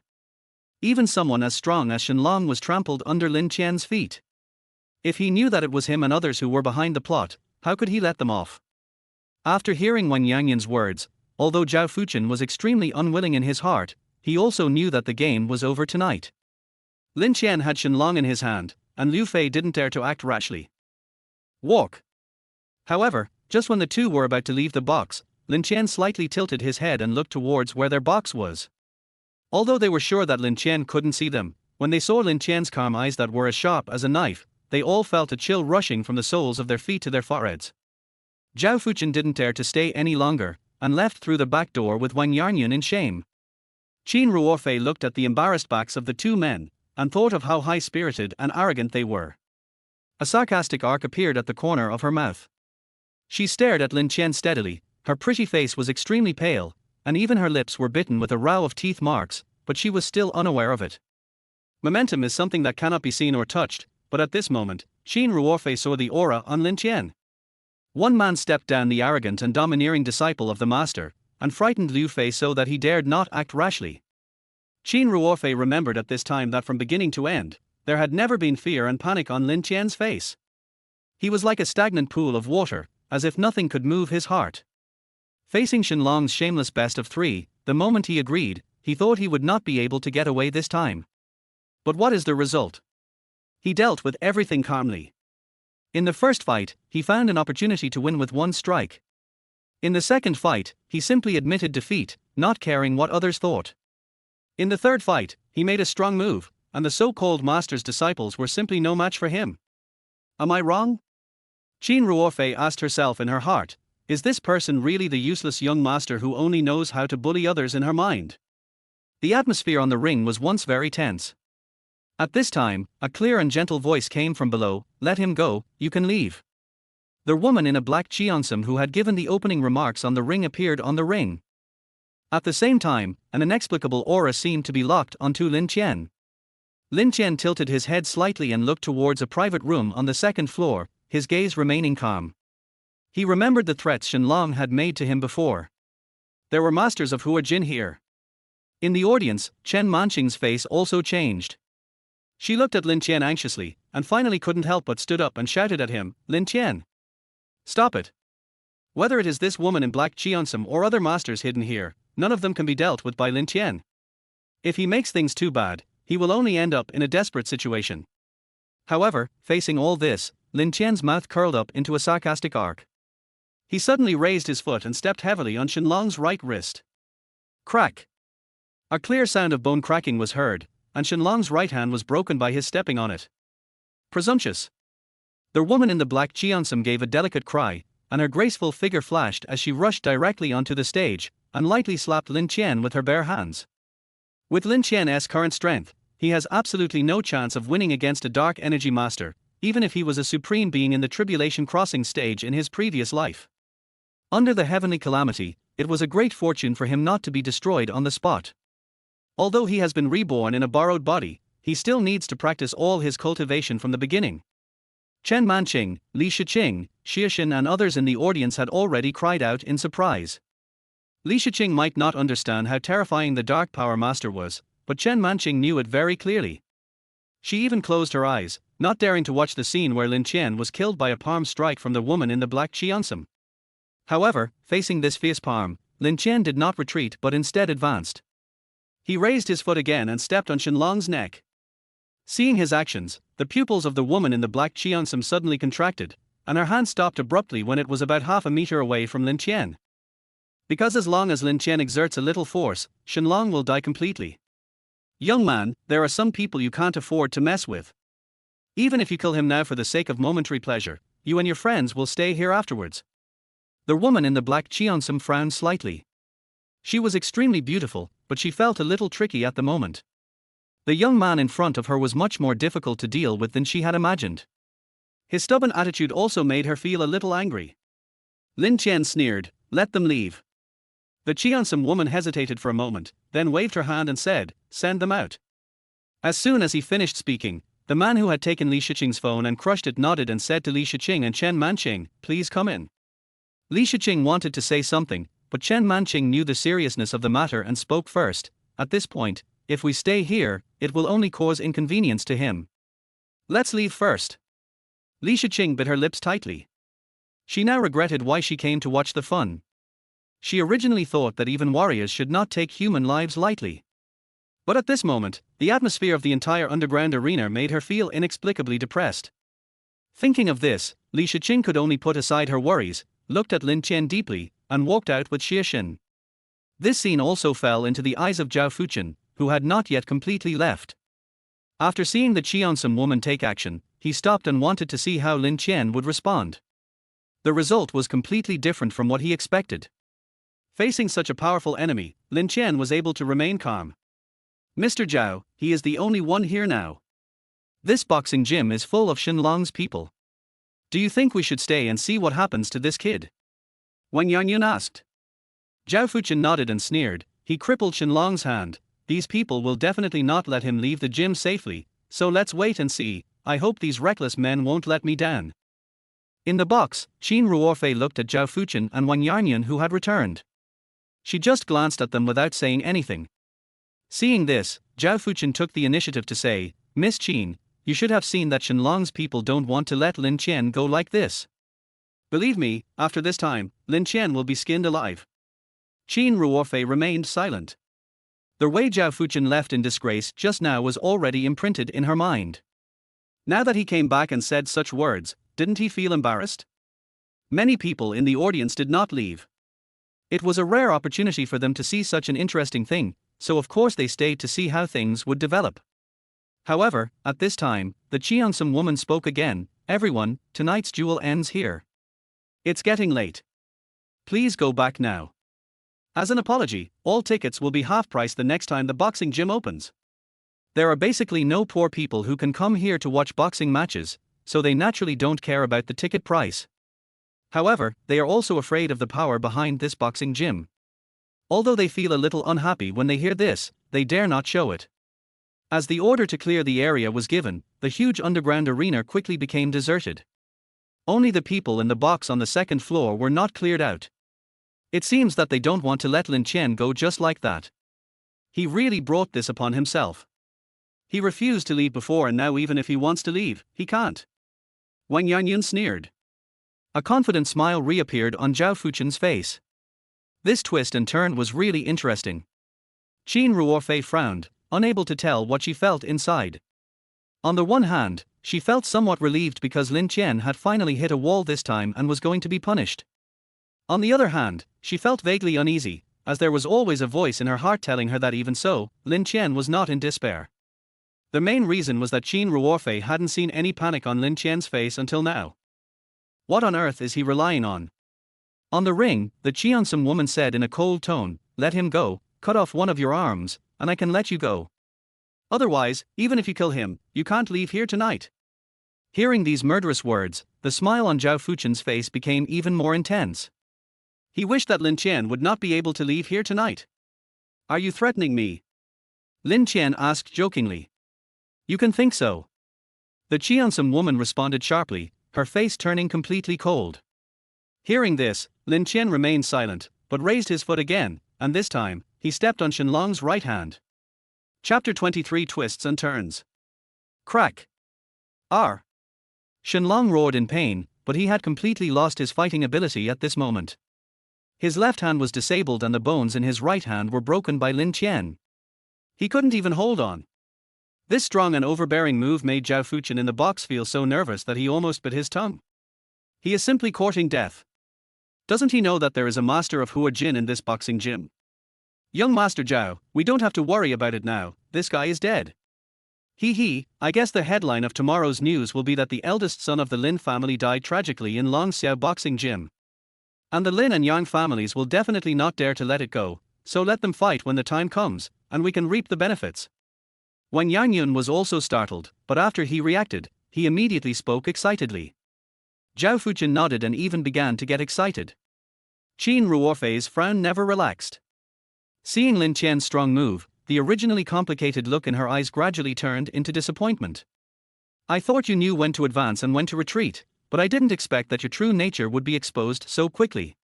In the current situation, you had the opportunity to withdraw, but you pushed yourself into a desperate situation step by step. Lin Qian, I don't want to believe that I was wrong. At least now it seems that you are not as noble as Li Shiqing said. You are still the arrogant eldest son of the Lin family, who only knows how to get pleasure at the moment, but does not care about the price and gains and losses afterwards. You will never make me submit to you. Qin Ruorfei shook her head and talked to herself, disappointment clearly visible on her face. Zhao Fuqian smiled and said, Miss Qin, you are right. If he didn't have the support of the Lin and Yang families, he might not even be as good as a beggar at the bottom of society. It is absolutely wise for you to cancel the engagement. Because he is not worthy of you. Qin Ruorfei did not respond. She did not want to discuss the issue of whether they were worthy of each other. She broke off the engagement only because she was disgusted with Lin Qian's bad behavior of bullying others by taking advantage of his power. Kill him. Senior sister, kill him. R. Shenlong's expression was extremely ferocious and terrifying, and the roar that almost burst out from his throat, with invisible murderous intent, was frightening. The Qiansum woman's eyes gradually turned cold, her feet moved slightly, her hands clenched into fists, and then she suddenly rushed towards Lin Qian. Once she chose to take action, she would no longer care about Shenlong's life or death. Even if Wang Xiao blamed her at that time, she would not be punished too severely because Lin Qian's life was saved.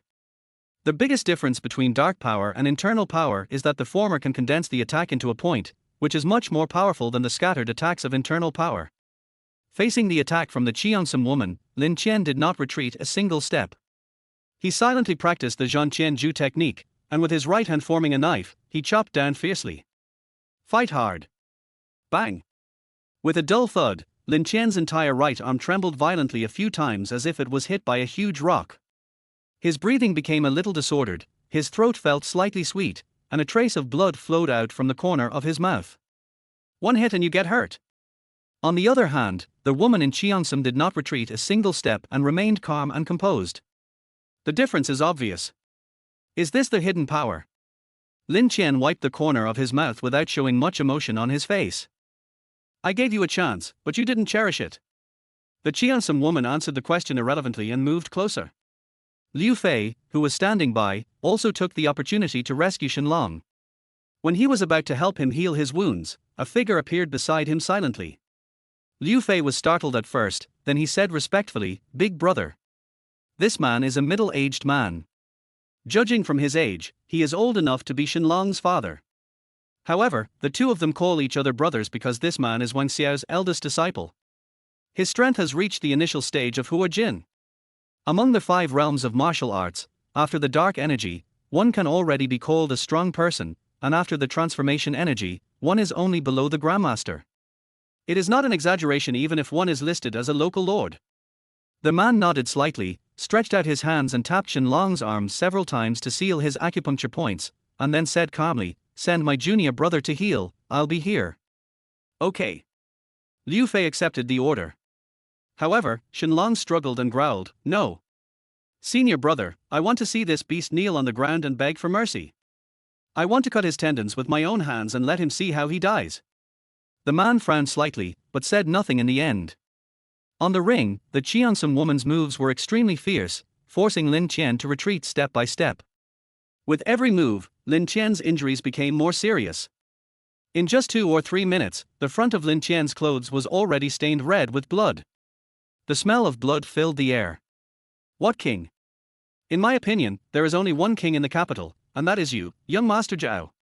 It seems that after tonight, Lin Qian will be removed from the capital. The more Wang Yangyun looked at him, the more excited he became.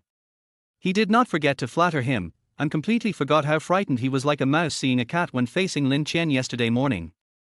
Zhao Fuqian sat on the sofa calmly and sneered, Sometimes, brains are more useful than force. He thought that no one would dare to touch him because of his family background, but he didn't know that there are many people in this world who can easily kill him.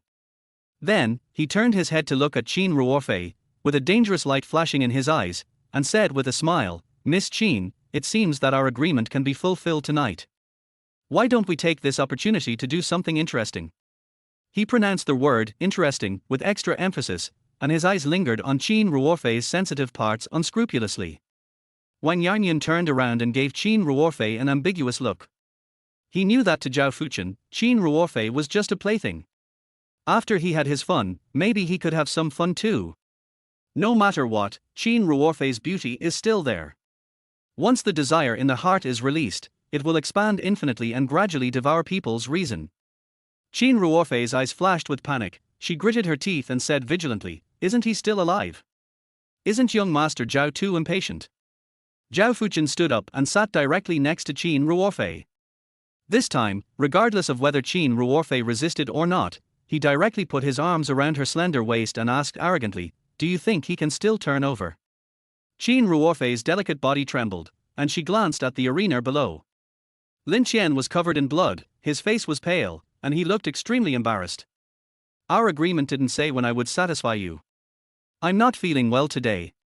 Let's do it another day." Qin Ruorfei tried to struggle, her voice trembling. She suddenly felt a little regretful. Par. A crisp slap hit her face. Zhao Fuchen said in a low voice with a ferocious face, "Don't be so shameless. You are the one who took the initiative to find me, and now you are the one who wants to regret it. Who do you think I, Zhao Fuchen? Huh? Those idiots who let you manipulate them? Or the rich men who worship your beauty? Qin Ruorfei, don't be so arrogant. In my eyes, your Qin family is just an ant that can be easily crushed to death. I will kill you today. Although you are a second-hand product used by Lin Qian, it's nothing to satisfy my craving." As he spoke, Zhao Fuchen reached out to take off Qin Ruorfei's clothes, and turned to Wang Yarnian and shouted, "Yunzi, come and help me hold her down. Let's have 3 batches of sex here today." Wang Yarnian had been waiting for a long time. He immediately agreed when he heard it, rushed over and held Qin Ruorfei down, and even reached out to help pull her clothes. Qin Ruorfei was frightened and her face turned pale. She struggled violently. For the first time, she felt an infinite fear in her heart and screamed in panic, "Get out of here!" But she is just a spoiled woman after all. How can she be as strong as 2 grown men? She was pressed on the sofa, staring blankly at Zhao Fuchen's devilish and terrifying expression, as if she had lost her soul. Her eyes were lifeless and her pupils gradually lost focus. At this moment, Qin Ruorfei finally shed tears of regret. Am I wrong? If she hadn't looked at Lin Qian through tinted glasses, if she hadn't taken Wen Yu to find Lin Qian to break off the engagement, if she hadn't felt hatred and come to find Zhao Fuchen after learning the truth, would everything have been different? But in this world, where are there so many IFS? Only results. And the result is the price she will have to pay for everything she has done. Boom. However, just when Qin Ruorfei gave up resistance and Zhao Fuchen and Wang Yarnian were about to pounce like 2 wolves, a loud noise suddenly came from the ring. The sudden loud noise frightened Zhao Fuchen and Wang Yarnian so much that they both turned their heads and looked at the ring through the one-way glass. When they saw this, they were so scared that they almost fell off the sofa. Lin Qian, who was originally being beaten by the Qiangsum woman on the ring, now grabbed the Qiangsum woman's throat with one hand and lifted her up completely off the ground. Lin Qian was covered in blood, like a god of war returning from hell. He is obviously the one who was about to die. Who can tell them what happened just now? Qin Ruorfei was also able to sit up. She also stared blankly at the blood-soaked figure on the ring. Although there was only a back view, she felt a kind of magical attraction. That back view was more majestic than any other back view she had ever seen. Chapter 24. The Emperor is angry. What the hell is going on? Zhao Fuchen could no longer sit still. He rushed to the glass and stared at the young man on the ring with an extremely ugly expression. From heaven to hell, maybe all it takes is a back view. Wang Yarnian also sat on the ground in a daze. This scene was too shocking. It's even more shocking than a 7 or 8-year-old child grabbing an adult's neck with one hand and lifting him up. They were not the only ones who were shocked. Shenlong, who was helped by Liu Fei to sit aside, was also staring at the scene in a daze. His face was full of disbelief. How could Lin Qian, who was like a stray dog just a second ago, subdue his senior sister in the blink of an eye? Recalling Lin Qian's actions just now in his mind, Shenlong was horrified to find that he couldn't even see clearly the speed that Lin Qian burst out at that moment. At this moment, Lin Qian's aura was rising sharply. Even the Hua Jin man who had been standing at the edge of the ring watching the fight frowned at this moment, with a serious look on his face. Because even he didn't know what changes had taken place in Lin Qian. Only Lin Qian himself understood that his heaven-slaying art had finally broken through to the first level. The Zhanqianju martial art was passed down to him by the Liuli fairy. Even Lin Qian, a cultivator, didn't know how many levels it had. Even in his previous life, when his cultivation almost reached the pinnacle in the world of cultivation, he had only cultivated to the 6th level. Fairy Liuli once said to him, "There is no end to the heaven-slaying art." After being reborn through a borrowed body, Lin Qian simply opened up the meridians in his body and began to absorb spiritual energy. However, when he was fighting with the first person before, he suddenly discovered that the heaven-slaying art started to work on its own. He admitted defeat in the second match. After the third match with Shenlong, the Zhanqianju accelerated its operation, just like the life of a big tree. A sapling that originally needed several years or decades to grow, but after experiencing wind and rain, its growth speed was accelerated. Kung Fu is a means of assisting cultivation. Some of them can purify the spiritual energy in the body, some can improve the physical constitution and meridians, and some can derive various magical powers. And each level of the heaven-slaying art can give rise to a magical power. In his previous life, he cultivated to the 6th level and derived 6 magical powers. Any one of them is praised by the cultivation world as a top magical power. In this life, Lin Qian, who had just broken through to the 1st level, also comprehended a derived magical power. What surprised him was that this magical power was different from what he had comprehended in his previous life. In his previous life, he broke through the 1st level of supernatural power, which was called Jinghong. It was a top-notch body movement supernatural power. At that time, he relied on this supernatural power to escape the pursuit of 3 Jindan stage powerhouses when he was in the foundation building stage. This shows how extraordinary this body technique is. Just now he was almost forced into a desperate situation by this Cheongsam woman. At the critical moment, the Zhanqianju finally broke through to the 1st level. It was also thanks to his amazing body skills that he was able to completely counterattack in an instant. This time, in addition to the stunning body skills he had already mastered, he also mastered a derivative magical power. This magical power can enable him to greatly improve his strength in a short period of time. Supernatural powers have no name, but people have names. What's your move? The man with Hua Jin rushed onto the stage, with his hands behind his back, a look of surprise and solemnity in his eyes. Although martial arts are popular in China now, and even ordinary people have the opportunity to come into contact with warriors, this kind of martial arts cannot even be called ancient martial arts. However, the methods used by Lin Qian were something that this Hua Jin man had never heard of or seen before. His eyes were fixed on Lin Qian, completely ignoring the fact that the Cheongsam woman was still in Lin Qian's hands. Lin Qian looked calm, but his blood-soaked appearance, coupled with the invisible domineering aura on him at this moment, made him look extremely majestic. The king is angry. Lin Qian opened his lips and uttered 2 words. The magical power derived from the Zhanqianju is uncertain and naturally does not have its own name, so Lin Qian directly gave this magical power a name. The pupils of the Hua Jin man shrank slightly, and he shouted, "The king's anger." What a king's anger! Young man, it's good to be bold, but being too arrogant and looking down on others will only bring you trouble. Lin Qian showed disdain on his face and sneered, "With you, you are not qualified to make me afraid." Very good. The man with Hua Jin didn't get angry but laughed instead. He clenched his fists, kicked his feet hard on the ring, and then he rushed out like an arrow. It was so fast that in the blink of an eye, it was in front of Lin Qian. His goal was clear, he punched directly at Lin Qian's right shoulder, trying to save the Cheongsam woman. Lin Qian did not dodge or evade, the spiritual energy in his body circulated wildly, and the king's wrath was displayed instantly. The already mighty momentum actually increased exponentially again. Facing the fierce punch from the Hua Jin man, Lin Qian threw the Cheongsam woman out with his backhand, and then raised his hand, using his palm as a knife, and chopped down suddenly. Head-on confrontation. Bang! The fists and palms collided with each other, making a dull sound. Lin Qian misstepped and quickly retreated for 5 steps. The man with Hua Jin retreated 3 steps. The difference is obvious. Lin Qian frowned slightly. Even though he used their king's wrath, his strength was only at the middle stage of dark energy. There was still a certain gap between him and the man at the early stage of transformation energy. As the saying goes, an expert can tell the outcome of an opponent's attack with just one move. After one move, the man was relieved and sneered, "Although I don't know what kind of kung fu you have, I think you will not be able to maintain this fighting power for a long time. When the time is up, I will kill you like a chicken. However, if you hand over the kung fu you have practiced, I might consider sparing your life." Seeing the greed in the man's eyes, Lin Qian raised his eyebrows slightly and said sarcastically, "In terms of arrogance, I am not as good as you." Court death. The man was furious, his figure flashed, and he attacked Lin Qian with fierce momentum. Outside the ring, Shenlong watched all this in a daze. His face was extremely ugly and ashen.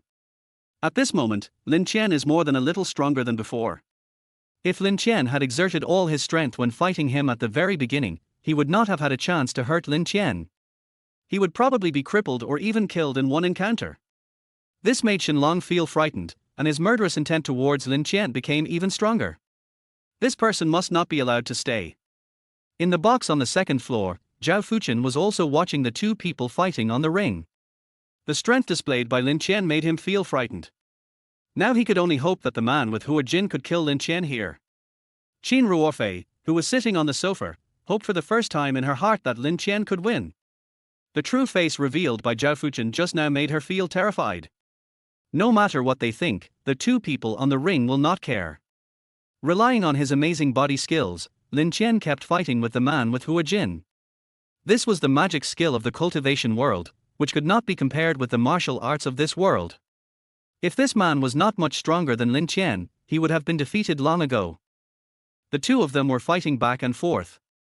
Unless Lin Qian took the initiative to choose to fight with the Hua Jin man, otherwise, this man would not be able to even touch the corner of Lin Qian's clothes. But he was not in a hurry. He was sure that Lin Qian's combat power could only last for a short time. As long as he could hold on through this period of time, Lin Qian would be like a lamb to be slaughtered, and he would be able to slaughter him. However, ideals are full and reality is skinny. When the man was making such calculations, how could Lin Qian not know his plan? Thinking of this, Lin Qian, who had been avoiding a fight, suddenly stopped. From being extremely still to extremely active, he seemed to have no inertia, which made the man with Hua Jin slightly stunned. The time is now. Lin Qian moved his feet and quickly approached the man. He suddenly raised his right hand and tapped the air 3 times with his sword finger. If you look closely, you will find that there is a faint golden halo flowing on Lin Qian's fingers. The sword pointed as sharp as a blade, aiming straight at the throat of the man with Hua Jin. Faced with Lin Qian's sudden change of tactics, the man's face changed slightly, a hint of panic flashed across his eyes, and then quickly turned into ruthlessness. Although this moment of panic was extremely short, it was enough for Lin Qian. In terms of combat experience and a character tempered by life and death, how could he, who has the memories of his past life, be compared to this man with Hua Jin? As the saying goes, when two brave men meet in a narrow road, the brave one wins. Lin Qian charged forward with a completely desperate attitude. On the other hand, the Hua Jin man was weaker in momentum, and even if he wanted to be ruthless, he no longer had enough strength. When Lin Qian went straight for his throat, he hesitated for a moment before reacting and raised his fist to go straight for Lin Qian's heart. "You want to stab my throat, then I'll punch your heart out. Just a few meters away, you're there in the blink of an eye." Chapter 25. After tomorrow, the Qin family will be expelled. Damn it. However, just when the two were about to exchange injuries and lives, the man with Hua Jin suddenly cursed angrily, abruptly retracted his right fist, and the whole person rushed backwards like a cannonball. He is scared. Compared with Lin Qian's life or death, he cherished his life at the last moment. Before the effect of Lin Qian's king's wrath was about to disappear, he retreated. On the other hand, Lin Qian seemed to have expected it, and there was even a hint of sarcasm on the corner of his mouth. His sword finger, with a faint golden light, went straight for the man's throat like a sacrificial altar. Squeak! The sword pointed into the flesh and went straight into the man's throat. The atmosphere suddenly froze, and the retreat of the Hua Jin man was also interrupted. He just stood there in a daze, his eyeballs bulging, as if he had seen the most incredible thing in the world. His mouth opened wide, wanting to say something, but only a ho-ho sound came out of his throat. That's the sound of wind pouring into your throat. Lin Qian withdrew his hand and watched the blood from the man's throat spurt out like a fountain, splashing all over him, but he was unmoved. He didn't even look at the man's corpse whose eyes were open in death. Complete silence. Outside the ring, Shenlong's whole body was shaking uncontrollably. He was trembling as he pulled Liu Fei, stammering, "Master, senior brother, go, kill him." Liu Fei shuddered all over and looked at Lin Qian with horror in his eyes. Even though Lin Qian's aura was receding like the tide, he still didn't have the courage to deal with Lin Qian. The scene of killing the Hua Jin man with one finger was like a nightmare, deeply engraved in his mind. Now facing Lin Qian, he only feels fear. Endless fear. "Kill me." Lin Qian turned around suddenly and looked directly at Shenlong. The latter actually trembled, his face turned pale, and a pool of smelly liquid flowed out from his crotch. My master is the master of Bajikan, you can't kill me." At this moment, the arrogant disciple of the master was finally afraid. "I've said before, don't say your master is just a grandmaster. Even if he is the king of heaven, you will not escape death today." Lin Qian's eyes were cold and he strode towards Shenlong. However, at this moment, he paused, tilted his head slightly, and looked towards the box on the second floor. At this moment, at the door of the box, two people were running towards the back door as if they were risking their lives. It was Zhao Fuqian and Wang Yanyan who had returned before. "You can try to run away for a while and see who is faster, you or me," Lin Qian said indifferently. Their voice was not loud, but it was clearly heard by Zhao Fuqian and Wang Yanyan. This made the two of them stand still as if they were under a spell, and they dared not to continue running away. What made the two even more frightened was that Shenlong, who didn't know where he got the courage from, actually shouted loudly, "It was their idea that I should kill you this way. If you want to kill them. In this matter, I was just used as a gun by them." Lin Qian raised his eyebrows, and the look he gave Zhao Fuqian became increasingly cold. Zhao Fuqian's heart skipped a beat. While cursing Shenlong for being a coward, he could only force himself to calm down and kept thinking about how to deal with the situation. After a moment, he suddenly had an idea and pointed to the box, shouting at Lin Qian, "Lin Qian, I admit that I lost today. But do you think this was just my idea? In this box, there is another person you would never expect. She is the mastermind behind all this tonight." Lin Qian shifted his gaze and looked towards the box. The one-way glass blocked his view, but it could not block Qin Ruofei's view. Swish! When Qin Ruofei heard Zhao Fuqian dragging her into this and putting all the blame on her, her pretty face turned pale instantly. And when Lin Qian looked over, she could even feel the murderous intent in Lin Qian's eyes. "Anyone who offends me will be punished by death." In his previous life, Lin Qian was the supreme Zhantian, respected and feared by the entire cultivation world. His growth path can be described in 4 words: mountains of corpses and seas of blood. At this moment, his aura was not even 1/10 of what he had in his previous life, but for people like Qin Ruofei and Zhao Fuqian, it was enough to scare them out of their wits. "Should I go up to invite you, or do you want me to come out on my own?" Lin Qian's tone was indifferent, without a trace of emotion. He will never show mercy to those who are hostile to him. Qin Ruofei stood up from the sofa with some trembling. She could clearly hear her own heartbeat, and she walked out of the box with some unsteady steps. At this moment, she finally understood. Even if misfortune is sent by heaven, you can still survive. You reap what you sow. This is all her own choice, and she will have to bear the consequences and costs herself. Thinking of this, Qin Ruofei became much more open-minded. Her steps became lighter. She opened the door of the box and walked out with a complicated expression. When Lin Qian saw Qin Ruofei, he was stunned for a moment. Qin Ruofei also saw his reaction, which made her feel even more mixed emotions, and her delicate body trembled violently. Doesn't he know that he hates him? Or did he never think that I would treat him like this before I showed up? On the contrary, he was so petty that he did not hesitate to find Zhao Fuqian to deal with him. This huge contrast made Qin Ruofei stand there in a daze. "Lin Qian, if I say that I was possessed by the devil and I regret it, and I want to come back to you, will you forgive me?" After a brief silence, Qin Ruofei suddenly burst out with a strong desire to return to Lin Qian and be his fiancée. She stared at Lin Qian with eager eyes and great anticipation. These words made Zhao Fuqian and Wang Yanyan's faces change. If Lin Qian really agreed to this, wouldn't they be held responsible for this? Thinking of this, Zhao Fuqian hurriedly said, "Lin Qian, you don't know what she said about you in the box just now, right? Also, when she came to me, she said that as long as I could bring you down, she would be my woman. Just now, she started to take off her clothes in front of both of us. Do you think you can believe what a woman like this says? Women have the most vicious hearts. I didn't intend to kill you. All this was her idea. You. Chin Ruorfei was anxious, gritted her teeth, looked at Lin Qian and said, "Don't believe them. They wanted to force me. Lin Qian, can you forgive me this time? I promise you, I will never do such a stupid thing again. I will not break off the engagement with you. I will be a competent girlfriend, and a competent wife and mother in the future. Give me a chance, okay?" On the ring, Lin Qian watched all this coldly. He was like an outsider who stayed out of the matter. Listening to Qin Ruorfei and Zhao Fuchen blaming each other, he just found it ridiculous. "You think too highly of yourself," Lin Qian said calmly.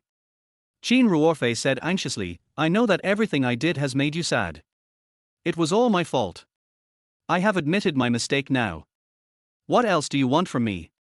You came to my house to propose marriage and kept saying that you loved me. Are you going to abandon me completely just because of this? I admit that I shouldn't have broken off the engagement, but I was also bewildered for a while.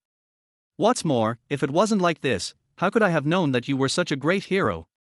You are also at fault in this matter, aren't you? If you had told me earlier that you were not who I thought you were, I wouldn't have done such a stupid thing." Lin Qian raised the corner of his mouth slightly and sneered, "So, I still have to apologize to you? That's not what I meant." Qin Ruorfei gritted her teeth, her eyes seductive, and said in an urgent tone, "I only ask you to forgive me this time, just once, okay? Don't you love me so much that you can't even forgive me this time? Then what was the basis for you to say you loved me before? Did you lie to me?" "Lin Qian, just this once, I promise that I will never make this mistake again in the future. We can become more loving, I will make you the happiest man in the world, and I will also work hard to be your ideal wife, isn't that good?" Lin Qian joked, "A broken mirror can be mended, spilled water can be collected, but lost feelings are like money dropped in the toilet. Picking it up is too dirty, so you flush it with water. You can accept it with gritted teeth. Besides, who told you that I have feelings for you?" His aura suddenly became majestic, his eyes seemed to have stars, encompassing everything in the world, and he said in a deafening voice, "I once gave you a chance, but you didn't cherish it. Even if I told you all this earlier, with your deep-rooted opinion and disgust towards me, how could you believe me? You would rather love a hypocritical villain than understand me at all. Some things are done and done. I never blamed you for breaking off the engagement, but you hated me and teamed up with Zhao Fuchen to deal with me. If you can solve it by saying sorry, then what is the point of strength in this world?" As soon as the words fell, Lin Qian's eyes suddenly became as sharp as a knife, and he said in an indifferent tone, "After tomorrow, the Qin family will be expelled." Chapter 26 Reinforcements. Rescue? Boom. As soon as these 8 words came out, Qin Ruorfei felt as if a bomb exploded in her mind. Her whole body went limp and she fell directly to the ground. She knew that with Lin Qian's identity and the strength of the Lin and Yang families, when Lin Qian said this, the fate and end of the Qin family was already doomed. Even Zhao Fuchen and Wang Yanyan felt terrified. The Zhao family is not afraid of the Lin family and the Yang family, but is wary of the two families joining forces. As the only male of the two families in this generation, Lin Qian is almost certain to be the future heir. Who can ignore his words? Who dares to ignore? Qin Ruorfei was in a daze, her eyes had lost focus, and her once beautiful face was filled with regret and pain. Even though she took Wen Yu to break off the engagement in public, Lin Qian never showed any intention of dealing with her or the Qin family. However, now, Lin Qian finally said this. She could have avoided all this. It was she who made everything like this and destroyed the Qin family here. Lin Qian didn't look at the dazed Qin Ruorfei. He turned his gaze and looked at Zhao Fuchen. The latter's face suddenly changed, but before he could say anything, Lin Qian said directly, "You two cut off each other's arms. I can let you go today. If there is a next time, you will bear the consequences." Lin Qian did not kill them because he was considering the Lin family. After all, the Lin family was in politics, and killing warriors was different from killing ordinary people. Moreover, Zhao Fuchen and Wang Yanyan had special identities. Although he did not care, he could not bring trouble to the Lin family. At least, his current identity is not the heaven-slaying lord in the world of cultivation, but the young master of the Lin family, with a father, a mother and a family. Lin Qian. Don't go too far. Zhao Fuchen stared at Lin Qian intently, asking him to cut off his own arm. How could this be possible? Oh? So you want me to do it? Lin Qian raised his foot slightly and prepared to walk towards the second floor. Mr. Zhao, it looks like we're completely doomed tonight. Come on. Wang Yanyan's eyelids twitched, and he quickly stretched out his left hand and said to Zhao Fuchen. Zhao Fuchen's face turned pale. The scene of Lin Qian forcefully killing the Hua Jin man was still echoing in his mind. And based on his understanding of Lin Qian, he knew that since Lin Qian said this, he would definitely not let it go. This is a person who is used to lawlessness. Ignoring the two men, Lin Qian turned to look at Shenlong. He was like an emperor in control of the whole situation. His tone was full of arrogance and he said indifferently, "Do you want to do it yourself, or do you want me to help you?" Shenlong's face changed drastically. Liu Fei, who was standing beside him, gritted his teeth and stood in front of Shenlong, saying in a deep voice, "Why do you have to kill everyone? If you kill my junior brother here, my master will never let it go. You can't afford to offend a martial arts master." Huh? You want to threaten me too? Lin Qian raised his eyebrows, his eyes extremely dangerous. Liu Fei's face trembled as he recalled the fate of his senior sister who had threatened Lin Qian before.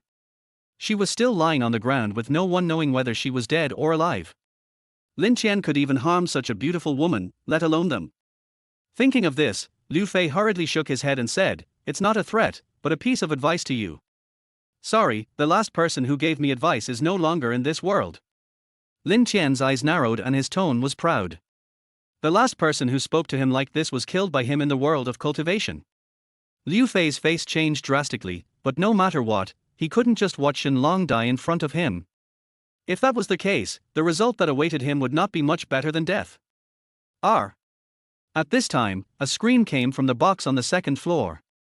Zhao Fuchen actually found the bottle and a large bottle of red wine in the box and smashed it on the back of Wang Yanyan's hand. The red wine spilled all over the floor, mixed with the blood on the back of Wang Yanyan's hand. It was impossible to tell which was blood and which was wine. The broken red wine bottle was caught by Wang Yanyan again, but Zhao Fuchen looked livid and asked Lin Qian, "Lin Qian, do you really want to kill us all?" Lin Qian was about to speak, but at this moment, several people suddenly rushed in from the entrance of the underground arena. Before they came down, Chen Manqing's voice came over, "Lin Qian, how are you?" Several people subconsciously looked in the direction of the sound, only to see Chen Manqing, Li Shiqing and Xiaxin coming back, while the first to come in was Chen Taiji. It seems that Chen Manqing and the others left before to seek help. Chen Taiji put his hands behind his back and walked like the wind. While still on the steps, he leaped up and landed on the stage. He frowned and glanced at the body of the man with Hua Jin and the unconscious Cheongsam woman on the ring, then his eyes fell on Lin Qian, his pupils shrinking slightly. At this time, Lin Qian's King's Wrath had lost its effect, and his strength had dropped to the middle stage of internal strength. As for the dead man, Chen Taiji could naturally see that this person had the cultivation level of transformation strength. When Chen Manqing found him, she also said that there were masters of dark energy and transformed energy here. How could Lin Qian have any hope of winning by himself? However, the facts he saw now forced Chen Taiji to believe it all. My evaluation of Lin Qian in my heart inevitably became infinitely higher. "Brother Qian, are you okay?" Li Shiqing and Xiaxin rushed to Lin Qian. Seeing him covered in blood, Li Shiqing's eyes turned red and she almost cried. Xiaxin also looked anxious. "I'm fine." Lin Qian shook his head, his brows slightly furrowed. With the appearance of Chen Taiji, things became less easy. He originally planned that even if he didn't kill Shenlong, he would cripple him. For those who had already developed murderous intentions towards him, he would always kill them once and for all, and would never give them a second chance. But Shenlong is, after all, a disciple of Chen Taiji's old friend.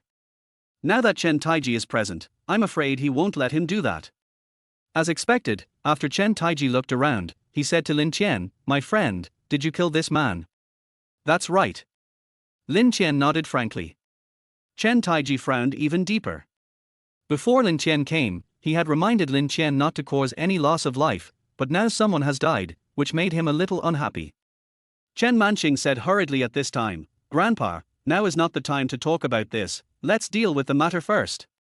Chen Taiji nodded, turned to look at Shenlong, and snorted angrily, "Your master asked you to come to me, but did he ask you to cause trouble?" Shenlong's face trembled. Facing Chen Taiji, he didn't have the airs of a disciple of a master. He wanted to explain a few words, but just as he opened his mouth, he heard Chen Taiji's voice, "Go back to the northwest tomorrow." This sentence made Shenlong's face change drastically, and he couldn't say the rest. He knew that Chen Taiji was really angry. He didn't need to think about it to know that Chen Manqing must have told Chen Taiji what happened tonight. He used a trick to force Lin Qian to agree to a third fight. This incident must have made Chen Taiji completely disappointed in himself. Thinking of this, Shenlong looked at Lin Qian with great resentment, and he also felt resentment towards Chen Manqing in his heart, but he did not dare to show it. However, Chen Taiji is an old and experienced man, so how could the change in Shenlong's eyes escape his eyes? Feeling disappointed, Chen Taiji did not continue to talk nonsense with him. Instead, he looked at Lin Qian and said in a tone that did not reveal his emotions, "You are considered a victim in tonight's incident, but according to the rules of the Martial Arts Association, killing must be based on a life and death battle between the two parties. Have you ever had a life and death battle with him before?" "No." Lin Qian shook his head honestly. He didn't know this rule.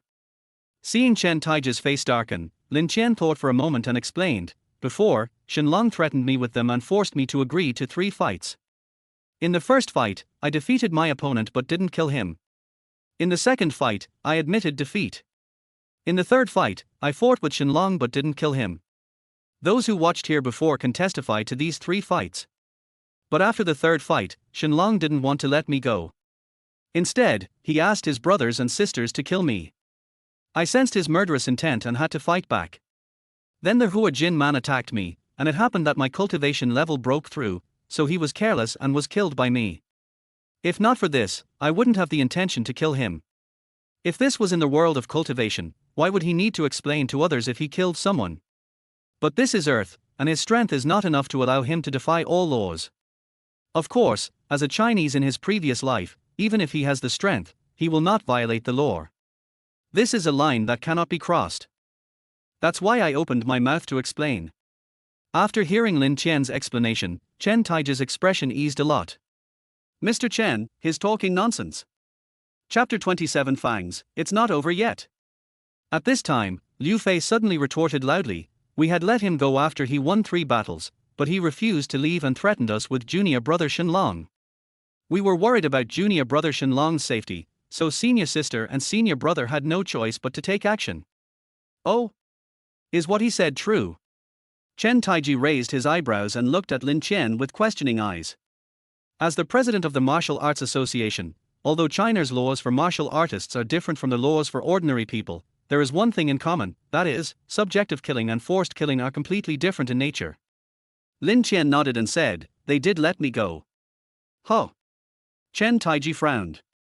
Chen Manqing, Li Shiqing and Xie Xin on the side looked at Lin Qian in confusion. "Since they all let you go, why did you kill someone?"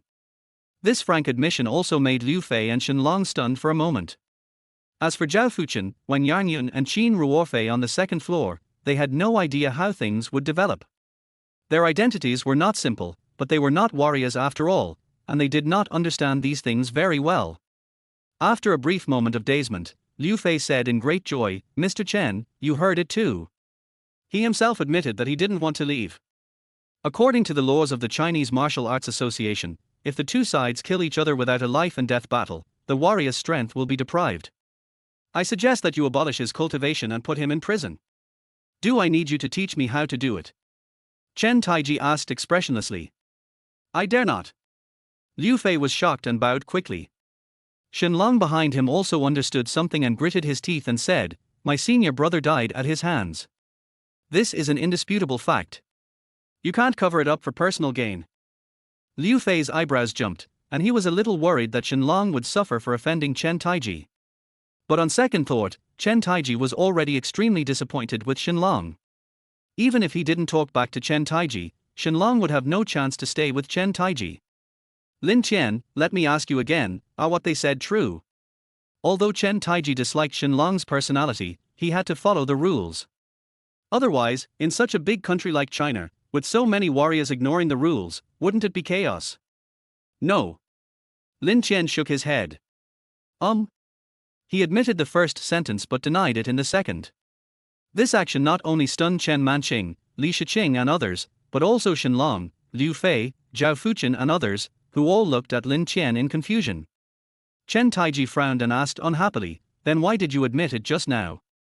Liu Fei even shouted, "I think this person has no interest in the martial arts association.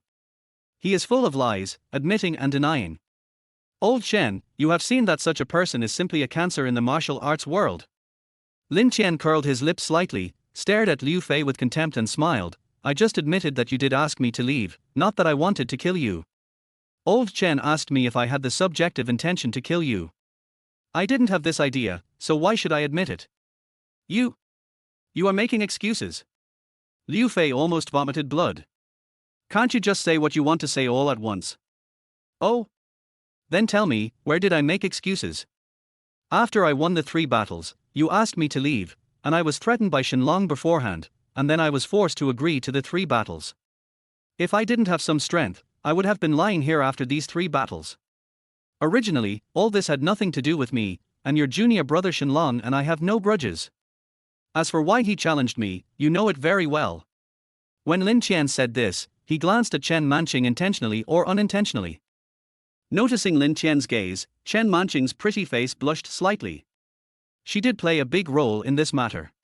Although it was not her original intention, she could not escape responsibility. Chen Taiji was an old and experienced man, so he knew the trick. Shenlong had liked Chen Manqing for a long time.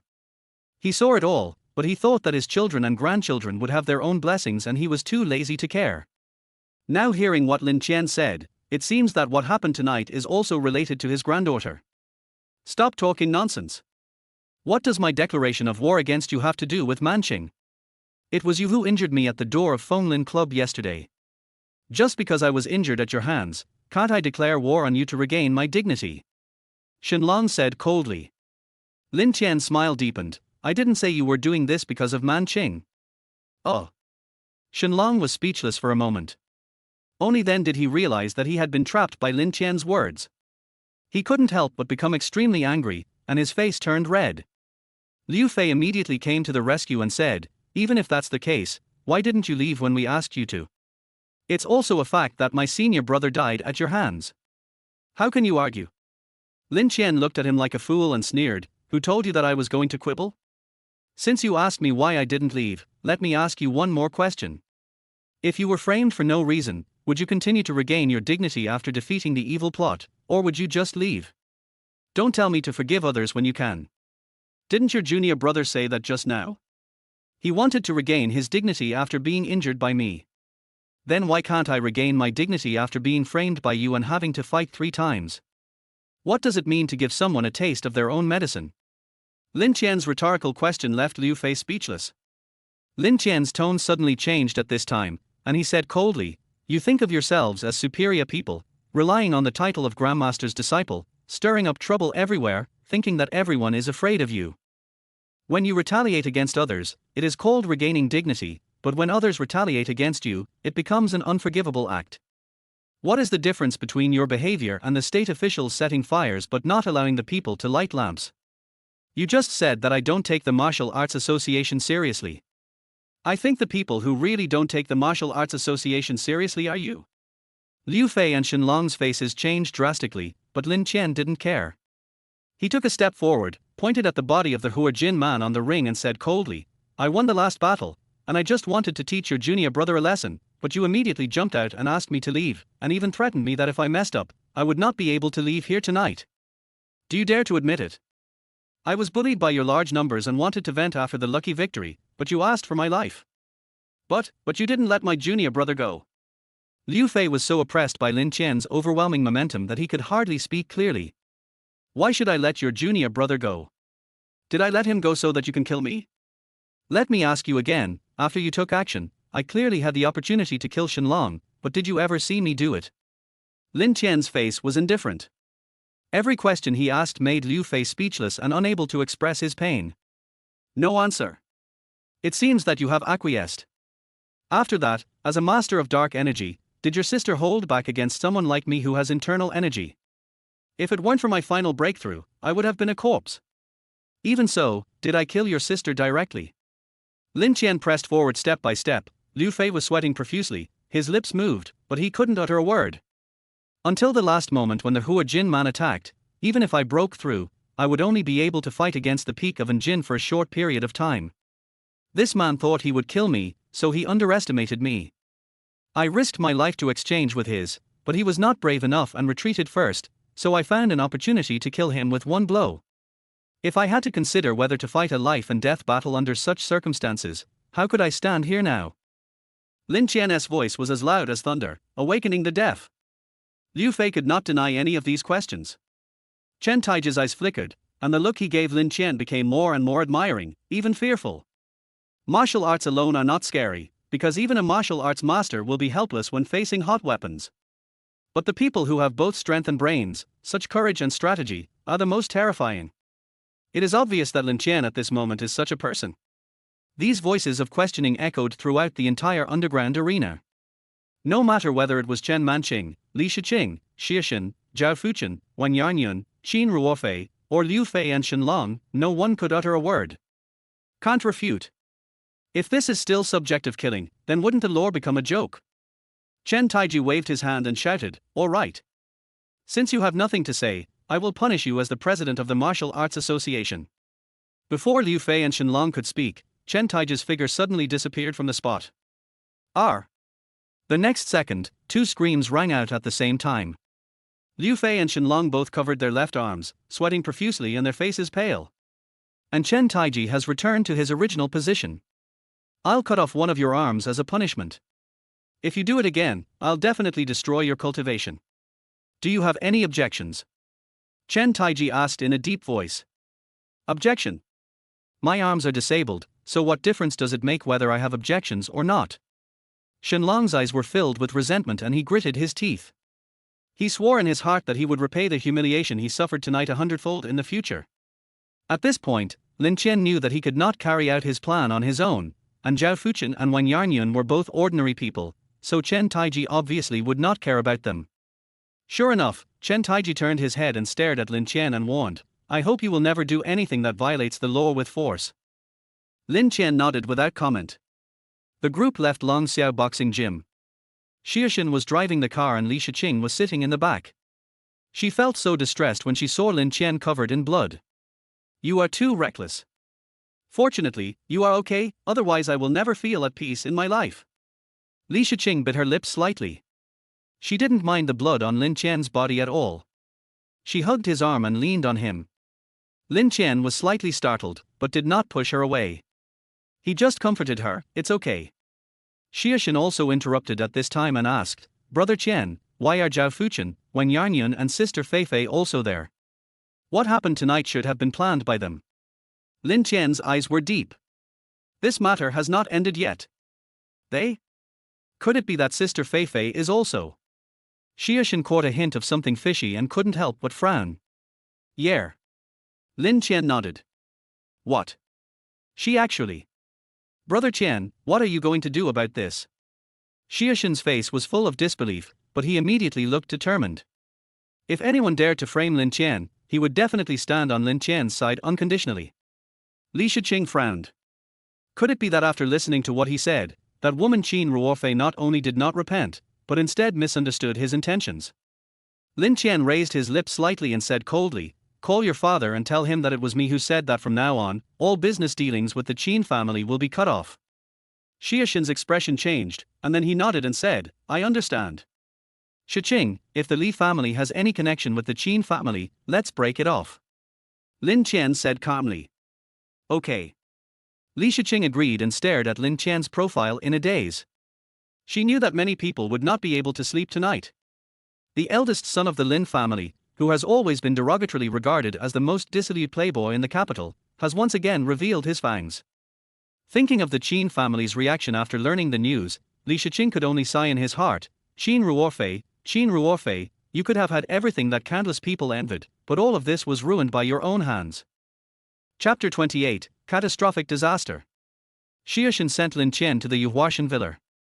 Looking at his back as he got out of the car and left, he immediately took out his mobile phone and started calling his father. Li Shiqing was not idle either, and also mobilized some of the Li family's energy.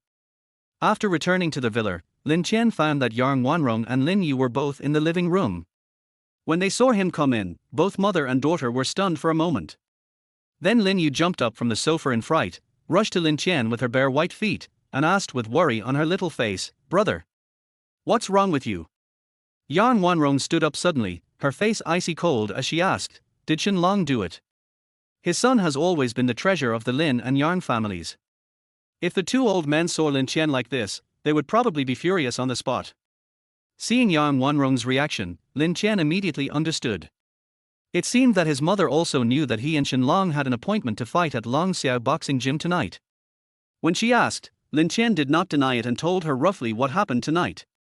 This guy is so despicable. Lin Yu puffed his cheeks angrily and looked at Lin Qian with eyes full of heartache and curiosity.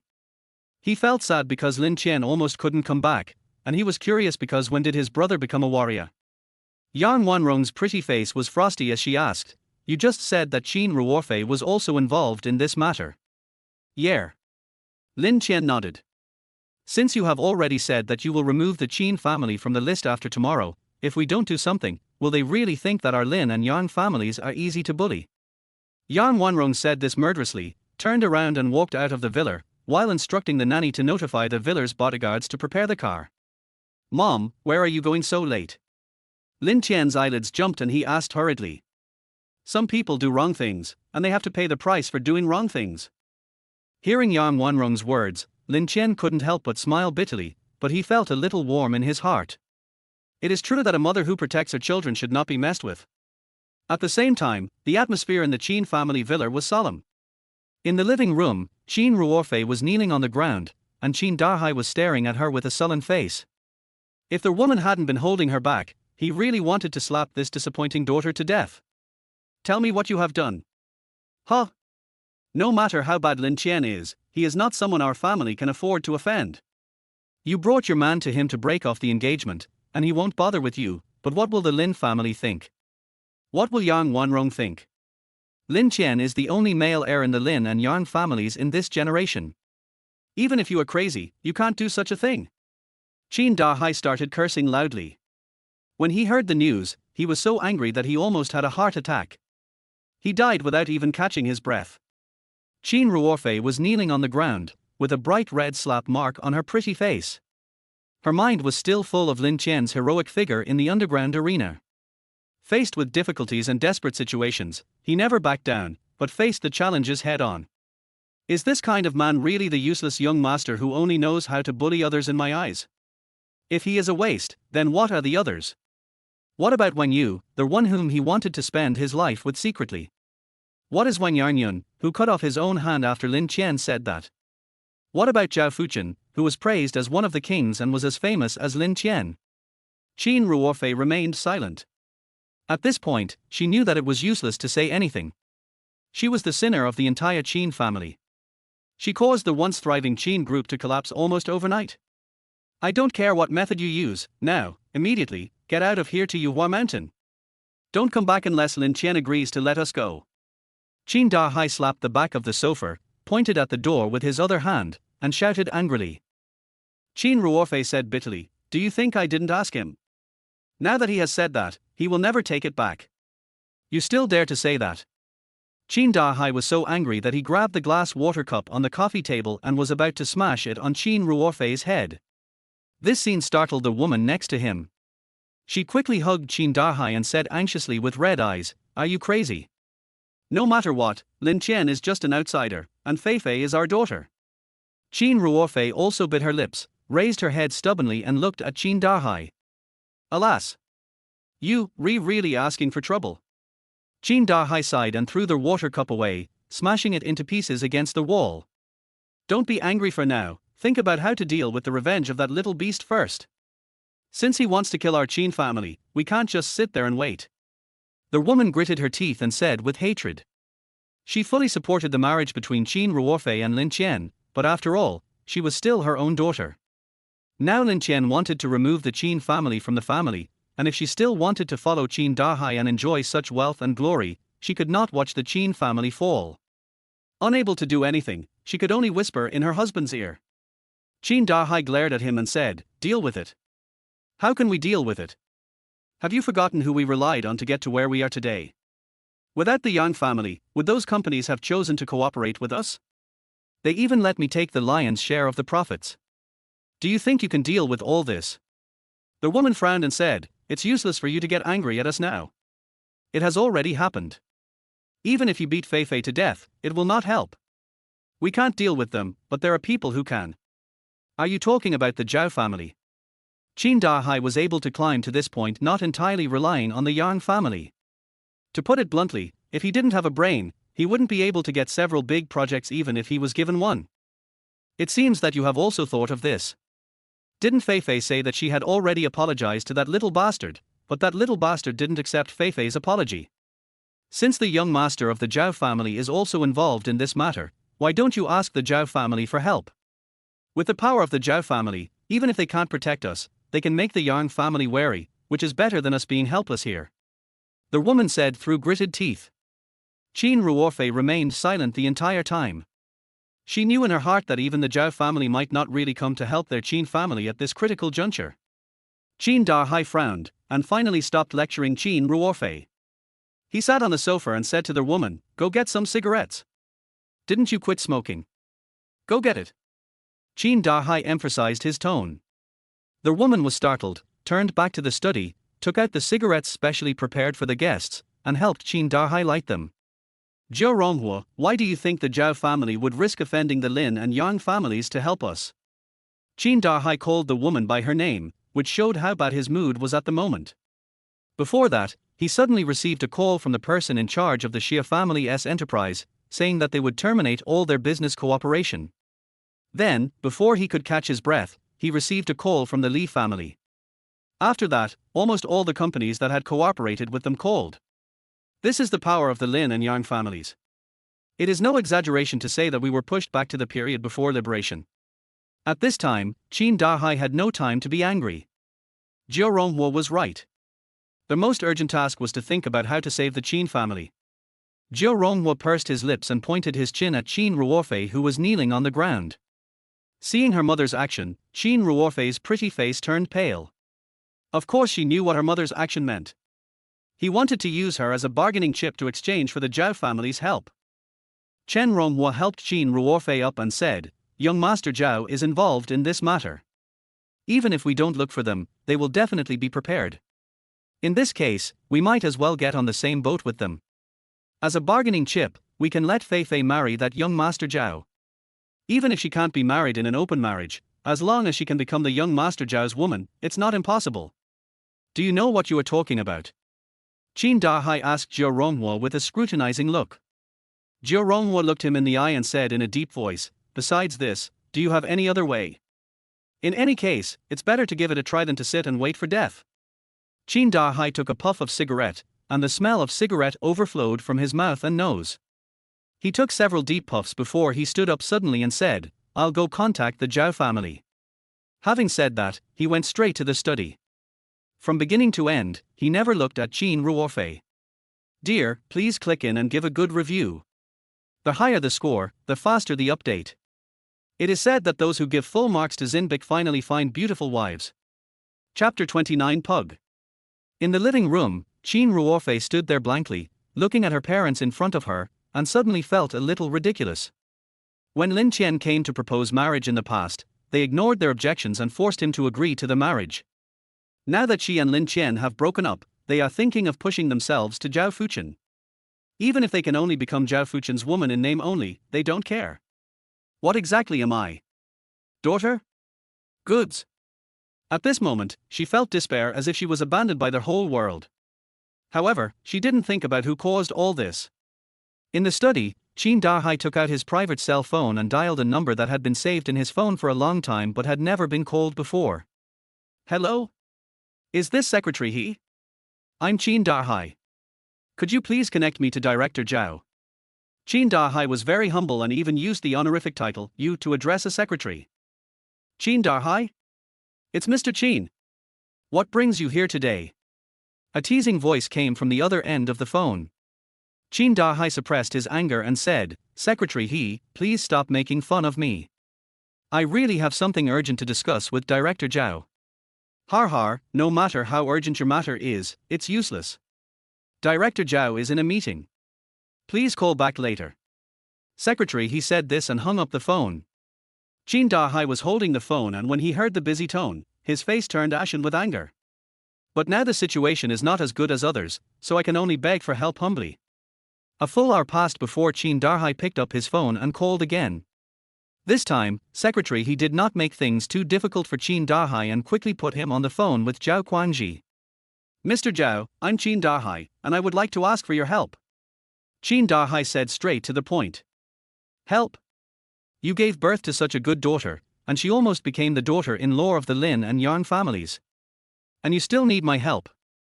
Zhao Guangji sat in the special car, holding a cigar in his hand, and sneered with interest.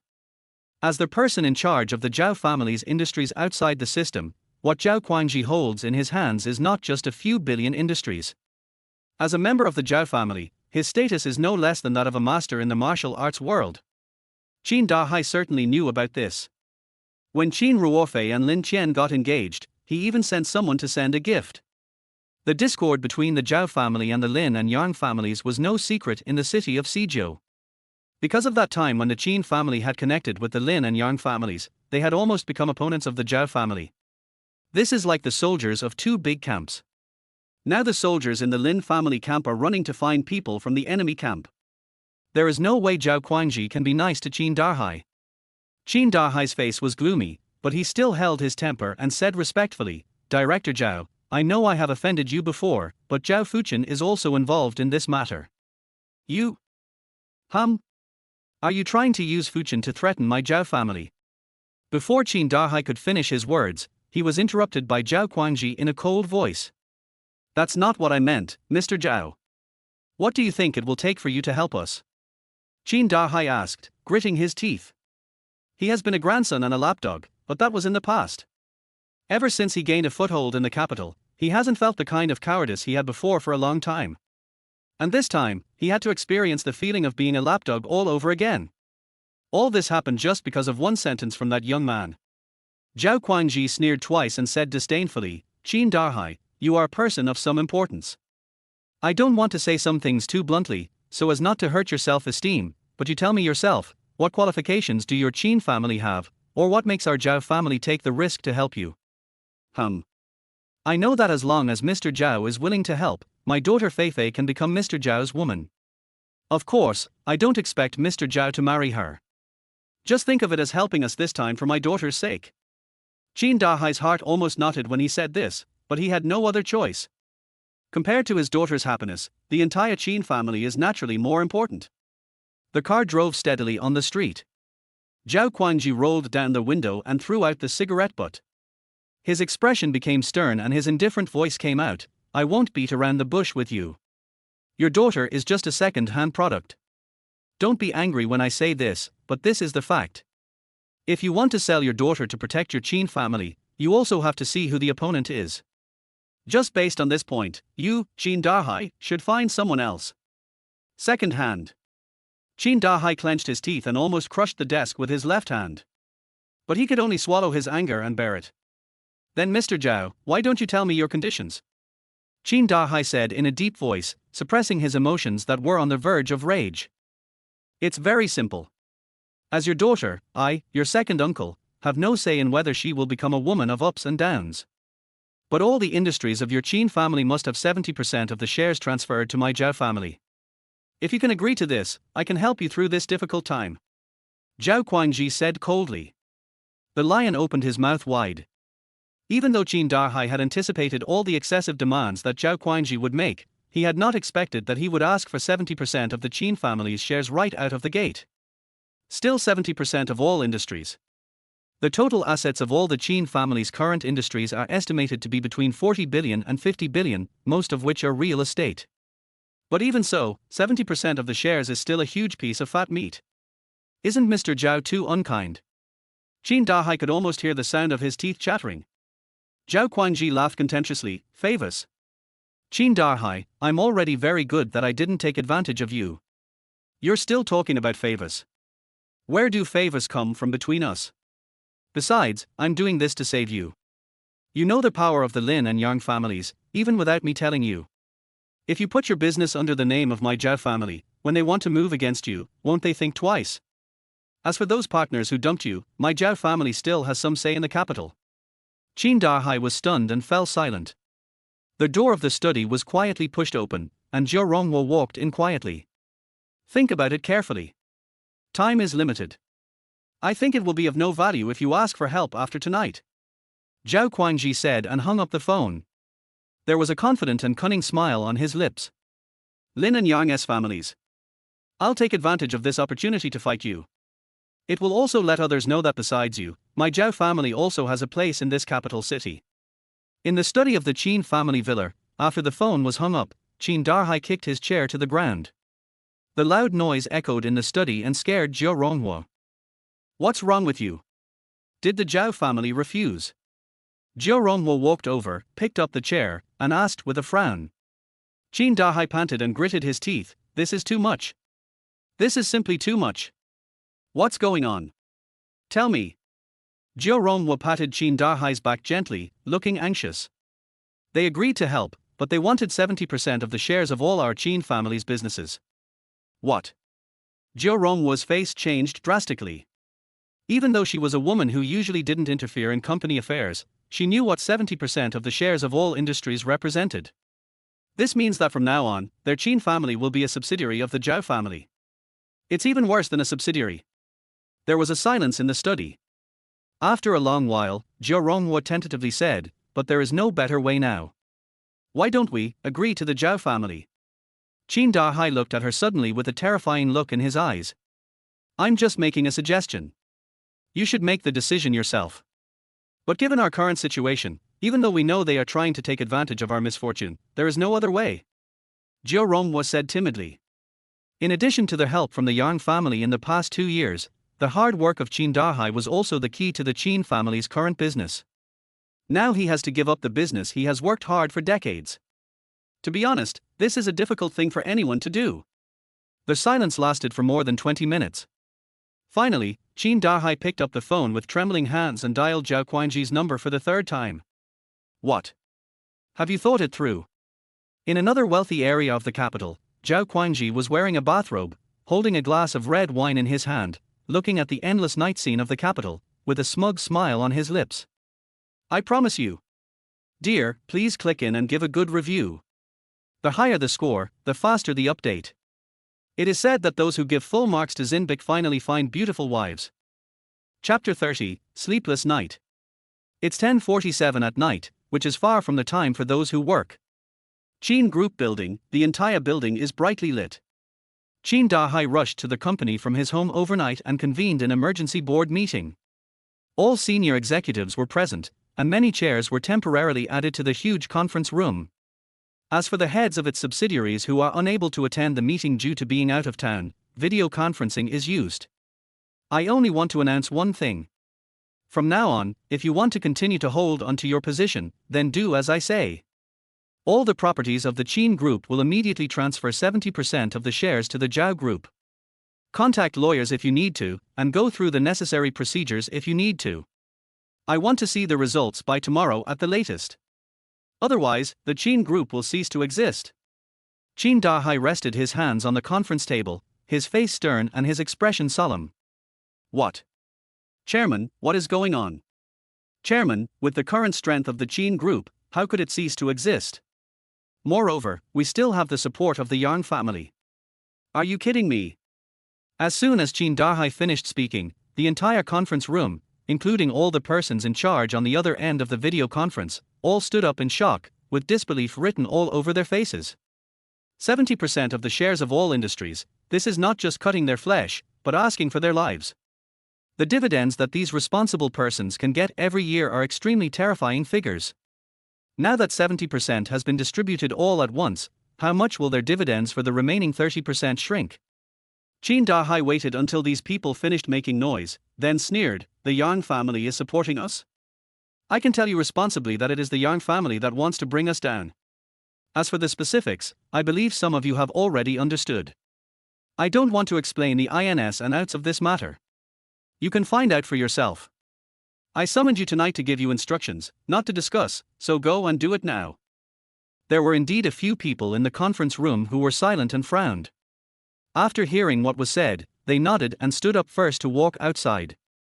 Seeing this, the others chased after him and asked, "Boss Shu, what on earth is going on?" The chairman's daughter teamed up with the young master of the Zhao family to set a trap for the young master of the Lin family, but failed. Now the young master of the Lin family has announced that he will remove the Qin family from the family after tomorrow. What? These people all stood there in a daze, with a look of horror on their faces. They all knew who the young master of the Lin family was, so they naturally knew that after he said this, the Qin family might really be finished. The expressions on many people's faces became uncertain, and they were obviously thinking about what to do next. Give up the shares you have obtained. Why should they share the responsibility for the trouble caused by Qin Darhai? Qin Darhai knew all about this but didn't point it out. When everyone in the conference room had left and he was the only one left, he stood in the 33-story building, looking at the lights of thousands of homes outside the floor-to-ceiling windows with a hidden look in his eyes. You never know which will come first, tomorrow or an accident.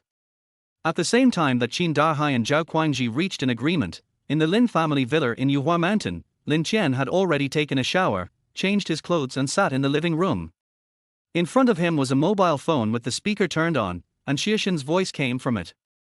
Brother Qian, Qin Dahai has indeed gone to the Zhao family for help just as you expected. Moreover, I just got the news that Qin Dahai has urgently convened a meeting to transfer 70% of the shares of all its industries to the Zhao group.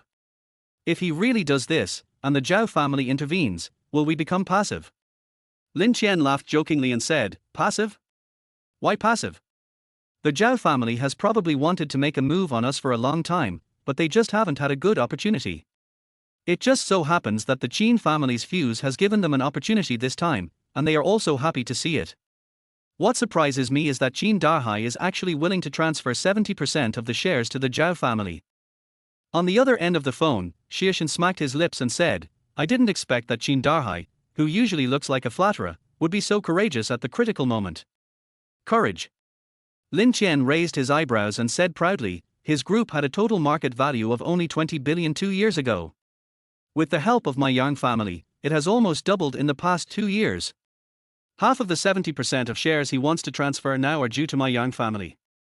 What's more, does he think that he can avoid disaster by relying on the Zhao family?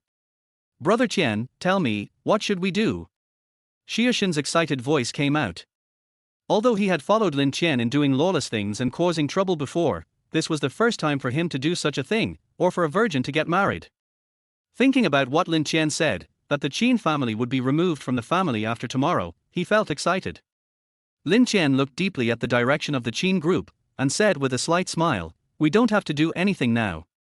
Doesn't Qin Dahai want the Zhao family to protect him? Then we will give him this opportunity. Then let him see whether the Zhao family can really protect him." Although Xiaxin was confused, he did not ask any more questions. After hanging up the phone, he continued to collect information for Lin Qian. Lin Yu, who was standing by, asked curiously at this time, "Brother, why do I feel like you have become a different person? Did your personality change drastically after being dumped by Qin Ruorfei?" As she spoke, she came over and touched Lin Qian's forehead. Lin Qian held her hand, not knowing whether to laugh or cry, and said helplessly, "You have just changed your mind. Don't worry, I, your brother, have not been affected at all. It's getting late, you should go to bed." "I won't." Lin Yu shook her head stubbornly and said, "I want to wait for the result with you too." Lin Qian couldn't persuade her and could only shake his head and smile bitterly. However, tonight, nothing came of it. Time passes quietly. For many people, there is nothing special about this night, but for some people, this night is destined to be sleepless. Yang Wanrong came back at 12:30. The first thing she did when she came back was to look at Lin Qian with strange eyes. She asked with a hint of curiosity and doting, "Xiao Qian, how did you come up with this idea?" Before, she left the villa in a hurry and rushed to the company. She originally wanted to mobilize the resources at hand to sanction the Qin group, but on the way she received a call from Lin Qian. After listening to Lin Qian's plan, she chose to follow Lin Qian's plan. Of course, if Lin Jingguo knew about this plan, he would definitely not agree to it. But Yang Wanrong is different. The Yang family is more involved in business than politics. Moreover, to her, nothing is more important than her son. Although her son's plan is not foolproof, it is indeed an excellent idea. Lin Qian smiled and said, "Put yourself in his shoes. If I were Zhao Guangji, I would never miss this opportunity. Just thinking from someone else's perspective. Yang Wanrong's eyes suddenly became stern, and her tone became more serious. You have always given the outside world the impression of a rich second-generation rich kid, but now I realize that you are not only a warrior, but you also know all the intrigues in the business world. I even suspect that you were just pretending to be a playboy before. Lin Qian's heart skipped a beat. Could it be that his cheap mother had noticed something? Without waiting for him to come up with a way to explain, Yang Wanrong smiled helplessly and said lovingly, "Okay, if you don't want to tell me, I won't ask you, but you have to promise me that you won't take risks like this again. We only have you as our son. If something happens to you, how can I explain to your father? How can I explain to the two old men?" Hearing these warm words, Lin Qian nodded silently, feeling a warm current in his heart. This kind of family affection was something he had never experienced before he was found by the glass fairy in his previous life. A little boy struggling at the bottom of society had to worry about his food and clothing at all times.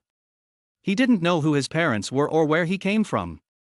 In comparison, after he was reborn through a borrowed body, his identity changed drastically, and the family affection that followed also made him gradually sink into it. It's getting late. Now, just wait and see the results tomorrow. Go to bed first. And you, girl, don't you have to go to school tomorrow? Yang Wanrong showed her mother's authority and said to Lin Qian and Lin Yu while staring at them. Lin Qian stood up and said with a smile, "Then my dear mother, good night." Lin Yu stuck out her tongue and followed Lin Qian stealthily. Seeing the backs of her children, Yang Wanrong also revealed a gratified motherly smile. Although she was just a woman, if anyone wanted to touch her children, she would fight with all her might. Dear, please click in and give a good review. The higher the score, the faster the update. It is said that those who give full marks to Zinbik finally find beautiful wives. Chapter 31. Is this a joke? At 1:53 in the morning, at this time almost 2 o'clock, many people have fallen asleep, and most of the lights in the capital city have been turned off. In the chairman's office of the Qin Group building, Qin Dahai had no desire to sleep at all. He was waiting for the people below to hand in an answer sheet to her. After that, he would hand in an answer sheet to Zhao Guangji. Boom boom boom. There was a knock on the door, not too loud or too light. Come in. The glass door was pushed open, and the female assistant came in with a stack of documents. She knew Qin Dahai's character, so she got straight to the point and said, "Chairman, the equity transfer agreement between the head office and its subsidiaries has been drafted, and the Industrial and Commercial Bureau has also been notified. The equity change agreement should be signed soon and take effect immediately." Yeah. Qin Dahai's taut string finally relaxed a little. He let out a long sigh, but at the same time he felt a little uneasy. Anything else? Qin Dahai asked with a frown when he saw that the female assistant did not leave. The female assistant hesitated for a moment before saying, however, within the group, many directors have expressed dissatisfaction. Qin Dahai sneered and said, "Just some complaints. I think some of them are already considering whether to squeeze me out as the chairman and replace me. They are all a bunch of vampires. They laugh when they make money, but once they are asked to pay, it's like their parents have died. Har, you don't have to worry about these. If they want to resign or sell their shares, let them go." Yes. The female assistant bent down and nodded, then left the office respectfully. The quiet air made Qin Dahai rub his temples with both hands and fall into deep thought. He is not a suspicious person, but he is definitely not a thick-skinned person either. What happened tonight was a little different from what he expected. To put it bluntly, it's just a lot of thunder but little rain. He had received the news before. Yang Wanrong rushed to the company overnight. At the same time, almost all companies that had cooperated with the Qin Group terminated their cooperation. This made him feel like a thorn in his back, and he felt that the Qin family was about to collapse overnight. Workers envy managers, managers envy bosses. But only those who are actually bosses know that being a boss is not that easy. Qin Dahai has fought his way up to this point from a small person with nothing, and he understands this truth even more deeply, so he agreed to Zhao Ronghuo's proposal and went to Zhao Guangji for help. After Zhao Guangji made a huge request, although he was extremely angry, he had to agree. But now, their equity transfer is going very smoothly. Could it be that the Yang family is just going to watch them merge into the Zhao family without intervening? If that is the case, then why make such a big fuss at the beginning? Is it scary? Qin Dahai frowned. With the power of the Yang family, if they really wanted to deal with him, they obviously wouldn't need to use so many tricks. If that was the case, why did the Yang family suddenly stop? Could it be? Qin Dahai suddenly thought of a possibility and his expression changed drastically. Zhao Guangji wants to use me to deal with the Yang family. Could it be that the strong woman of the Yang family also has this plan, so she allowed us to merge into the Zhao family? Their real opponent is not me, Qin Dahai, but Zhao Guangji. Thinking of this possibility, Qin Dahai's whole body stiffened, and he felt a chill coming out from the top of his head. When the devils fight, the little devils suffer. At this point, even if he guessed the Yang family's intentions, it would be of no avail. He could only hope that the Qin family would be protected and preserved after being incorporated into the Zhao family. From the current perspective, this goal should have been achieved. At the Lin family villa in Yuhua Mountain, Lin Qian opened his eyes at 6 in the morning. Looking at Lin Yu, who was leaning on him again, he couldn't help but reveal a look of helplessness. After getting out of bed quietly, he circulated the spiritual energy throughout his body as usual. A day's plan begins in the morning. When purple air comes from the east in the morning, it is the best time to practice. When Lin Qian came to the Noble College after breakfast, everything was normal, except that many students showed surprised expressions when they saw him. Obviously, what happened last night has spread throughout the upper-class circles in Beijing. And Lin Qian's words became a curse for the Qin family.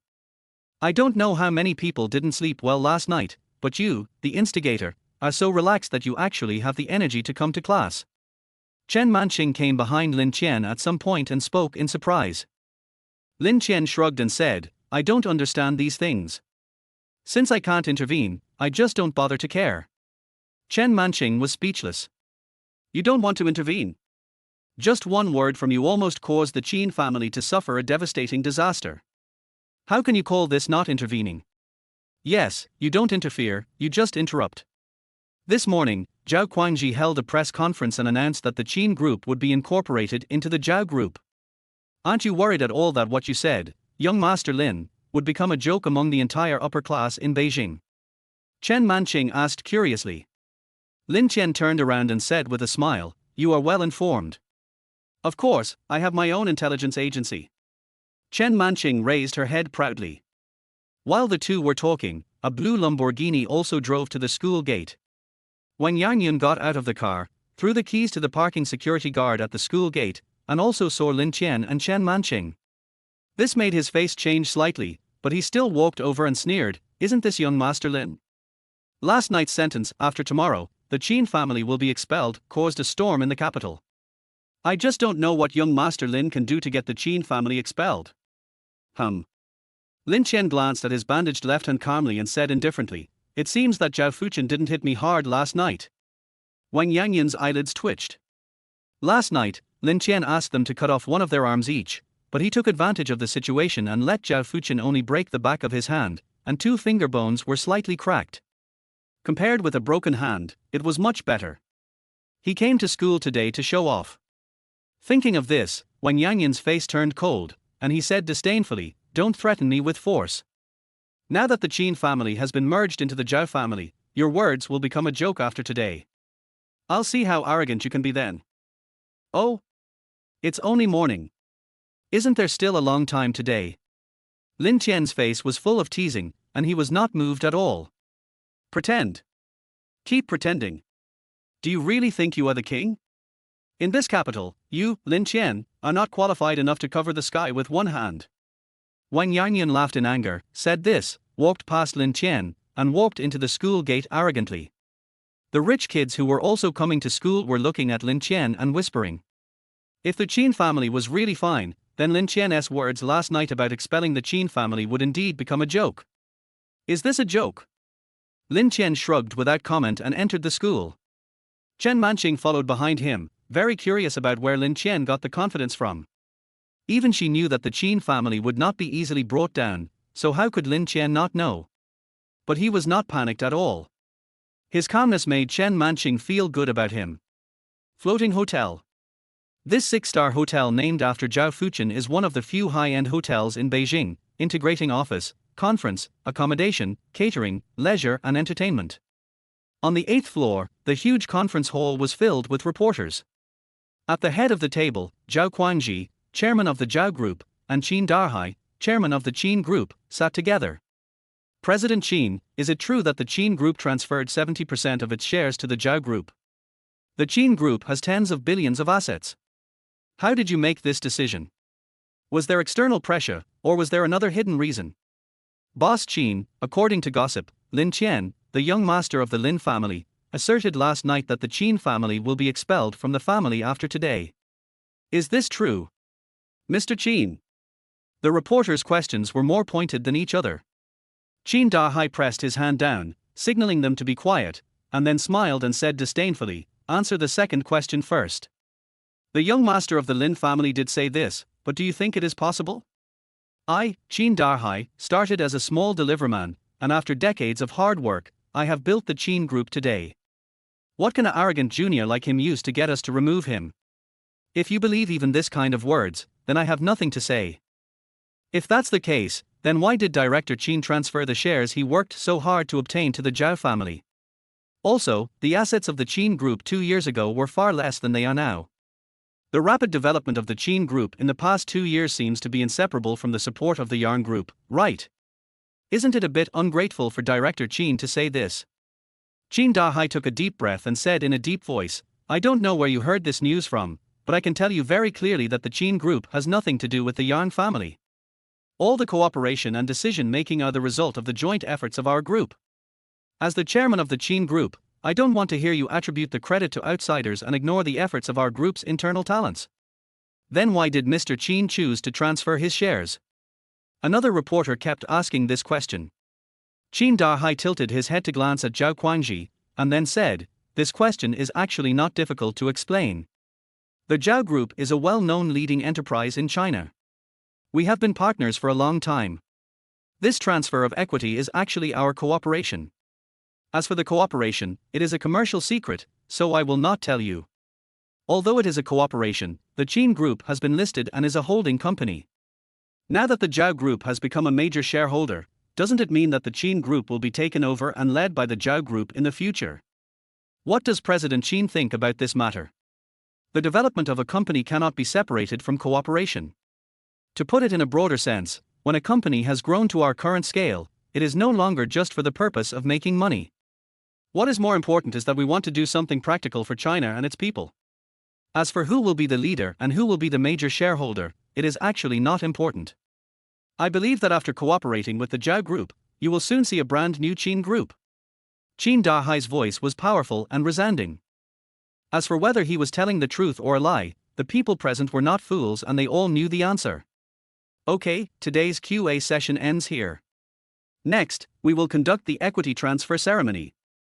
Let us welcome Chairman Zhao Guangxi with warm applause to say a few words. The host came on stage at the right time and suppressed the voices of the reporters. Zhao Guangxi stood up from his seat, waved his hand, and took the microphone handed over by the host. He smiled and said, "Mr. Qin has almost said what needs to be said. Here, let me say something off topic. Some people want to cover the sky with one hand and decide people's fate with one word. Everyone can say big words, but we extremely despise and hate such behavior. We also hope that all media friends can report the facts and not spread rumors wantonly because of some gossip. That will only make people look down on you and think it is a childish trick. Well, I have finished what I have to say." Wow. As soon as Zhao Guangxi's sharp words came out, all the reporters were shocked. The media are among the most well-informed people, and they have already learned everything that happened last night, and have even dug up more. Zhao Guangxi's words undoubtedly meant that the young master of the Lin family was playing childish tricks, and trying to get the Qin family removed from the family within one day was nothing but a foolish dream. Many people have recorded these words and added, "Is the Lin family's young master's reckless talk about removing the Qin family from the family just because he is arrogant and brainless, or does he really have the confidence?" Dear, please click in and give a good review. The higher the score, the faster the update. It is said that those who give full marks to Zinbik finally find beautiful wives. Chapter 32. He said he wanted to remove me, so I must remove me. On the stage, Zhao Guangxi handed the microphone back to their host, and then whispered to Qin Dahai, "Why hasn't the equity transfer agreement been delivered yet?" Qin Dahai frowned and turned his head to look at his assistant, who immediately explained, we got through to the Industry and Commerce Bureau last night. Logically, it should have been signed and stamped, but the person I sent to get it hasn't come back yet. How do you do things? Why didn't you tell me such an important matter earlier? Chin Da-hai's face changed and he shouted while suppressing his anger. The assistant was so timid that he couldn't speak. She had just received the news that something had gone wrong over there, and they were reluctant to hand over the agreement to the person she sent. What's going on? Zhao Guangji frowned, a little displeased. Chin Da-hai said somewhat awkwardly, the person sent to get the agreement has not returned yet. The Industry and Commerce Bureau is delaying it. Huh? Didn't you tell me last night that things had been settled?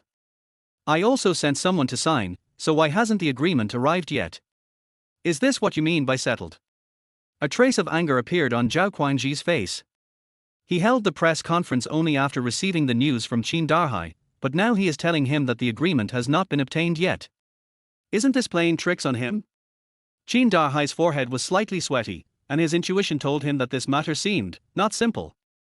Just when he was about to ask his assistant to go there in person, a man in a suit quickly walked onto the stage from behind and handed a confidential document bag to the assistant. The assistant's face lit up with joy. He immediately opened the document bag, took out the agreement inside, handed it to Chin Da-hai and said, "Chairman, the agreement is here." Chin Da-hai took it and wiped the cold sweat from his forehead, thinking that he was too suspicious. At this time, the Yang family should not be able to get into any trouble. Mr. Zhao, let's complete the ceremony, HM. Chin Da-hai took a casual glance and found that both Party A and Party B were correct. He was preparing to complete the ceremony as soon as possible to avoid any more trouble. However, he suddenly noticed that the number of equity transfer quotas in the agreement had become a lot less. For large listed companies like the Chin Group, it is rare for the shares to be completely controlled by a few people. Generally speaking, there are at least dozens of shareholders. Chin Da-hai is certainly the largest shareholder, but the shares of others added together are not a small amount. When he convened the board meeting last night, he anticipated that some people would be unwilling to transfer their shares, but that was only a small number of people and would not affect the overall situation. But why are there only a dozen people's names on this agreement? The Chin Group has nearly 40 shareholders, big and small, and what about the names of more than 20 people? Could it be that those 20+ people do not agree to transfer their shares? What's wrong? Seeing that Chin Da-hai's face looked wrong, Zhao Guangji immediately frowned and asked. At this critical juncture, he was also worried that something might go wrong. Chin Da-hai said with a sullen face, more than 20 shareholders did not sign the agreement. Zhao Guangji raised his eyebrows and said in a bone-chilling tone, Chin Da-hai, it's already this time, what else are you going to do? Chin Da-hai's face suddenly changed and he was about to explain. But at this moment, a voice suddenly came from the audience. It's not that he wants to play tricks, but he has no choice. Because the other equity transfer agreement is here with me. A man in a suit stood up with a grim look on his face, holding a document in his hand. Swish! All the reporters' cameras were focused on this man at the same time. Some even recognized his identity and couldn't help but exclaimed, "Isn't he Sun Chengming, the senior manager of the Public Relations Department of Yarn Group? Why is someone from the Yarn Group here? Also, is the document in his hand also a share transfer agreement?" Unlike the questions of these reporters, on the stage, after hearing the man's words, Chin Da-hai thought of something and his face suddenly turned pale. He even trembled all over and almost fell to the ground. Zhao Guangji's face turned extremely pale in an instant. He knew without hesitation that the equity transfer agreement in Sun Qingming's hand was the equity transfer document of the other 20-odd shareholders of Chin Group. At this time, at the Four Seasons Lake at the foot of Chuxia Mountain in the Beijing Noble Academy, Lin Qian was lying on the clean lawn, watching the live broadcast of the Fujian Hotel press conference played by Li Shiqing on the tablet beside him, with a slight smile on his lips. What a great guy who has absolutely nothing to do with the Yang family. Chin Da-hai, you are digging your own grave. Li Shiqing looked at Lin Qian infatuatedly and asked, how did you come up with this idea? I mean, how did you convince those 20-odd shareholders? Lin Qian said in bewilderment, I don't know. Li Shiqing knew that he was teasing her, and she couldn't help but feel a little impatient. She pouted her rosy lips in a rage and said coquettishly, if you don't want to tell me, then don't tell me. Humph. Lin Qian touched his nose and said, I just reminded my mother. As for how to do it, it was my mother who did it. I didn't interfere. Aunt? No wonder, with your courage and skills, it is very possible to do all this. Li Shiqing's tone was full of admiration and worship for Yang Wanrong. Lin Qian smiled but didn't say anything. There are only two most important words here. Benefit. People are animals that seek profit and avoid danger. As long as they see the benefits, they will naturally make the most appropriate choice. That's human nature. What are you going to do next? Li Shiqing became more and more curious. After seeing Sun Chengming appear, even she was a little frightened. Who said that the young master of the Lin family is just an uneducated second-generation rich man? If the person who can come up with this idea and put it into action is a second-generation rich kid, then what are the others? Just wait and see. Today is still a long day. Lin Qian said meaningfully. He has never been a person who would swallow his anger after being beaten. The 800 years of experience in the cultivation world in his previous life told him that if he passively took a beating, he would never be able to turn things around. Only a strong fist can make the enemy afraid. A certain great man in China also said this idea: political power comes from the barrel of a gun. Since the Qin family wanted to deal with him, and not only did they not repent afterwards, but they also denied the help the Yang family had given them in the past 2 years and did such an ungrateful thing, then there was no need for him to hold back. What's more, the Qin family alone can't satisfy his appetite. At the same time, in the conference hall of Fuchin Hotel, the atmosphere was once again pushed to a climax because of the appearance of Sun Chengming. Qin Dahai was trembling all over. He finally thought that he was safe and sound and had finally overcome this difficult time, but reality gave him another head-on blow. Zhao Guangji's expression also didn't look good. He had just said that Lin Qian's methods were just childish tricks, but the appearance of Sun Chengming gave him a heavy blow. A childish trick played by a kid. Fact-based reporting. The words just now echoed in his mind and in the minds of these reporters. Everyone's eyes looking at Zhao Guangji inevitably underwent some subtle changes. But Zhao Guangji was not an ordinary person after all. He quickly calmed down, stared at Sun Chengming and said, "This is a press conference held by my Zhao group. You are not welcome here. Get out." Sun Chengming smiled slightly and said nonchalantly, "Don't be so angry, Mr. Zhao.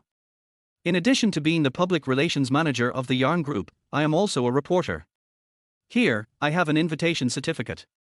He waved the ID card hanging around his neck, confident and fearless. Zhao Guangji's face turned dark with anger. Sun Chengming turned his gaze and stared at Qin Dahai and said, "I think President Qin should have guessed what this agreement is about, right?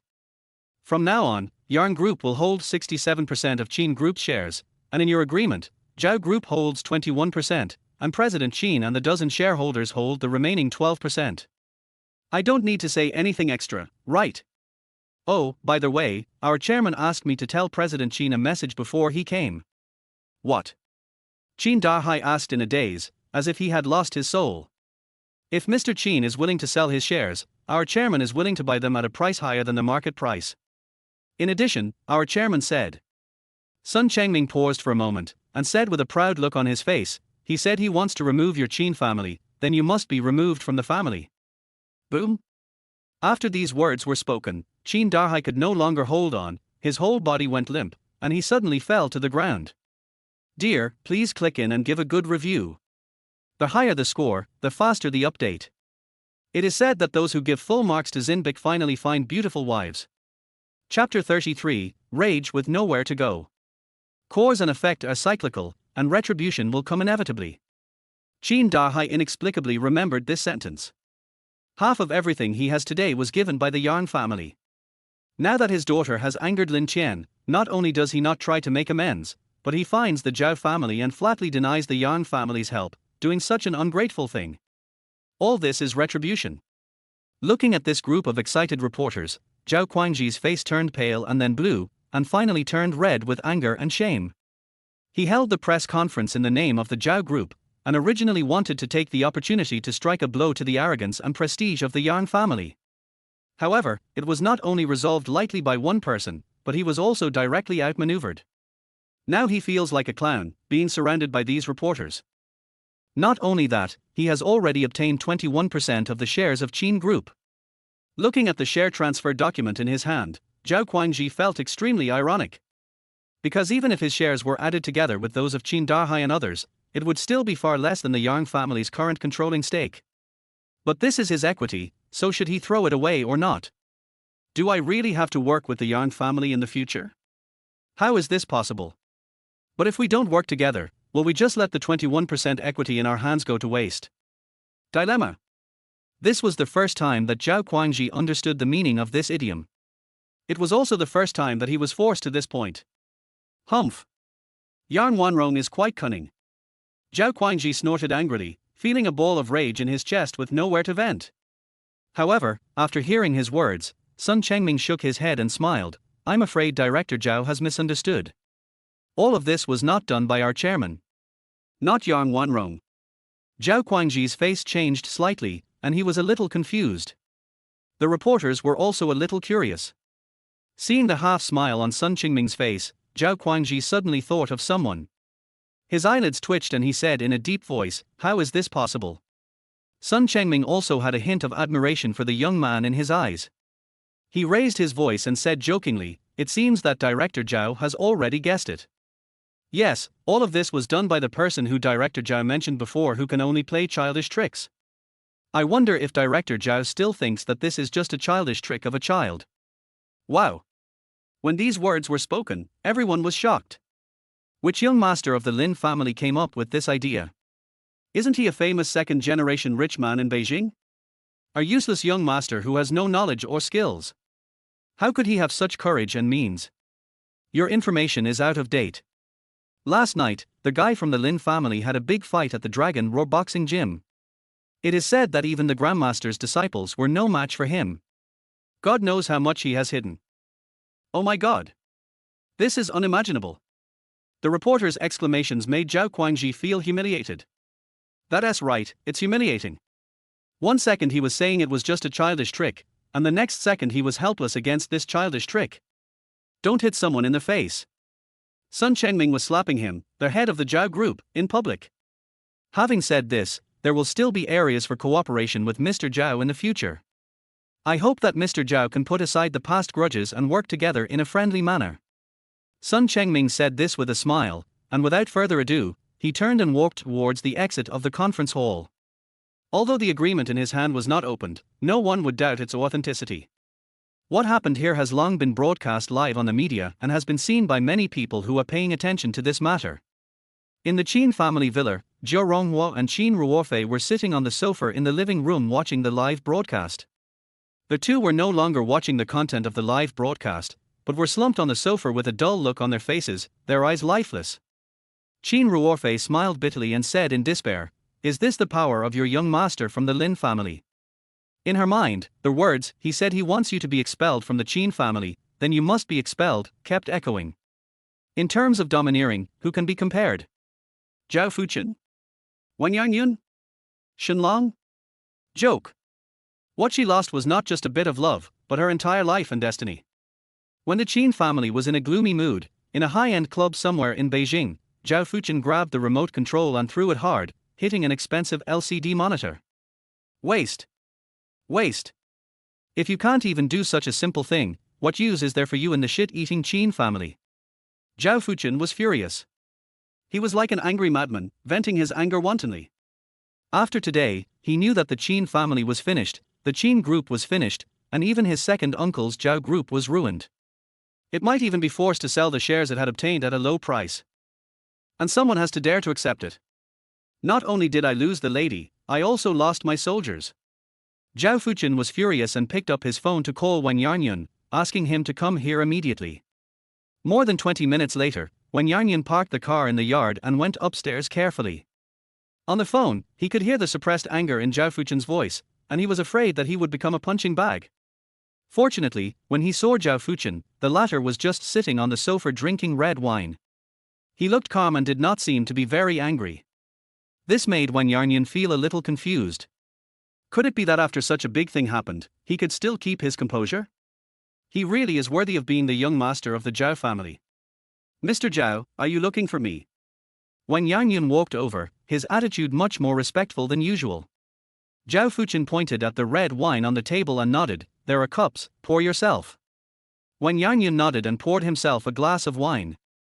Just as he was about to ask Zhao Fuchen why he was called here, he heard Zhao Fuchen's cold voice, contact Brother Biao and ask him to find a few people to tie up that bitch Chin Ruofei for me. As soon as he finished speaking, Wang Yanyan's hand shook, and some of the red wine in the goblet spilled out and splashed on the back of his hand, but he didn't notice it at all. He just stared at Zhao Fuchen in disbelief with his eyes wide open. Zhao Fuchen raised his eyebrows and said coldly, "Didn't you understand?" "I understand, but Mr. Zhao, the Qin family is now in name only. It will be useless for you to capture Qin Ruofei, right? Judging from the way Lin Qian treated the Qin family before, he probably has no feelings for Qin Ruofei. To him, she may not even be as good as a plaything." Wang Yanyan was puzzled and wondered why Zhao Fuchen made this decision. "Who said I would use Qin Ruofei to deal with Lin Qian? Did that bitch think that she could stay out of this matter after using me? If she hadn't found me, do you think things would have turned out like this? Wouldn't it be better for us to sit on the mountain and watch the fight? The Qin family, a mere family, has now humiliated my second uncle and become a talking point. If I don't do something, do they really think that my Zhao family has no temper? What's more, Qin Ruofei can't threaten Lin Qian, so what if we take the initiative to disclose the last car accident? With his revengeful nature, do you think he will let go of such an opportunity?" Zhao Fuchen's tone was filled with cold, murderous intent. He was now like a dormant beast that could suddenly attack and hurt people at any time. "Then Mr. Zhao wants to." Wang Yanyan was frightened and spoke in an extremely cautious tone. "Har har." Zhao Fuchen sneered and said evilly, "Let my Zhao family suffer losses, and our Qin family will not have an easy time either. Let's use Qin Dahai's daughter to vent our anger first. What do you think will happen if we humiliate that bitch, and then let our men continue to do it, and then take a video and send it to Qin Dahai? What will happen?" Wang Yanyan shuddered all over. He didn't know what would happen to Qin Dahai. He only knew that Zhao Fuchen at this moment was so gloomy and cold that it terrified him. Because he suffered a loss and had no place to vent his anger, and he had no way to deal with the real culprits Lin Qian and the Yang family, so he could only vent his anger on the Qin family. But he glanced at Zhao Fuchen's face and didn't say what was in his mind. He just nodded and said, "I'll arrange it right away." He didn't even bother to drink the wine, just put it on the table and turned away immediately. After returning to the car, Wang Yanyan immediately called Qian Biao and said straight to the point, "Brother Biao, young Master Zhao asked you to help him do something. Find a few people to kidnap Qin Ruofei. Yes, the money is easy to talk about. You should know young Master Zhao's character. Well, okay, then we will wait for your good news." After hanging up the phone, Wang Yanyan looked at the second floor of the villa with fear, drove away, and prepared to pick up someone at the meeting place. On the second floor balcony, Zhao Fuchen watched Wang Yanyan go away, his eyes gradually becoming gloomy. For a lawless man, is it true that a woman who made him personally come to propose marriage to her really of no use to him? Dear, please click in and give a good review. The higher the score, the faster the update. It is said that those who give full marks to Zinbik finally find beautiful wives.